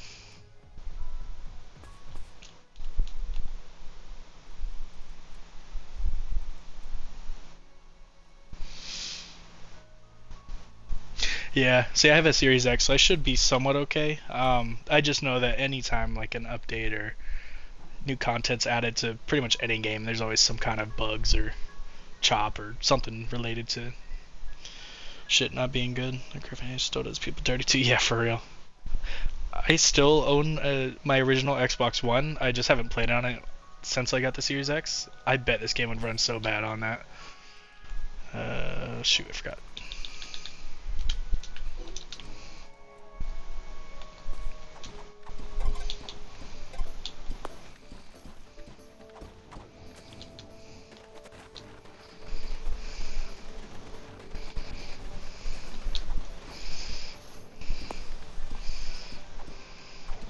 Oh shoot, I didn't put my buffs on.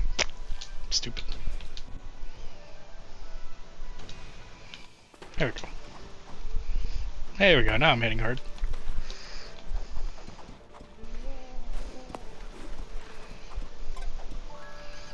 There we go.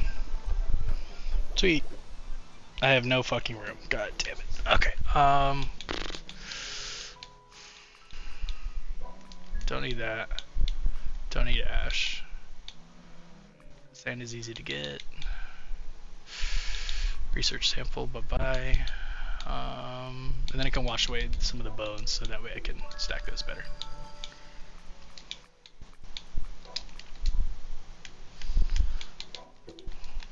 Sweet. Oh. God damn it, keep hitting the wrong button. Fuck you, camel. Stop hitting. Hey, did you not just see me destroy a bone dragon? Okay, iron. Don't need Gacha coins because I'm not doing that in this run. Honestly, I barely use them anyways. And then I need one spot for this. Two-handed weapon. Not using two-handed. Okay. Come on, dragon. You up there yet? I made the switch to PC for VR, and here I am still playing. Yeah, for real. I've always thought that too, where before I got the Series X, I was like, should I just, you know, take that $500 or $600 I was gonna spend anyways and just double it and buy myself a gaming PC? But I'm like, I don't know enough about PCs in general to where if something went wrong, or you know, I needed to get something fixed, I wouldn't know how to do it myself, so I'd spend, I don't know. I just feel more comfortable gaming on something that if something does go wrong, I have a warranty, I can just get it replaced or whatever. Although I have really, really wanted to switch to PC for a long time. There's a lot of games that I'm really jealous that I don't get to play. That PC can just be like, oh yeah, I get to play that and I have mods for it and it's super fun. And I'm like, I'm jealous. But I'm still pretty happy with gaming on Xbox. Dude, this dragon is not spawning. What the fuck?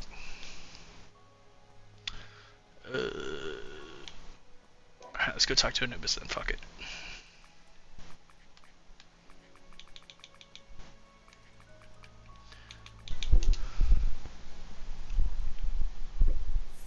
It's worth it if you can afford to do it. Put it off forever. Yeah. Oh yeah. Oh shit. There he is. I'm not prepared. Okay. I also have skill points I could have spent, but that's okay. Throw the shield on. Throw berserk back on. And I still have battle him, so we're good.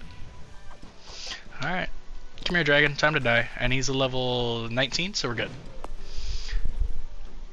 So for anybody that doesn't know, the game has like level ranges for monsters. So like for a dragon from level 1 to 30, it's just a regular dragon. From 1 through 29 is a regular dragon. 30 to 59 is like the second form of a dragon. He's stronger, more health, he looks a little different. He also will drop different materials. So if I didn't get an island that offered a sub-level 30 dragon, I wouldn't be able to use his... he wouldn't drop any iron, so I wouldn't be able to use his enchantments for beginner gear. Dude, get away from the fucking gold. So that's why having an early dragon on a level 1 island is really important. Or else you won't be able to make iron with it, with his enchants.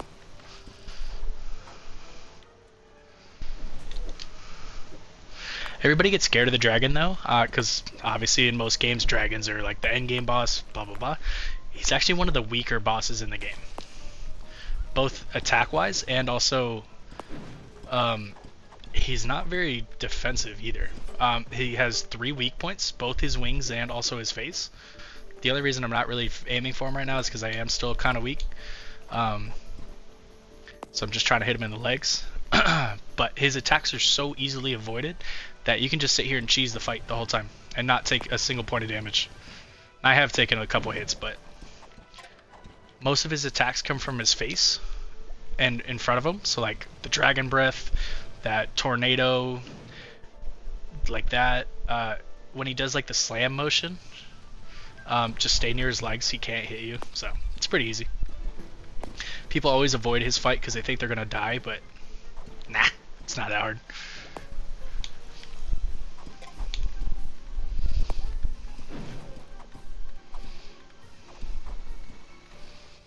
Plus, as soon as you kill him, you can just get his 30 iron with good enchantments and then turn around and make some really good gear, and then you can kill him even faster.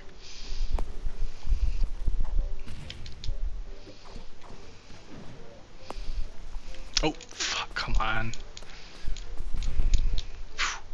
I was afraid he was going to do that slam move when I came to the top.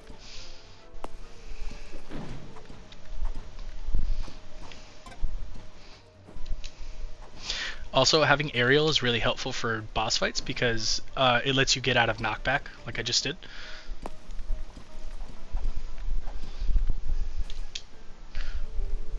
Alright, he's almost dead. Die already, thank you, sweet. Alright, so he drops, there it is, so iron. With Crimson Dragon, he drops platinum, I think that's what that is, yep, platinum, and titanium, all with Crimson Dragon, and then also a big-ass two-handed sword, which is very dope looking. So let me go ahead and donate arrows. And let me go ahead. Copper, no, don't need horns. Okay, so his main thing I wanted was his iron. So the reason it's so good is that it has two separate enchantments on there. Now one is legendary, that gold one, Crimson, so it's going to be a little hard to get this to transfer over to the ingots and then also onto my gear, but it's worth it. So the first line is what matches up with Crimson. It gives you plus 10% attack, plus 10% magic attack, 10 hunger, and 20 stamina. That plus 10% attack is going to be huge. So if I got Crimson to show up on one slot, on one piece of gear, my attack would go from 400 to 440.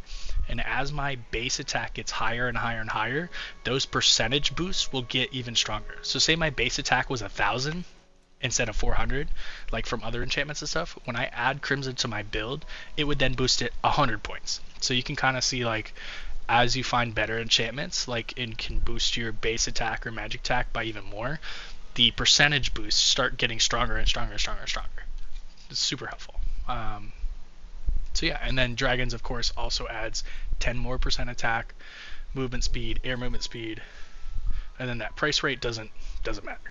That's only if you're trying to sell stuff. If you sold an item with that enchantment on there, it would just be 10% more gold for the item. So let's get all this stuff that he burned down because it's free resources. God, I don't know what I should get rid of. Thanks.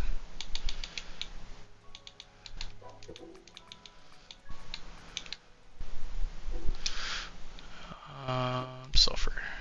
Should get sulfur. I need sulfur for something later. I just don't remember. I think it's black gunpowder is what I actually get it for, or need it for. And I'll worry about silver another time. Okay. Okay. All right. Now that he's dead, let me read comments. It's worth reading. I wish I had a low-level desert. Yeah. So this world specifically, what I did to guarantee that I had one, I started a new world and just transferred a character over who had a bunch of logs and money, and I did a manual save. So I went to settings, I turned, oh yeah, I should probably turn it back on. I turned off autosave, and then I made a manual save before I opened any new islands. And then I opened I just opened all level 1 islands, and if one of them didn't produce a dragon, I just closed the game out, I dashboarded, and then I reloaded so that way I could try again until I got one with the desert. It only took 2 tries, but I did have to do that though. Now you could late game, if you don't want to have to start a new world over, you might already know about this, but there's the recreation buttons. The materials to create those are ridiculous, But if you can make some, you can blow up an island and like cycle it again and possibly get a new island that produces a dragon. But that is very costly. It takes a lot of resources to make those buttons, and you're not guaranteed to get what you want anyways. So my advice is just start a new world and then bring your character over to that one, and then just farm the dragon there, and then bring your character back to your first world. Let me go ahead and read your other stuff. Floor is your least favorite fight? Yeah, she's a bitch. Her, and then the boss rush room with 3 king manas in it, that's my worst. I hate that one the most. Just because they can stun lock. So iron ore is invaluable. Oh yeah, fucking dragon iron ore is insane. Using that sword, so I can craft 2-handed build, focus on boosting attack speed. Nice. Yeah, 2-handed does attack quite slow, so that's actually a good idea. Oh, and I love being able to show people cool tricks. So if you have a retriever rod, instead of me flying all the way down there, you can just grab it and place it right next to you, and you're good to go. And this is good too, because obviously I'll be using this to farm the dragon. So as soon as I'm done killing him, I can just leave the island right here.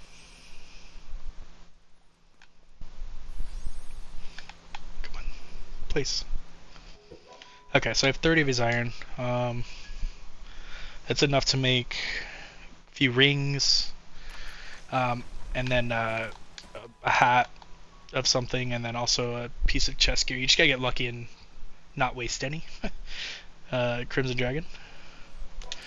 But for now, what I want to do is store the Crimson. I'm just gonna wash all this shit away. Remove. Craft it so I don't accidentally use it.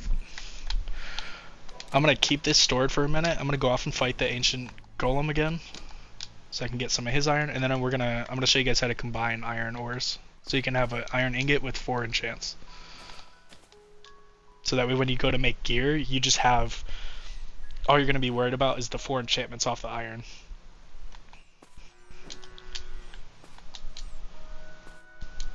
Oh, this is the wrong dungeon. Fuck. So yes, for some reason, a lot of my beginner islands, the fight is in that dungeon, not the other one. Just got used to it.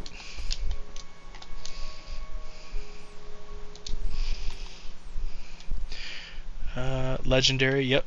Yeah, I like that enchant a lot.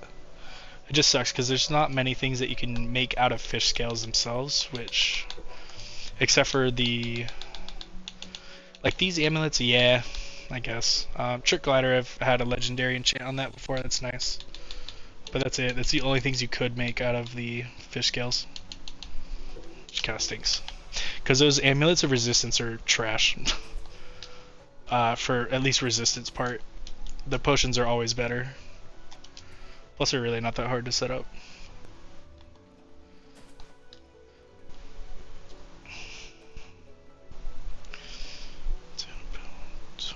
Game Pass character, bit of a veteran. Nice. Well, the enchanting table only works on weapons. Which, I mean, it still is helpful. Because what you can do is just force enchant 3 legendary enchantments onto a gear, or onto your weapon, and then just use the enchanting table to replace the reinforced slot with something good. So you can pretty easily get some weapons with 4 legendary enchants. You just gotta save up your enchanting points, obviously. Because those legendary enchants take like fucking 2,000, 3,000 enchanting points to force. Okay, let's go.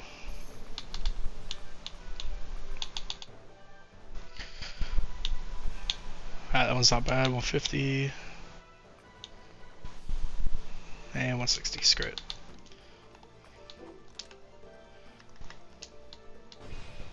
Well, I lose a berserk, but that's okay. I can always pick that up. Oh, I forgot they always like to start with the stupid B move.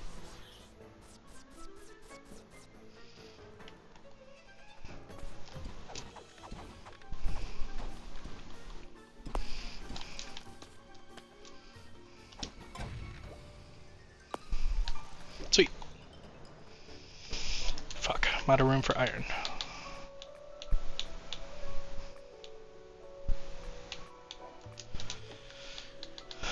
Sorry, Platinum.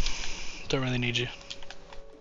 Because I don't know how long I'm going to play with this character, so probably not very long. I just wanted to show people the beginning stuff. I was been watching a lot of people on Twitch, and it's always the early game that people struggle with a lot. Just like certain concepts and shit. I mean, I know there's definitely veterans out there that have played forever, for sure. It seems like there's two groups that play this game. The first group is the ones that stick with it, learn everything they can about it, you know, learn all the tricks, everything they can. And then there's the other group that plays for like 10 total hours and they're like, this game is trash, and then they drop it. Okay, floors.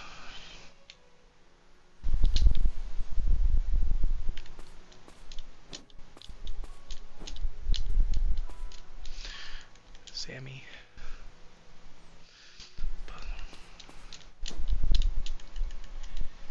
Although I think, going back to your enchanting table comment, I think in the future, I'm pretty sure in the seamless update they're gonna add back, because it used to be a thing that you could change enchantments on your gear as well. I think they're gonna add that back. I'd really hope so. That was really fun, because you could actually make some insane builds with that. Why am I so full of everything? Okay, I just gotta make more chests. Screw it.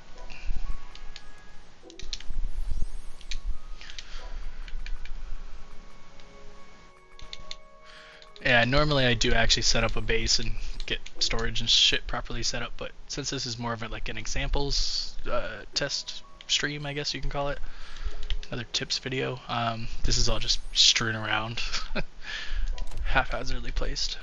Okay, let's put the bones away, let's put this away, this. Don't need that. Okay, that's good enough. Iron. Okay, if you're ever trying to combine materials with multiple enchants, you have to keep two things in mind.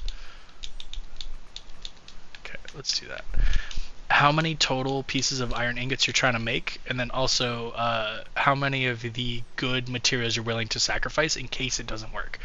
So what I mean is I want to eventually make at least 20 ingots with Crimson Dragon, Ancient, and Veteran on there, so I can at least try to make my body gear, and then I need at least 5 more for each ring, so that's 10, so that's 30 total, and then don't need any for the red beret because it's only iron ore. I think that's it. So I just need to make enough to try to make a body piece and then 2 rings with Ancient, Veteran, Iron, all that crap. So when I go to combine the iron, I have to try to keep in mind that if it fails, I will have to go back and fight the dragon again, which isn't too bad. So I'm going to try to make this in increments of 10 ingots, so I don't screw myself over completely. Because if I just try to make 60 ingots right off the rip, or 40 or whatever, and it doesn't work, then I'm out of 30 Crimson Dragon Iron. So I like to just do increments of 10 because it just kind of works better.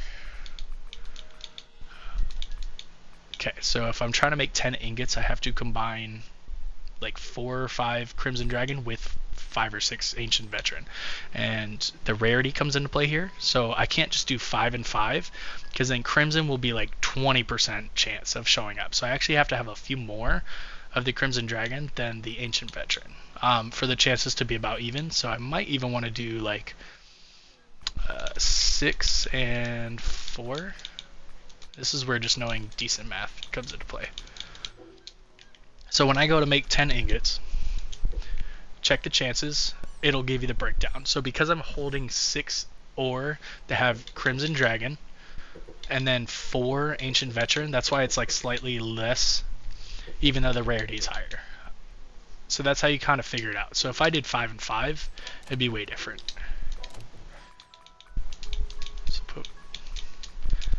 Nope, that can stay, sorry. Put this back, take 1 here, pull that. So now I have 5 of each. if I want to make all 10, the chances are way different. So like Ancient Veteran are obviously at 70%, and then Crimson's much lower now at 55%. I'm a little less okay with that. I'd rather spend one more ore to almost guarantee that at least Crimson and Dragon show up. Now I'm really only care about Veteran on this part, but if I get Ancient, that's a little bit extra mana. It's nice. So let me go ahead and put back that extra piece and take back one of these. Wait. Yeah. So 6 of the dragon stuff and 4 of the ancient veteran. That will let me try this 5 times, 5 sets of 50. I could potentially make, yeah, because if I have 30 dragon ore and then I use 6 each time, that's 5 total tries. I could potentially get 50 ingots with all 4 enchantments. So you kind of like hedge your bets, you try to manipulate the numbers a little bit, and then eventually you do finally craft something. And it may not always work. Yeah, see, I didn't get crimson on there, which kind of sucks. Whatever. So if it doesn't work, whatever. You just store the iron that does come out, and hopefully you can make it into something useful, and then you just try again. So let's do 6. And I was pretty comfortable with the numbers on there. That's a pretty good chance of getting what I want. So let's go 4 and 6 again. And always check the details page, because sometimes you accidentally picked up the wrong number of stuff or whatever. So yeah, this should be good. You can always pick up the first one, and there we go. So that's going to be 10 ingots of the 3 enchantments that I actually want. It doesn't have ancient on there, but that's not a big deal. But it does have veterans, dragons, and crimson, which is insanely good, at least for early game. I'm still technically on beginner island. So yeah, so since I have 10 of these, or I'm gonna have 10, I think what I'm gonna do is actually make rings and then try to make the armor piece after. So I need sand, or I need glass, which I'm holding. Oh, I have enough glass to try to make 2 rings. So. Okay, oh, I almost made a mistake there. So anytime you go to craft something, make sure you're only holding the materials you want to use. So I don't want to be holding this stuff. I want to be holding this stuff. So this and then the glass. So I almost just messed up there. That would have been really annoying. Okay, so I'm going to make rings again, just because that's the best thing you can really make early game. As far as like enchantments and materials go, you're better off just trying to make the iron stuff. Always check. So not bad. I have a 67% chance to get crimson, 72 to get dragons, and 82 to get veteran. Not bad. And all things considered, that's actually pretty good. Which I didn't get crimson, but that's okay. It's probably better than what I'm holding right now. Let's drop these. Yeah, dragon veteran. That's fine. That's going to be better than ancient veteran anyways, because dragon is an actual attack enchantment and ancient is not. So just by switching one enchantment on my build, watch my attack number underneath where my sword's at. So right below this thing. My attack is at 135. It's now at 149. So it seems like it's a small boost, or not that big of a boost, but it's over time that'll add up. So let me go ahead and put my other sword on. Boom. So yeah, I'm almost at 500 attack just from wearing everything. And then that doesn't include like all my skills when I activate. Okay, so then let's go ahead and try to make another ring. I'm still holding the correct iron and enough glass. So let's try to make another one. Maybe we'll get lucky this time and actually make it with all 3 enchants, which would be sick. 67% is pretty good. That's like 3/5.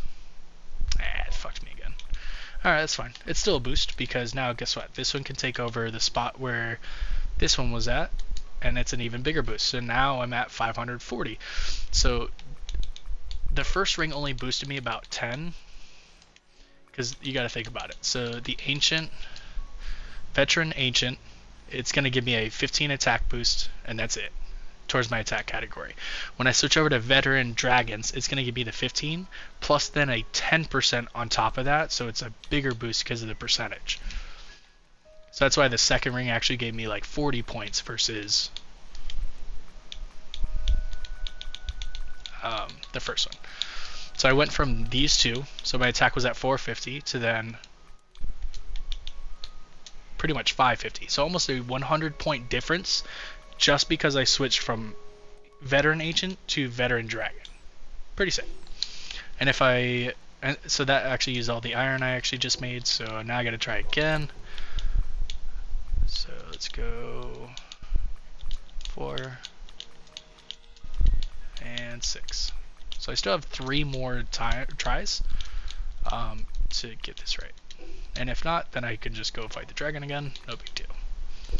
So, same chances on the board, dragons, crimson, ancient, veteran. And this is just basically the gaming loop that you have to do to make yourself stronger. It seems a little boring, but it's really fun once you actually get it correct, and then you see the difference, and then you go fight those bosses that used to give you trouble, and now you're like one-shotting them, or you're just absolutely destroying them. Such a great feeling. Like, that's the whole game. See, that's where it sucks. It gave me ingots with just crimson on it, but that's okay, because remember that other iron that didn't have crimson on it, but had all the other things? You can now actually start combining the iron, just like I was doing with the ore. So if I'm trying to make an iron ring, which costs 5 ingots, and I want all 4 of those enchants, so crimson, ancient, dragon, veteran, you just gotta make a mix of the iron. So if it takes 5, let's go 2 of these. I may actually do 3, but let's try for now. So take the mix. So that's 5 total pieces of iron. I'm also out of glass. That was really dumb. Should have been cooking more the whole time. Fuck, now I'm gonna have to wait. Anyways, but you get the idea. So like, even if you don't make the correct iron ingots with all 4 of the enchantments that you want, you can still take a mix of the failed ones and still get the 4 that you want. So it's like you have 2 opportunities to do to transfer the enchantments over. So even the failed iron is still technically not failed iron.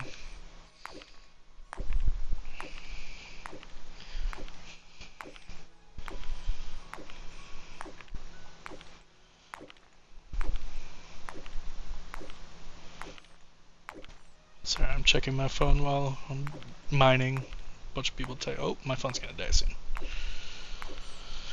Hold on. Charger, come here. Okay.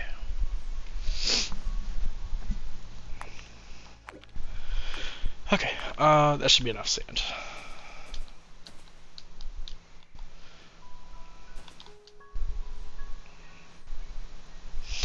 Alright, so it's been I'd say about 30-ish, maybe an hour since I've checked this chest.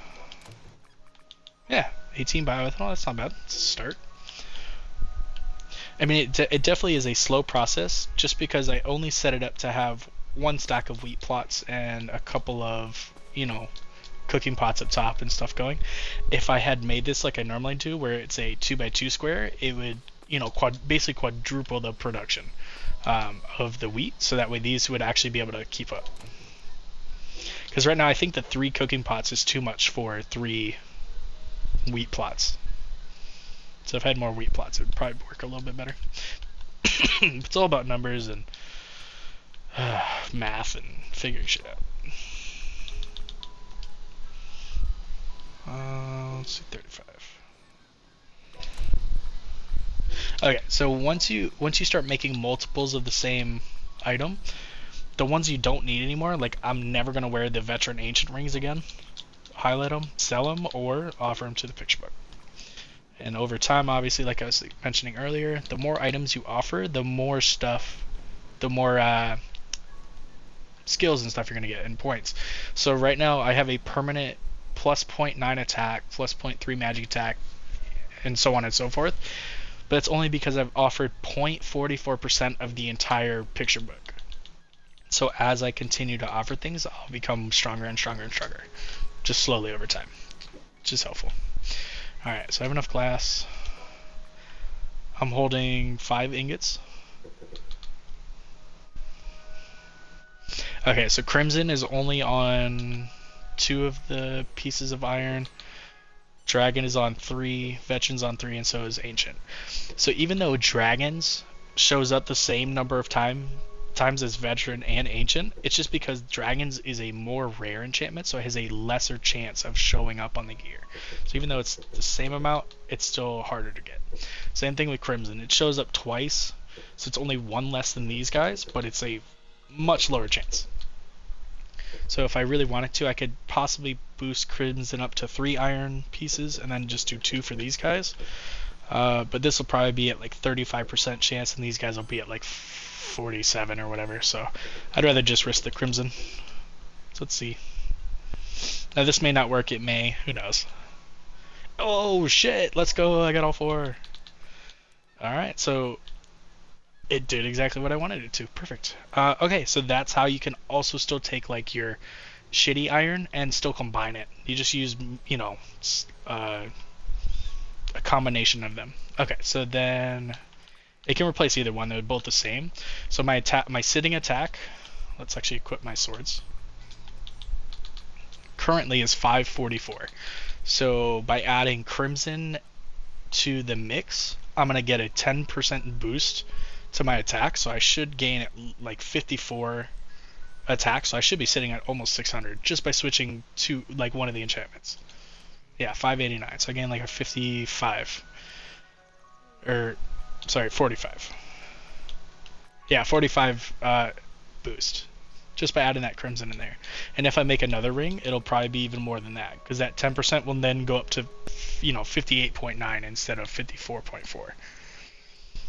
So yeah, that's why adding enchants to your build, I'm still the same level character, it's still level 11, I'm just stronger because I've started adding better enchantments to my build, which is really the whole game. Alright, so let's go, since it worked so fucking perfect last time, let's go 2 again, and 3. Do I have enough glass? Yes. 6. So it's the exact same chances as last time. So maybe RNGesus will smile on me again, which I doubt. Yeah, see? Doesn't like me that time. Alright, so I just got another basic ring of Ancient Veteran. That's fine. Just keep offering them. And just keep trying. Okay, you know what? I'm going to go 3 and 2. Because then that's going to give me 2 more tries total. I just need to wait for glass.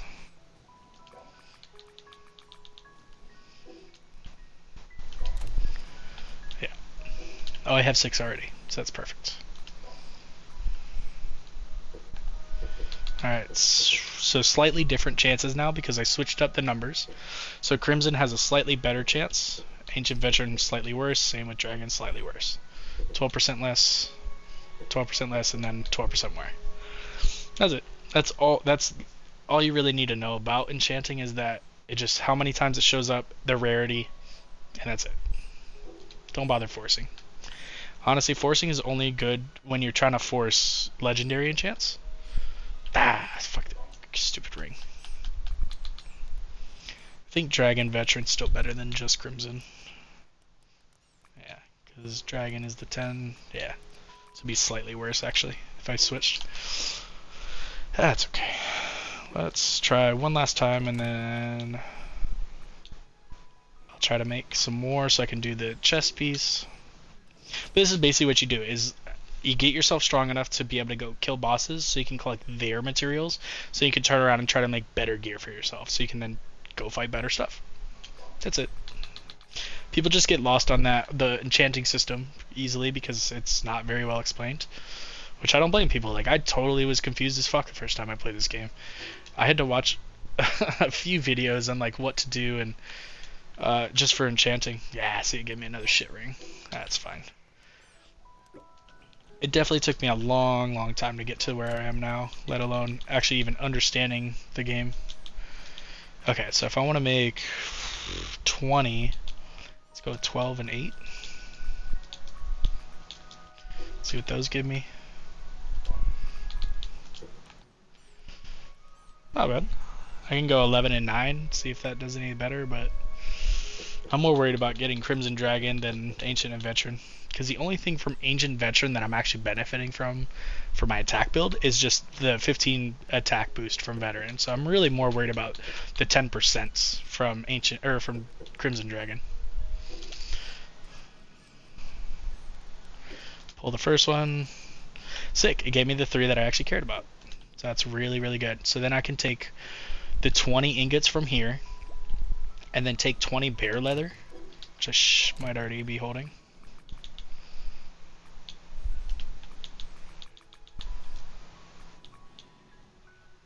Did I accidentally use it all? Oops. Alright, let's go kill some bears then. I need to get 10 more or something like that. So then I could potentially make a chess piece that is Crimson, Dragon, Veteran, Bears, which is really good. Because it'll have nothing but attack boosts, enchants on that gear piece, so I can get even more attack just for wearing this stuff. And if your sitting attack is at like at least at about 1,000, you can pretty much fight anything up to about like level 5 islands, maybe even 6, without really, you know, getting whooped too hard. You'll be able to kill stuff so quickly that they won't even be able to hit you back, which is nice. Like this. Sick. And that's without your skill buffs too. So like if your sitting attack is strong enough, you don't even need to activate your buffs to be able to kill shit, which is really nice. Because then you aren't relying on them, you know, cooldown and to have enough mana to activate everything, blah blah blah blah blah. You can just swing your swords.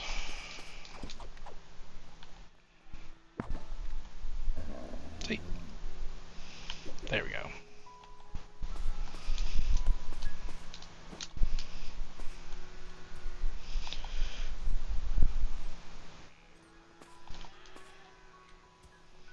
I also have skill points, so let's go ahead and spend them. I need to spend 3 more points to unlock tier 3, so 1, 2, screw it. The higher your attack buff skills are, the more you're going to get from them, so obviously you want to max those out to get the most benefit.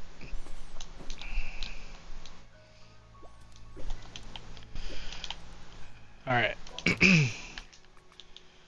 Alright, that's fine. I can hold more than 20.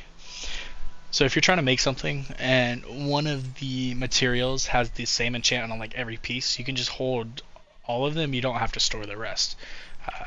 So in this case, I can just hold all the bear's leather I need, or that I have. I don't have to store the other little bit because it won't change that 80%. It'll always be 80.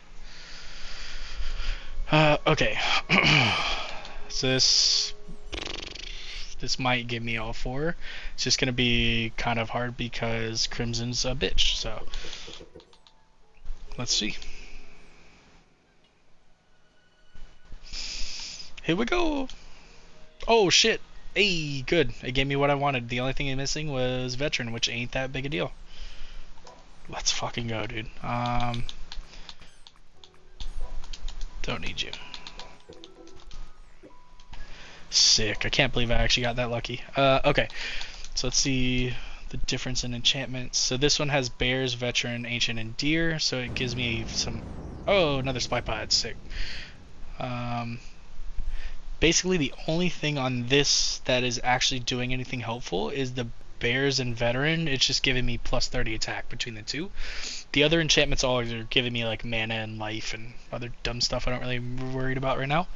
But switching over to this is all like attack stuff, plus some movement speed and some other shit. But there's plus 15 from the Bears, and then another 20% from the Dragons and Crimson together. So my attack's gonna go from 586 probably up to like, I want to say 700-ish. That's close. 650, not bad. But yeah, just from switching a couple enchantments around, I gained over a little under 100, about 70, which isn't bad. So like when I say sitting attack, it just means that when you have your gear equipped with no skills active, your attack is just sitting at a certain number. The higher you can get your sitting attack to be, the more your skills are going to buff those.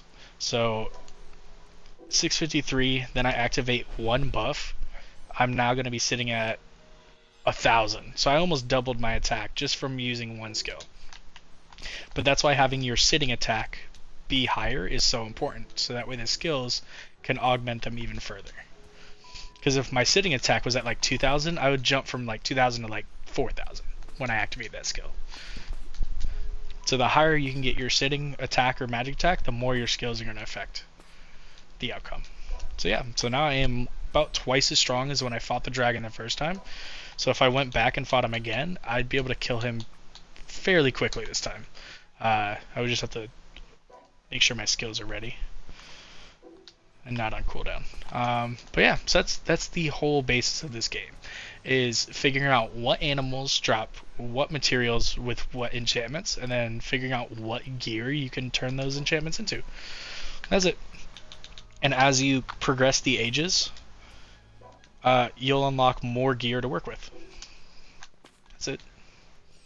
I just feel like a lot of people get hung up on not understanding how the enchantments work, and just falling into the trap of using Gacha system to get all their gear, which isn't great. I mean, it's a good, it's a gap stop. It's something that you can use to get somewhat decent gear so you're not dying constantly to stuff. But towards the mid to late game, Gacha gear is not that good. Because most of the time it's not working together. You can only get 2 or 3 enchantments on the gear, you can never get 4. And it's almost always like mid-grade tier like gear and weapons.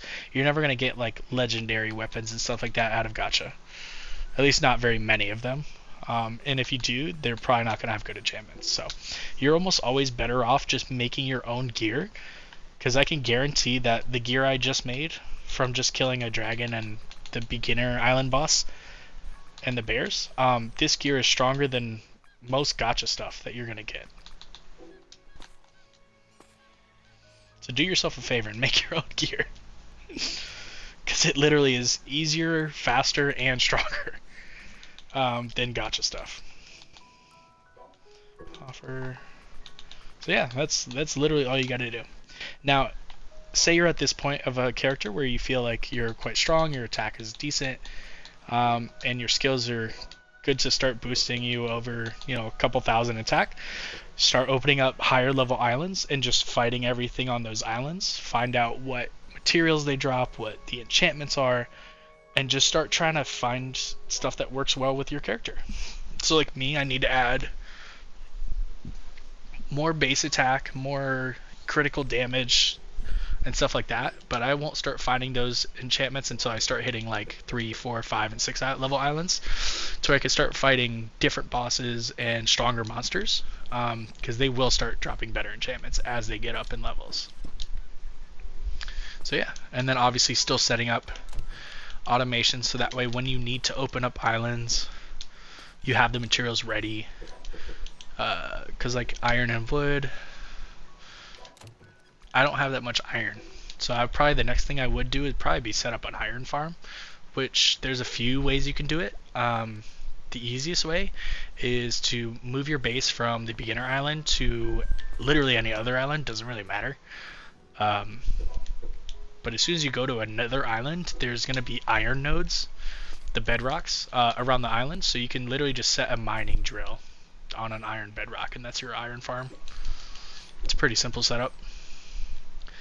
But yeah, shit, I'm coming up on 5 hours on this stream. I think this is probably a good spot to call it. I covered a lot of information, some automation stuff with like batteries and bioethanol and wheat and stuff like that. Pretty basic stuff. Covered Anubis a little bit. I did really want to hit mostly on like how to make gear for yourself, just because that's like a concept that a lot of people just glaze right over. It's really easy to miss. Or they spend so much time trying to make themselves weapons, because it's like the first category they see in the blacksmith. They don't even end up seeing like all the other shit they can make. So they end up spending all their time trying to make fucking guns, which I really was against. I really didn't like that they added guns to this game, because they're really bad.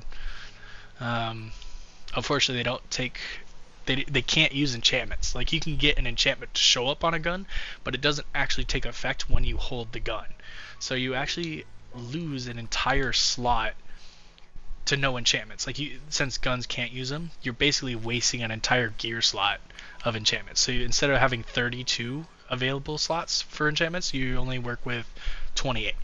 So it's both a weaker form of a weapon and it's actually hurting you enchantment wise too. So anytime somebody starts and they're like, "Oh, guns," I'm like, don't even fucking bother with them. They're not even good. Like their base attack is quite weak as well. 200 is weaker than a gold sword, which is a level 7 sword. It's fucking weak. So, I don't know. Some people live and die by guns, but they're trash. At least in this game. What else can I cover? Don't fall into the trap. Oh yeah, so for resistances, don't fall in the trap of trying to make these immunity amulets or these blood charms or amulet of cold blood. The benefits you get from them are so much worse than the potions for resistance. So like this amulet, you'd have to make it first. So finding the shit for this isn't the easiest. But if you did actually make it, it's not bad. Cold resistance level 1 seems like a lot, right? It's not. It's fucking so little. It's not even funny. Because once you open up islands that are over level 1 or 2, the cold, like say I opened up a cold mountain island, the whole island is covered in snow and ice, so you take cold damage everywhere you are on the island. And the higher up the island level goes, the stronger the cold damage becomes. So after an island level 1 or 2, you're going to need higher resistance. And the cold amulets and stuff, they only offer level 1 or level 2 resistance. It's not enough. So it's kind of like a fucking trap for newer players, because they think this is how you resist things. But you're better off actually making potions, because the accessories only give you 1 or 2 levels. The potions give you 1,000 levels of resistance per potion. So let me go ahead and make a potion table.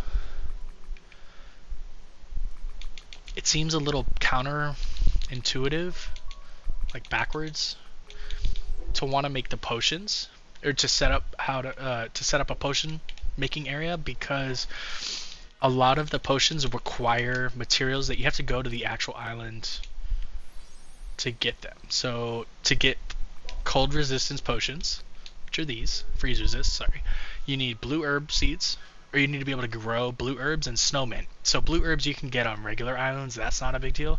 The snow mint, you have to actually go to the cold island to get them. So a lot of people are like, well, if I have to go to the cold island, why wouldn't I make the cold resistance? Well, you're going to spend a lot of time making those stupid amulets, and by the time you make the amulet, you could have just ran to the cold island, went and picked up a few snow mints, got a seed, and just went right back to your main base. The area damage is not that strong, so don't waste your time trying to make the cold resistance amulets or hell resistance or whatever. Just get the ingredients to make yourselves the potions instead, because then the potions in, like, look at the difference. So cold resistance level 99999, and it lasts for fucking 6 minutes, and the cooldown is less than the effect duration. So as soon as the effect wears off, you can just drink another one, and it won't, you know what I mean? Like, you don't have to worry about trying to make an amulet. You can just get the 2 ingredients and make yourselves potions. So the ones I use a lot are the freeze resist for the frost islands, poison resist, same exact thing, just 2 different ingredients, yellow herbs and detoxifying mushrooms, not very hard to get. Stamina potions I use a lot, so as soon as I can start making the stuff to grow herbs, I do it. And unfortunately herbs are a little bit harder to grow because you need planters. You can't use farming plots. It's specifically that herbs grow in these and peppers. So the cost for making planters are a little bit ridiculous. It's ceramic, sand, water, bone, and feces. Ceramic is probably the hardest thing to make on here because it costs clay and logs, and clay is just cups of water and sand. So the best thing to do when you try to make planters is to find yourself an abandoned mine dungeon first, because you can just farm clay inside the dungeons, so that cuts out having to use water for that. So you can make the ceramic easily. Sand is easy. The bones are easy, and the feces are somewhat easy. You just pick them up. The hardest part of that, of making planters, is the water, which you can actually make quite easy on yourself by just doing this. I only have one, but basically you would set up a well like here. Now, if it's red, jump, place it in the air, falls down. And then I basically place another one right there, and I put 2 droppers so that way they face right where I'm standing. Then I put a wall up. I'll put a chest here with an absorber sticking through, so that way this chest will just continuously collect buckets of water for me, and then whenever I need cups of water I can just manually make them, or figure out a way to set up an automation for making cups of water. Now there's other options as well. For cups of water, you can always just stick a camel inside of a livestock machine. They produce water in that. Cups of water, I believe. But for some reason, I just always like using the wells. You get access to them quicker. And they don't cost very much to make. Yeah, it should be fine. Yeah, so that's how I do for water. Basically just put down some wells and then throw some droppers on them. And have them collect into a chest, and then have it craft connect over to a cooking pot, so that the cooking pot is just always making you cups of water. What else can I hit? If there's anybody else in here before I get off for the night, anybody got questions or anything? Well, my Xbox says there's 4 people in here, but when I look at my Twitch stream, it says 1 person. So I doubt anybody's in here. It's probably just me being counted as my viewer.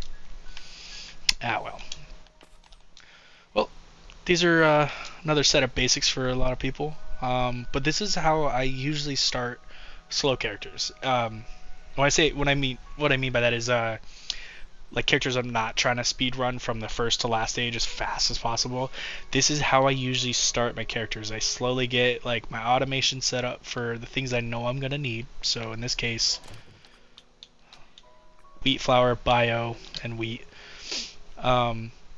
Now, if I ever get to the point where I don't need any more bioethanol, I just have thousands of it, all I have to do is just pull off this craft connector off this chest. This thing will stop working. So then I can just build up my wheat or whatever else I need. But I also get my battery farm started, my healing area started, because the healing area I actually use for quite a lot of things, not just batteries. I also use it for making money, because I put a livestock machine right where I'm standing, and I stick a jack-o'-lantern in it, and he produces pumpkins like at a super high rate. I slap like 10 droppers on the side of it, so it shoots out and gets absorbed by this market, and it'll just automatically sell every 5 minutes. Easy money. I also use the healing area to make a breeding area. So I take a breeder like this, and I just face it that direction, and then anytime I need a whole bunch of a certain monster for something, whether it's their materials or I need a bunch of merchants for something or what have you, I can just set them on a breeder right here, and they'll just stay alive because these green monos will keep them alive. And just like these boys up here, even though they're taking damage from the breeding process, the green monos keep them alive. Super easy and super helpful. So yeah, there's so many things to this game that you need to like farm up and grab, and like doing everything by hand takes so damn long that it's very highly recommended that you start figuring out how to automate certain things so that we don't have to sit here and fucking collect buckets by hand, or chop down wheat every single time, or even just sit here and fucking cook stuff for yourself. You know what I mean? Half the time you're gonna want to spend crafting yourself more gear, like I was doing for a while, and trying to make yourself stronger. So you don't want to have to spend all your time just doing the basics around your base. You want to set it up so where it does it for you. And yeah, what was the next thing? Oh, I just need 20 titanium. I got that. Let's go ahead and advance the age. Fuck it.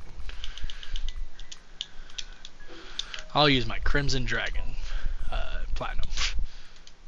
Screw titanium, screw it.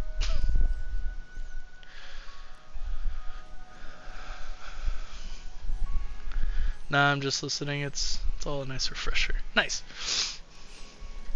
Cool. And actually, I think the next age is gonna have to be the stuff you get from hell. So I'll actually show you guys how easy it is to actually get the required materials from hell. That you can actually do it without needing that dragon plate armor that gives you hell resistance. You don't even need that. All you need is the heal spell and some food and you're set. And some brain and you're fine. Let's make sure my hotbar is set then.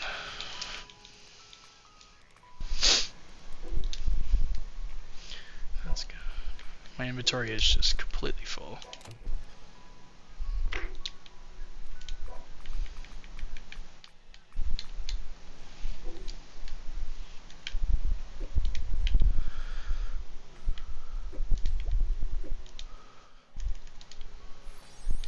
Honestly, I don't know if I'll come back to this character or not. I just had a hankering to play today. So I was like, fuck it, I'll start a new character. Cool, progress the age. Super easy. And then it should be, yep, 10 hell peppers, 20 heated mineral, 20 hellfire wood, 200 diamond ore, and 50 black gunpowder, and 10 million gold. So this is where you would actually need to set up a money farm, or you're going to be sitting here forever in the same age, because if you're hand selling like weapons and shit, it's going to take you forever to get 10 million. Okay. Let's throw everything in a chest.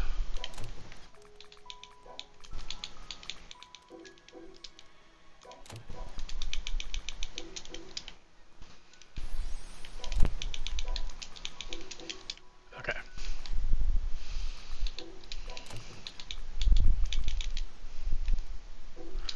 Well, if anybody's on Xbox and wants free stuff, now's the time to ask, because I'm probably never going to play this character again, so I'll just give all this shit away. Okay, but if you are stuck on the part of you need these materials to get to hell, or sorry, to advance the age, you're going to need to visit hell. So that means you're going to have to at least open up a level 5 island. So I should probably grab some of this shit back. Wait. Need that. I probably don't have enough materials to even open a level 5 island, so I may have to actually fight the boss. Shit. God damn it, I didn't even really think about this part. Oh, I need logs too. Yeah, I probably don't have enough to even open up to a level 5. Open. I don't. Shit. Oh. That's okay.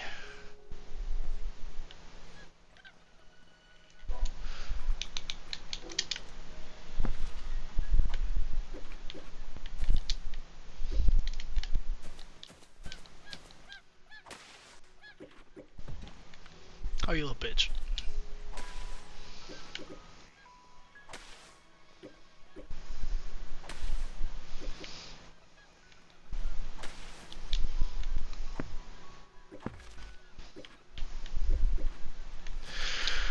Okay.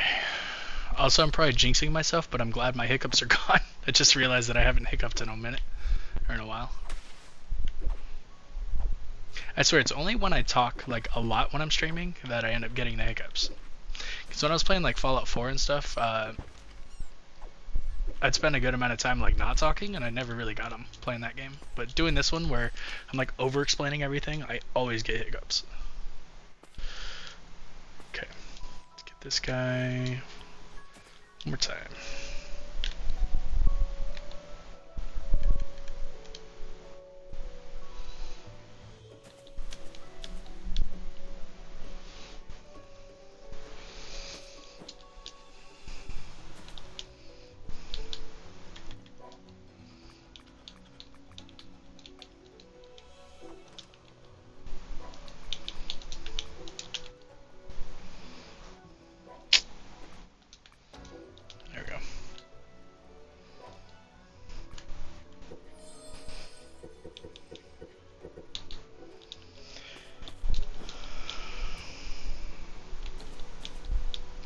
It might be worth it to wear that one sword that has Berserk attached to it, because having 5 levels of Berserk is a pretty big boost. Oh, never mind. I already got rid of it. Oops. Oh well. It's fine. Battle hymn's good enough.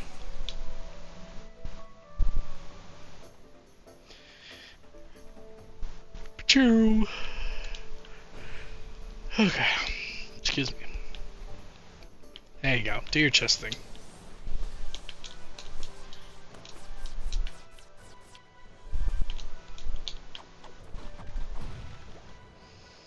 Sweet.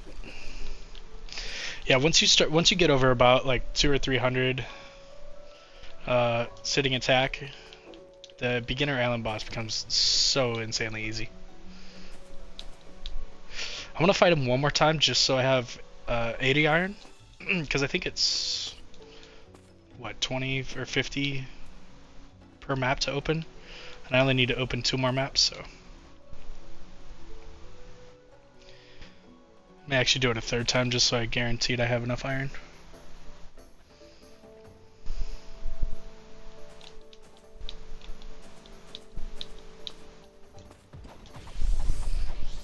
Haha, killed him before he could even shoot. That's basically what you want to be able to do to even the high-end bosses, is the less time you're spent fighting the actual boss, the better off you're going to be, because if you can kill them quickly and get their materials, then you're going to get better gear faster. I know it sounds a little dumb, but like the faster you can kill the bosses, the better off you're going to be. So if you're a lot of times I'll go into people's streams to help out, and they're trying to fight like level 50 or 60 bosses, but their attack is like at 200. So they're sitting here like doing almost no damage to these guys, and they're like, why does this take forever? It's because they never actually made themselves stronger with enchantments, so they're just sitting here doing this, hitting 10s, 20s, 30s on bosses that have thousands of health. It's like you're gonna take forever. If you just upgrade your enchantments as you go, you'll be able to kill the high level stuff just as fast as the low level stuff. There we go. That should be good. It's 120 iron. Yep, 140 actually.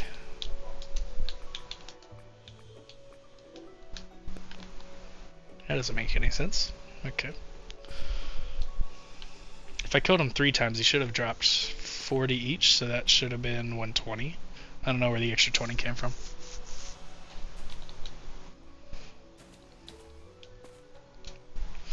Who knows? Unless I was already holding some. Ooh, poopy.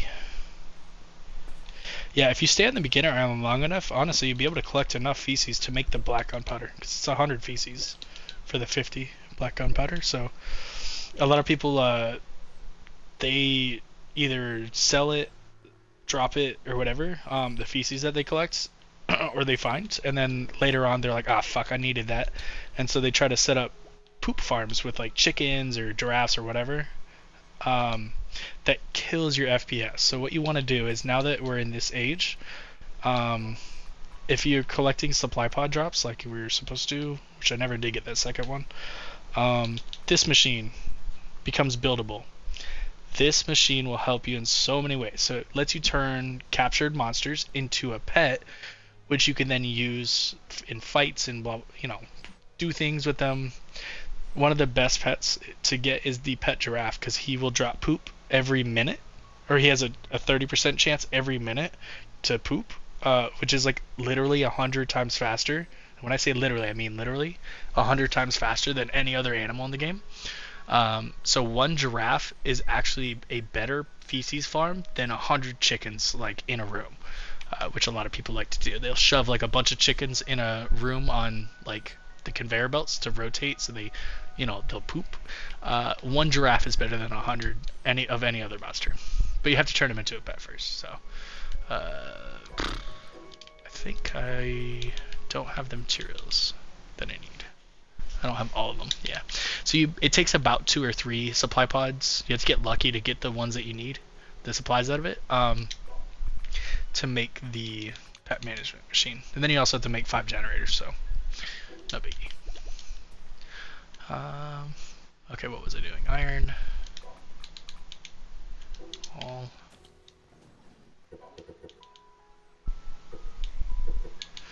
Oh shit, I need 3 more islands. So level 2, 3, 4, and then this one. It doesn't matter which island level 5 you open first, the very first one will just always be a hell island, so I usually just go straight across, or straight up, depending. But I need iron. I'll probably also need iron here. I'm gonna need cogs for the 4th and 5th island, I think, so I might as well start making some of those. And I don't care if I'm wasting the iron now because I basically had the gear I was trying to make anyways. So, we're all good.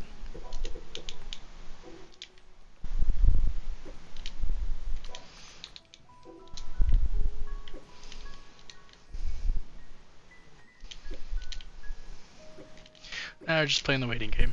And as soon as I can go to hell, I'll just show you how to quickly gather that stuff, and I think I'll probably call it there. Because that's the last thing that most people struggle with is they see that they have to get these items over here, and either A, they get confused on where to get it from, or B, they get scared because hell is kind of a scary island, I'm not gonna lie. But if you know what you're doing, it's a cakewalk. Because most of the time, if you just have the experience or the knowledge of what to do, the game becomes a lot easier, obviously. It's like any game. The more you play and the more you learn, the easier it is to do things. Like fucking kill those birds. Okay, open. Oh, nice. That's actually a dope level 4 island. So I'd go. So for fallen leaves, I go there for 2 things. The jack-o'-lantern, which I can catch to then make a money farm out of very simply, and then also the griffin spawn there as well. So if you wanted to make griffin wings, that's where you go. These things. So instead of gliding, you could use the wings to like fly around. Just use the stamina. It's pretty cool.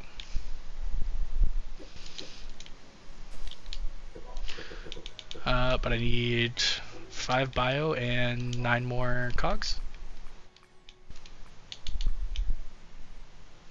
So let's do that. 9. And since I had auto bio set up already, bada bing, bada boom. Bam. That's the main reason I do bioethanol as a farm, is because once you start needing them for maps, you need a lot. So a level 5 island uses 5 bio. I think a level 6 island uses 10. And I think after that it's 20 or 25 or something like that. I don't remember exactly. It's been a minute. Boom! Hell Islands. Alright, so as soon as you open it, you can pretty much just go straight there. Make sure your inventory is not completely full like mine is.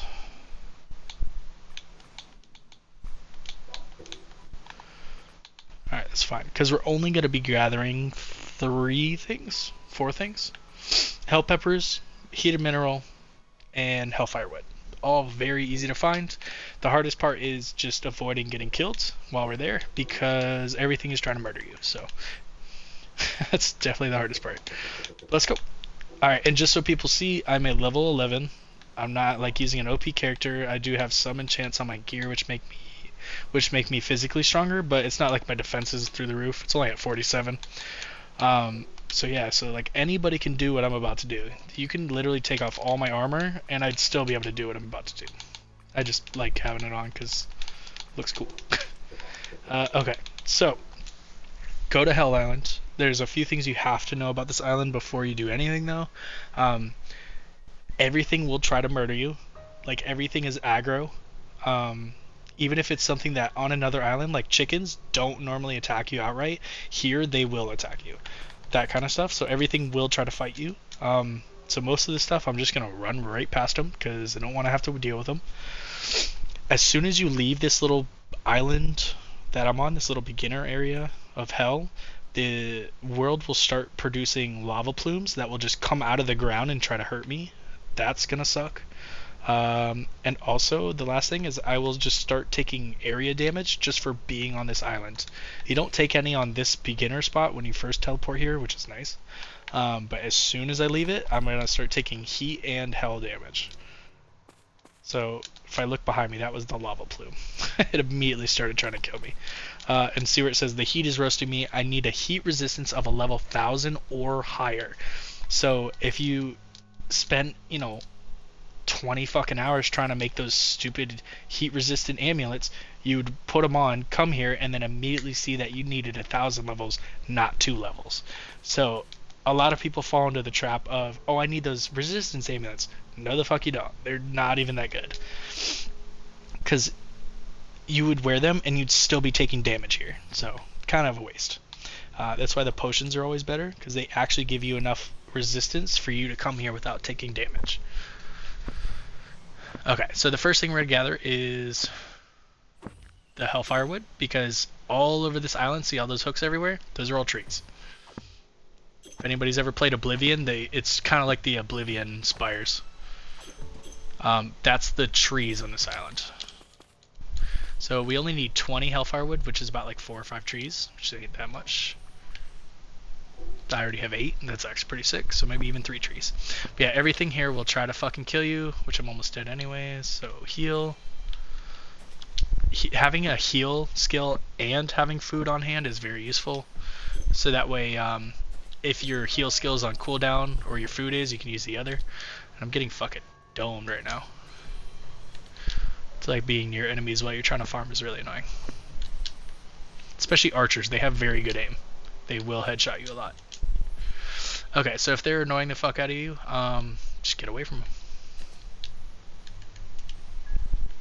Also, heat damage not only damages your health, but it also slowly damages your stamina. So over time, you'll notice that it seems like my stamina is way lower than it normally would be. It's just because I'm taking heat damage. Alright, I have 13. So you kind of like have to keep an eye on that as well. And I think your food goes down faster as well. Alright, so we have almost enough Hellfire Wood. It's just 20. Yeah, I need 2 more. The next thing we're going to start grabbing is the heated mineral. So this stuff, there's 2 ways to get this. The easiest way, obviously, is just...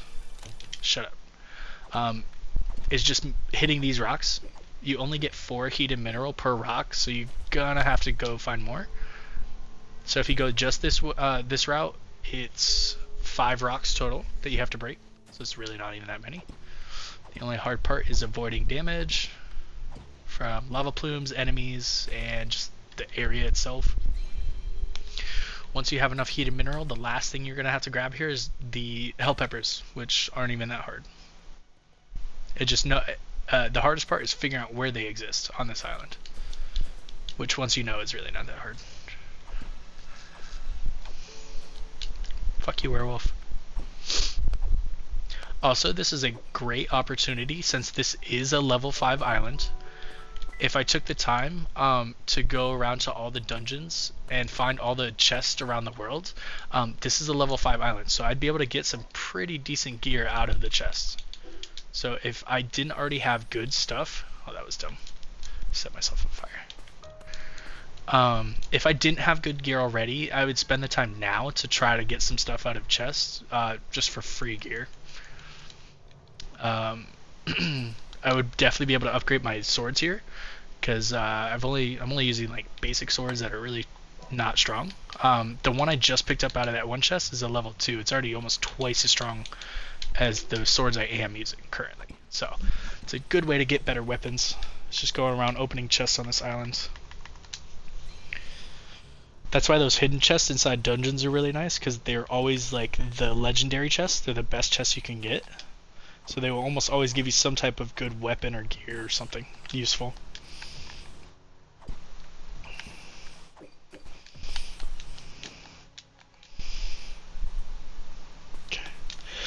The only reason I know where all these rocks are is just because I've done this so many times. So I know kind of where they exist at.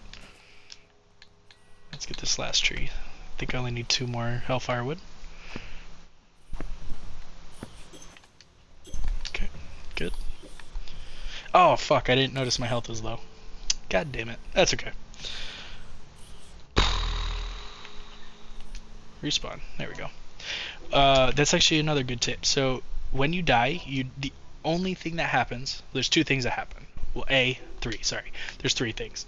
A, you get teleported to the start of the island, wherever the spawn point is, so I got brought back over here. 2, you lose 10% of whatever money you're holding, So I must have had like, I want to say like 18 or 19,000. So 10% of your money is just gone. Which early game, no big deal. It's like nothing. It's like 1,000 gold. And then also your gear, whatever you're holding, it loses a little bit of durability. So like your weapons, kind of lost some durability, and that's it. Your other gear doesn't have a durability stat. It's just your weapons and tools. So they took a small hit. No big deal. So really, there's almost no consequences to dying in this game. So if it happens, don't fret. You don't lose items. You just lose a little bit of money. Also, it's actually an easy way to fast travel. Like, say I was on the other side of the island and I didn't feel like running back to get to that thing, I could just let myself die, and then I'd be teleported. So if you don't really care about the money you're holding, go for it. Let the monsters kill you. Okay, let's check our stuff. 20 hellfire, 20 heated. So guess what? Now all I need is 10 hell peppers, which ain't that hard to get. So get your stamina back. Let's actually craft my... Oh, I don't have any stones, so I can't do that. Never mind. So, part of the Hell Islands is you can't place things here that are made of wood. Oh, you little fucking bitch. Or else they catch fire. Now, I'm doing it in this case because it's the only thing I have, and I don't want to fall down. So it will catch fire, and I'll lose some health. That's fine. I'll just heal myself. But things that are made of wood catch fire here, obviously. And some stuff that isn't even made of wood also catches fire. You just gotta experiment what stuff works and what doesn't. But stone, metal, and I think glass items don't burn here. So if you do actually want to build like a walkway, because eventually I have to go up there to fight Dark Anubis. Eventually. So what you do normally is you run up the chains, but what you can do instead is just build something so you can climb up. Okay, so my trick to getting... Oh, shit. Hell peppers is they exist inside these little goblin skulls. Well, they're not little, but is you run normal speed, come in here, get the peppers on the ground, and then sprint away. Because if you sprint in, you won't have enough stamina to sprint away afterwards. And notice how I got hit a bunch? That's not great. That's not the best. So you try to avoid as much damage as you can, and try to save your stamina so you can sprint away, so you can heal without dying. Also, I'm not doing it right now, but see how there's a force field around the arena up top? To lower the force field, near the chains, each one of the chains is a lava golem. It's that thing right there. Once you kill all 3 lava golems, that force field will go down, and then you can go up there and fight Anubis. Okay, so I need 10 hell peppers. So I've got 3, and then sometimes they drop a seed, which I did get, which is insane. That's good. I could just go back to base and make a planter and then just grow myself some hell peppers, but instead of that, I could just grab the rest. It's either 2 or 3 that grows in each skull, so not too bad. Need to visit like 3 or 4 of them.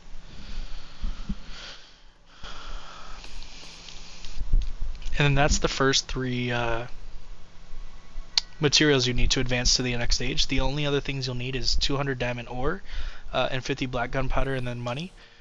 The diamond is fairly easy because you can just mine it from regular islands, or you can just buy it in stacks of 100 from merchants on level 4, 5, and 6 islands, I believe. So that's an easy way to do it instead of having to farm everything. And then for black gunpowder, there's a few ways to get black gunpowder, but the easiest way is just collect the materials before you need it. Like the feces, the sulfur, and I think charcoal. That's what you need to make black gunpowder. So if you know about it beforehand that you needed 100 feces, it's not hard to collect 100 just by playing the game. But if you don't know until you get to this point that you need to collect feces, the best way is to make the pet management machine and then just make a giraffe, and then he'll poop a lot. At least enough to make the black gunpowder. So once again, normal speed so that way you're not using stamina. Collect. As soon as you got them, sprint the fuck out of there. And then there should be another one down there, yep. Also, don't run out of stamina over lava. You will fall in the lava and burn to death. Because if you fall into lava, it acts like water. So if you're out of stamina, you cannot swim fast and you can't really jump. So you're like stuck in the lava and you just burn like really fast. It's not fun. It's definitely happened to me a few times. Okay, I think that's. Oh, fuck. Took that fireball to the face. Also, I need to get the fuck away from this area because that's a dragon spawn right there. And he's going to be like a level 80 or so. He will wipe the floor with me. That's okay. You know what? I'll let him kill me. Because I got all my hell peppers. So he's going to fireball me. Yeah, immediate death. Even if I was at full health, that would have one-shot me. Oh, and there's a hell chicken. That just ran by. Sweet. So literally within, what, 5-10 minutes, you can get the 20 heated, 10 hell pepper, and 20 hellfire wood that you need. And that's it. You don't need resistance. You don't need the dragon armor. You don't need fucking hell resistance amulet, whatever those things are. All you need is the heal spell and some food. And some speed. And that's it. And then as far as like the diamond and the black gunpowder, those are easy. You just set up a money farm for the money. Easy peasy. People make this game way more complicated than it has to be. Or they feel like it's more complicated than it really is. Like they see that they have to get hell peppers and hellfire wood, and they just get caught up on like, oh my god, hell's gonna fucking suck. It's gonna be so hard to. It's not that hard. You just gotta do it. So yeah, I think that's probably a good spot to get. Probably a good spot to call it. A little bit over 6.5 hours. Sorry, 5.5 hours. Whole bunch of info for you guys. Hopefully it helps somebody out there. If you guys want me to continue on this character and just keep doing more tips, kind of like how I was doing before, let me know. But yeah, once again, this all goes to YouTube, so if you want to see all my previous progress and all my other gameplays and whatever else I have on there, click the link on my Twitch to go to my YouTube channel. It should be all in there. But until next time, thank you all very much for everybody who stopped in and said what's up. And to anybody still here, thank you very much. If you haven't followed, shoot me a follow, and I'll probably do a lot more streams soon, Craftopia related, because the Seamless update should be dropping either end of this week or next week for PC, which means it'll probably be like 2 weeks after, probably a week after that, Xbox will get it. Just because Microsoft has to fucking approve all fucking updates, blah blah blah blah blah. It's really dumb. But yeah, so within the next month or so, we should have Seamless on Xbox. And I'll definitely be doing streams for that. So appreciate you guys, and y'all have a good one. And thank you, Kilico, for stopping in. Have a good one, guys.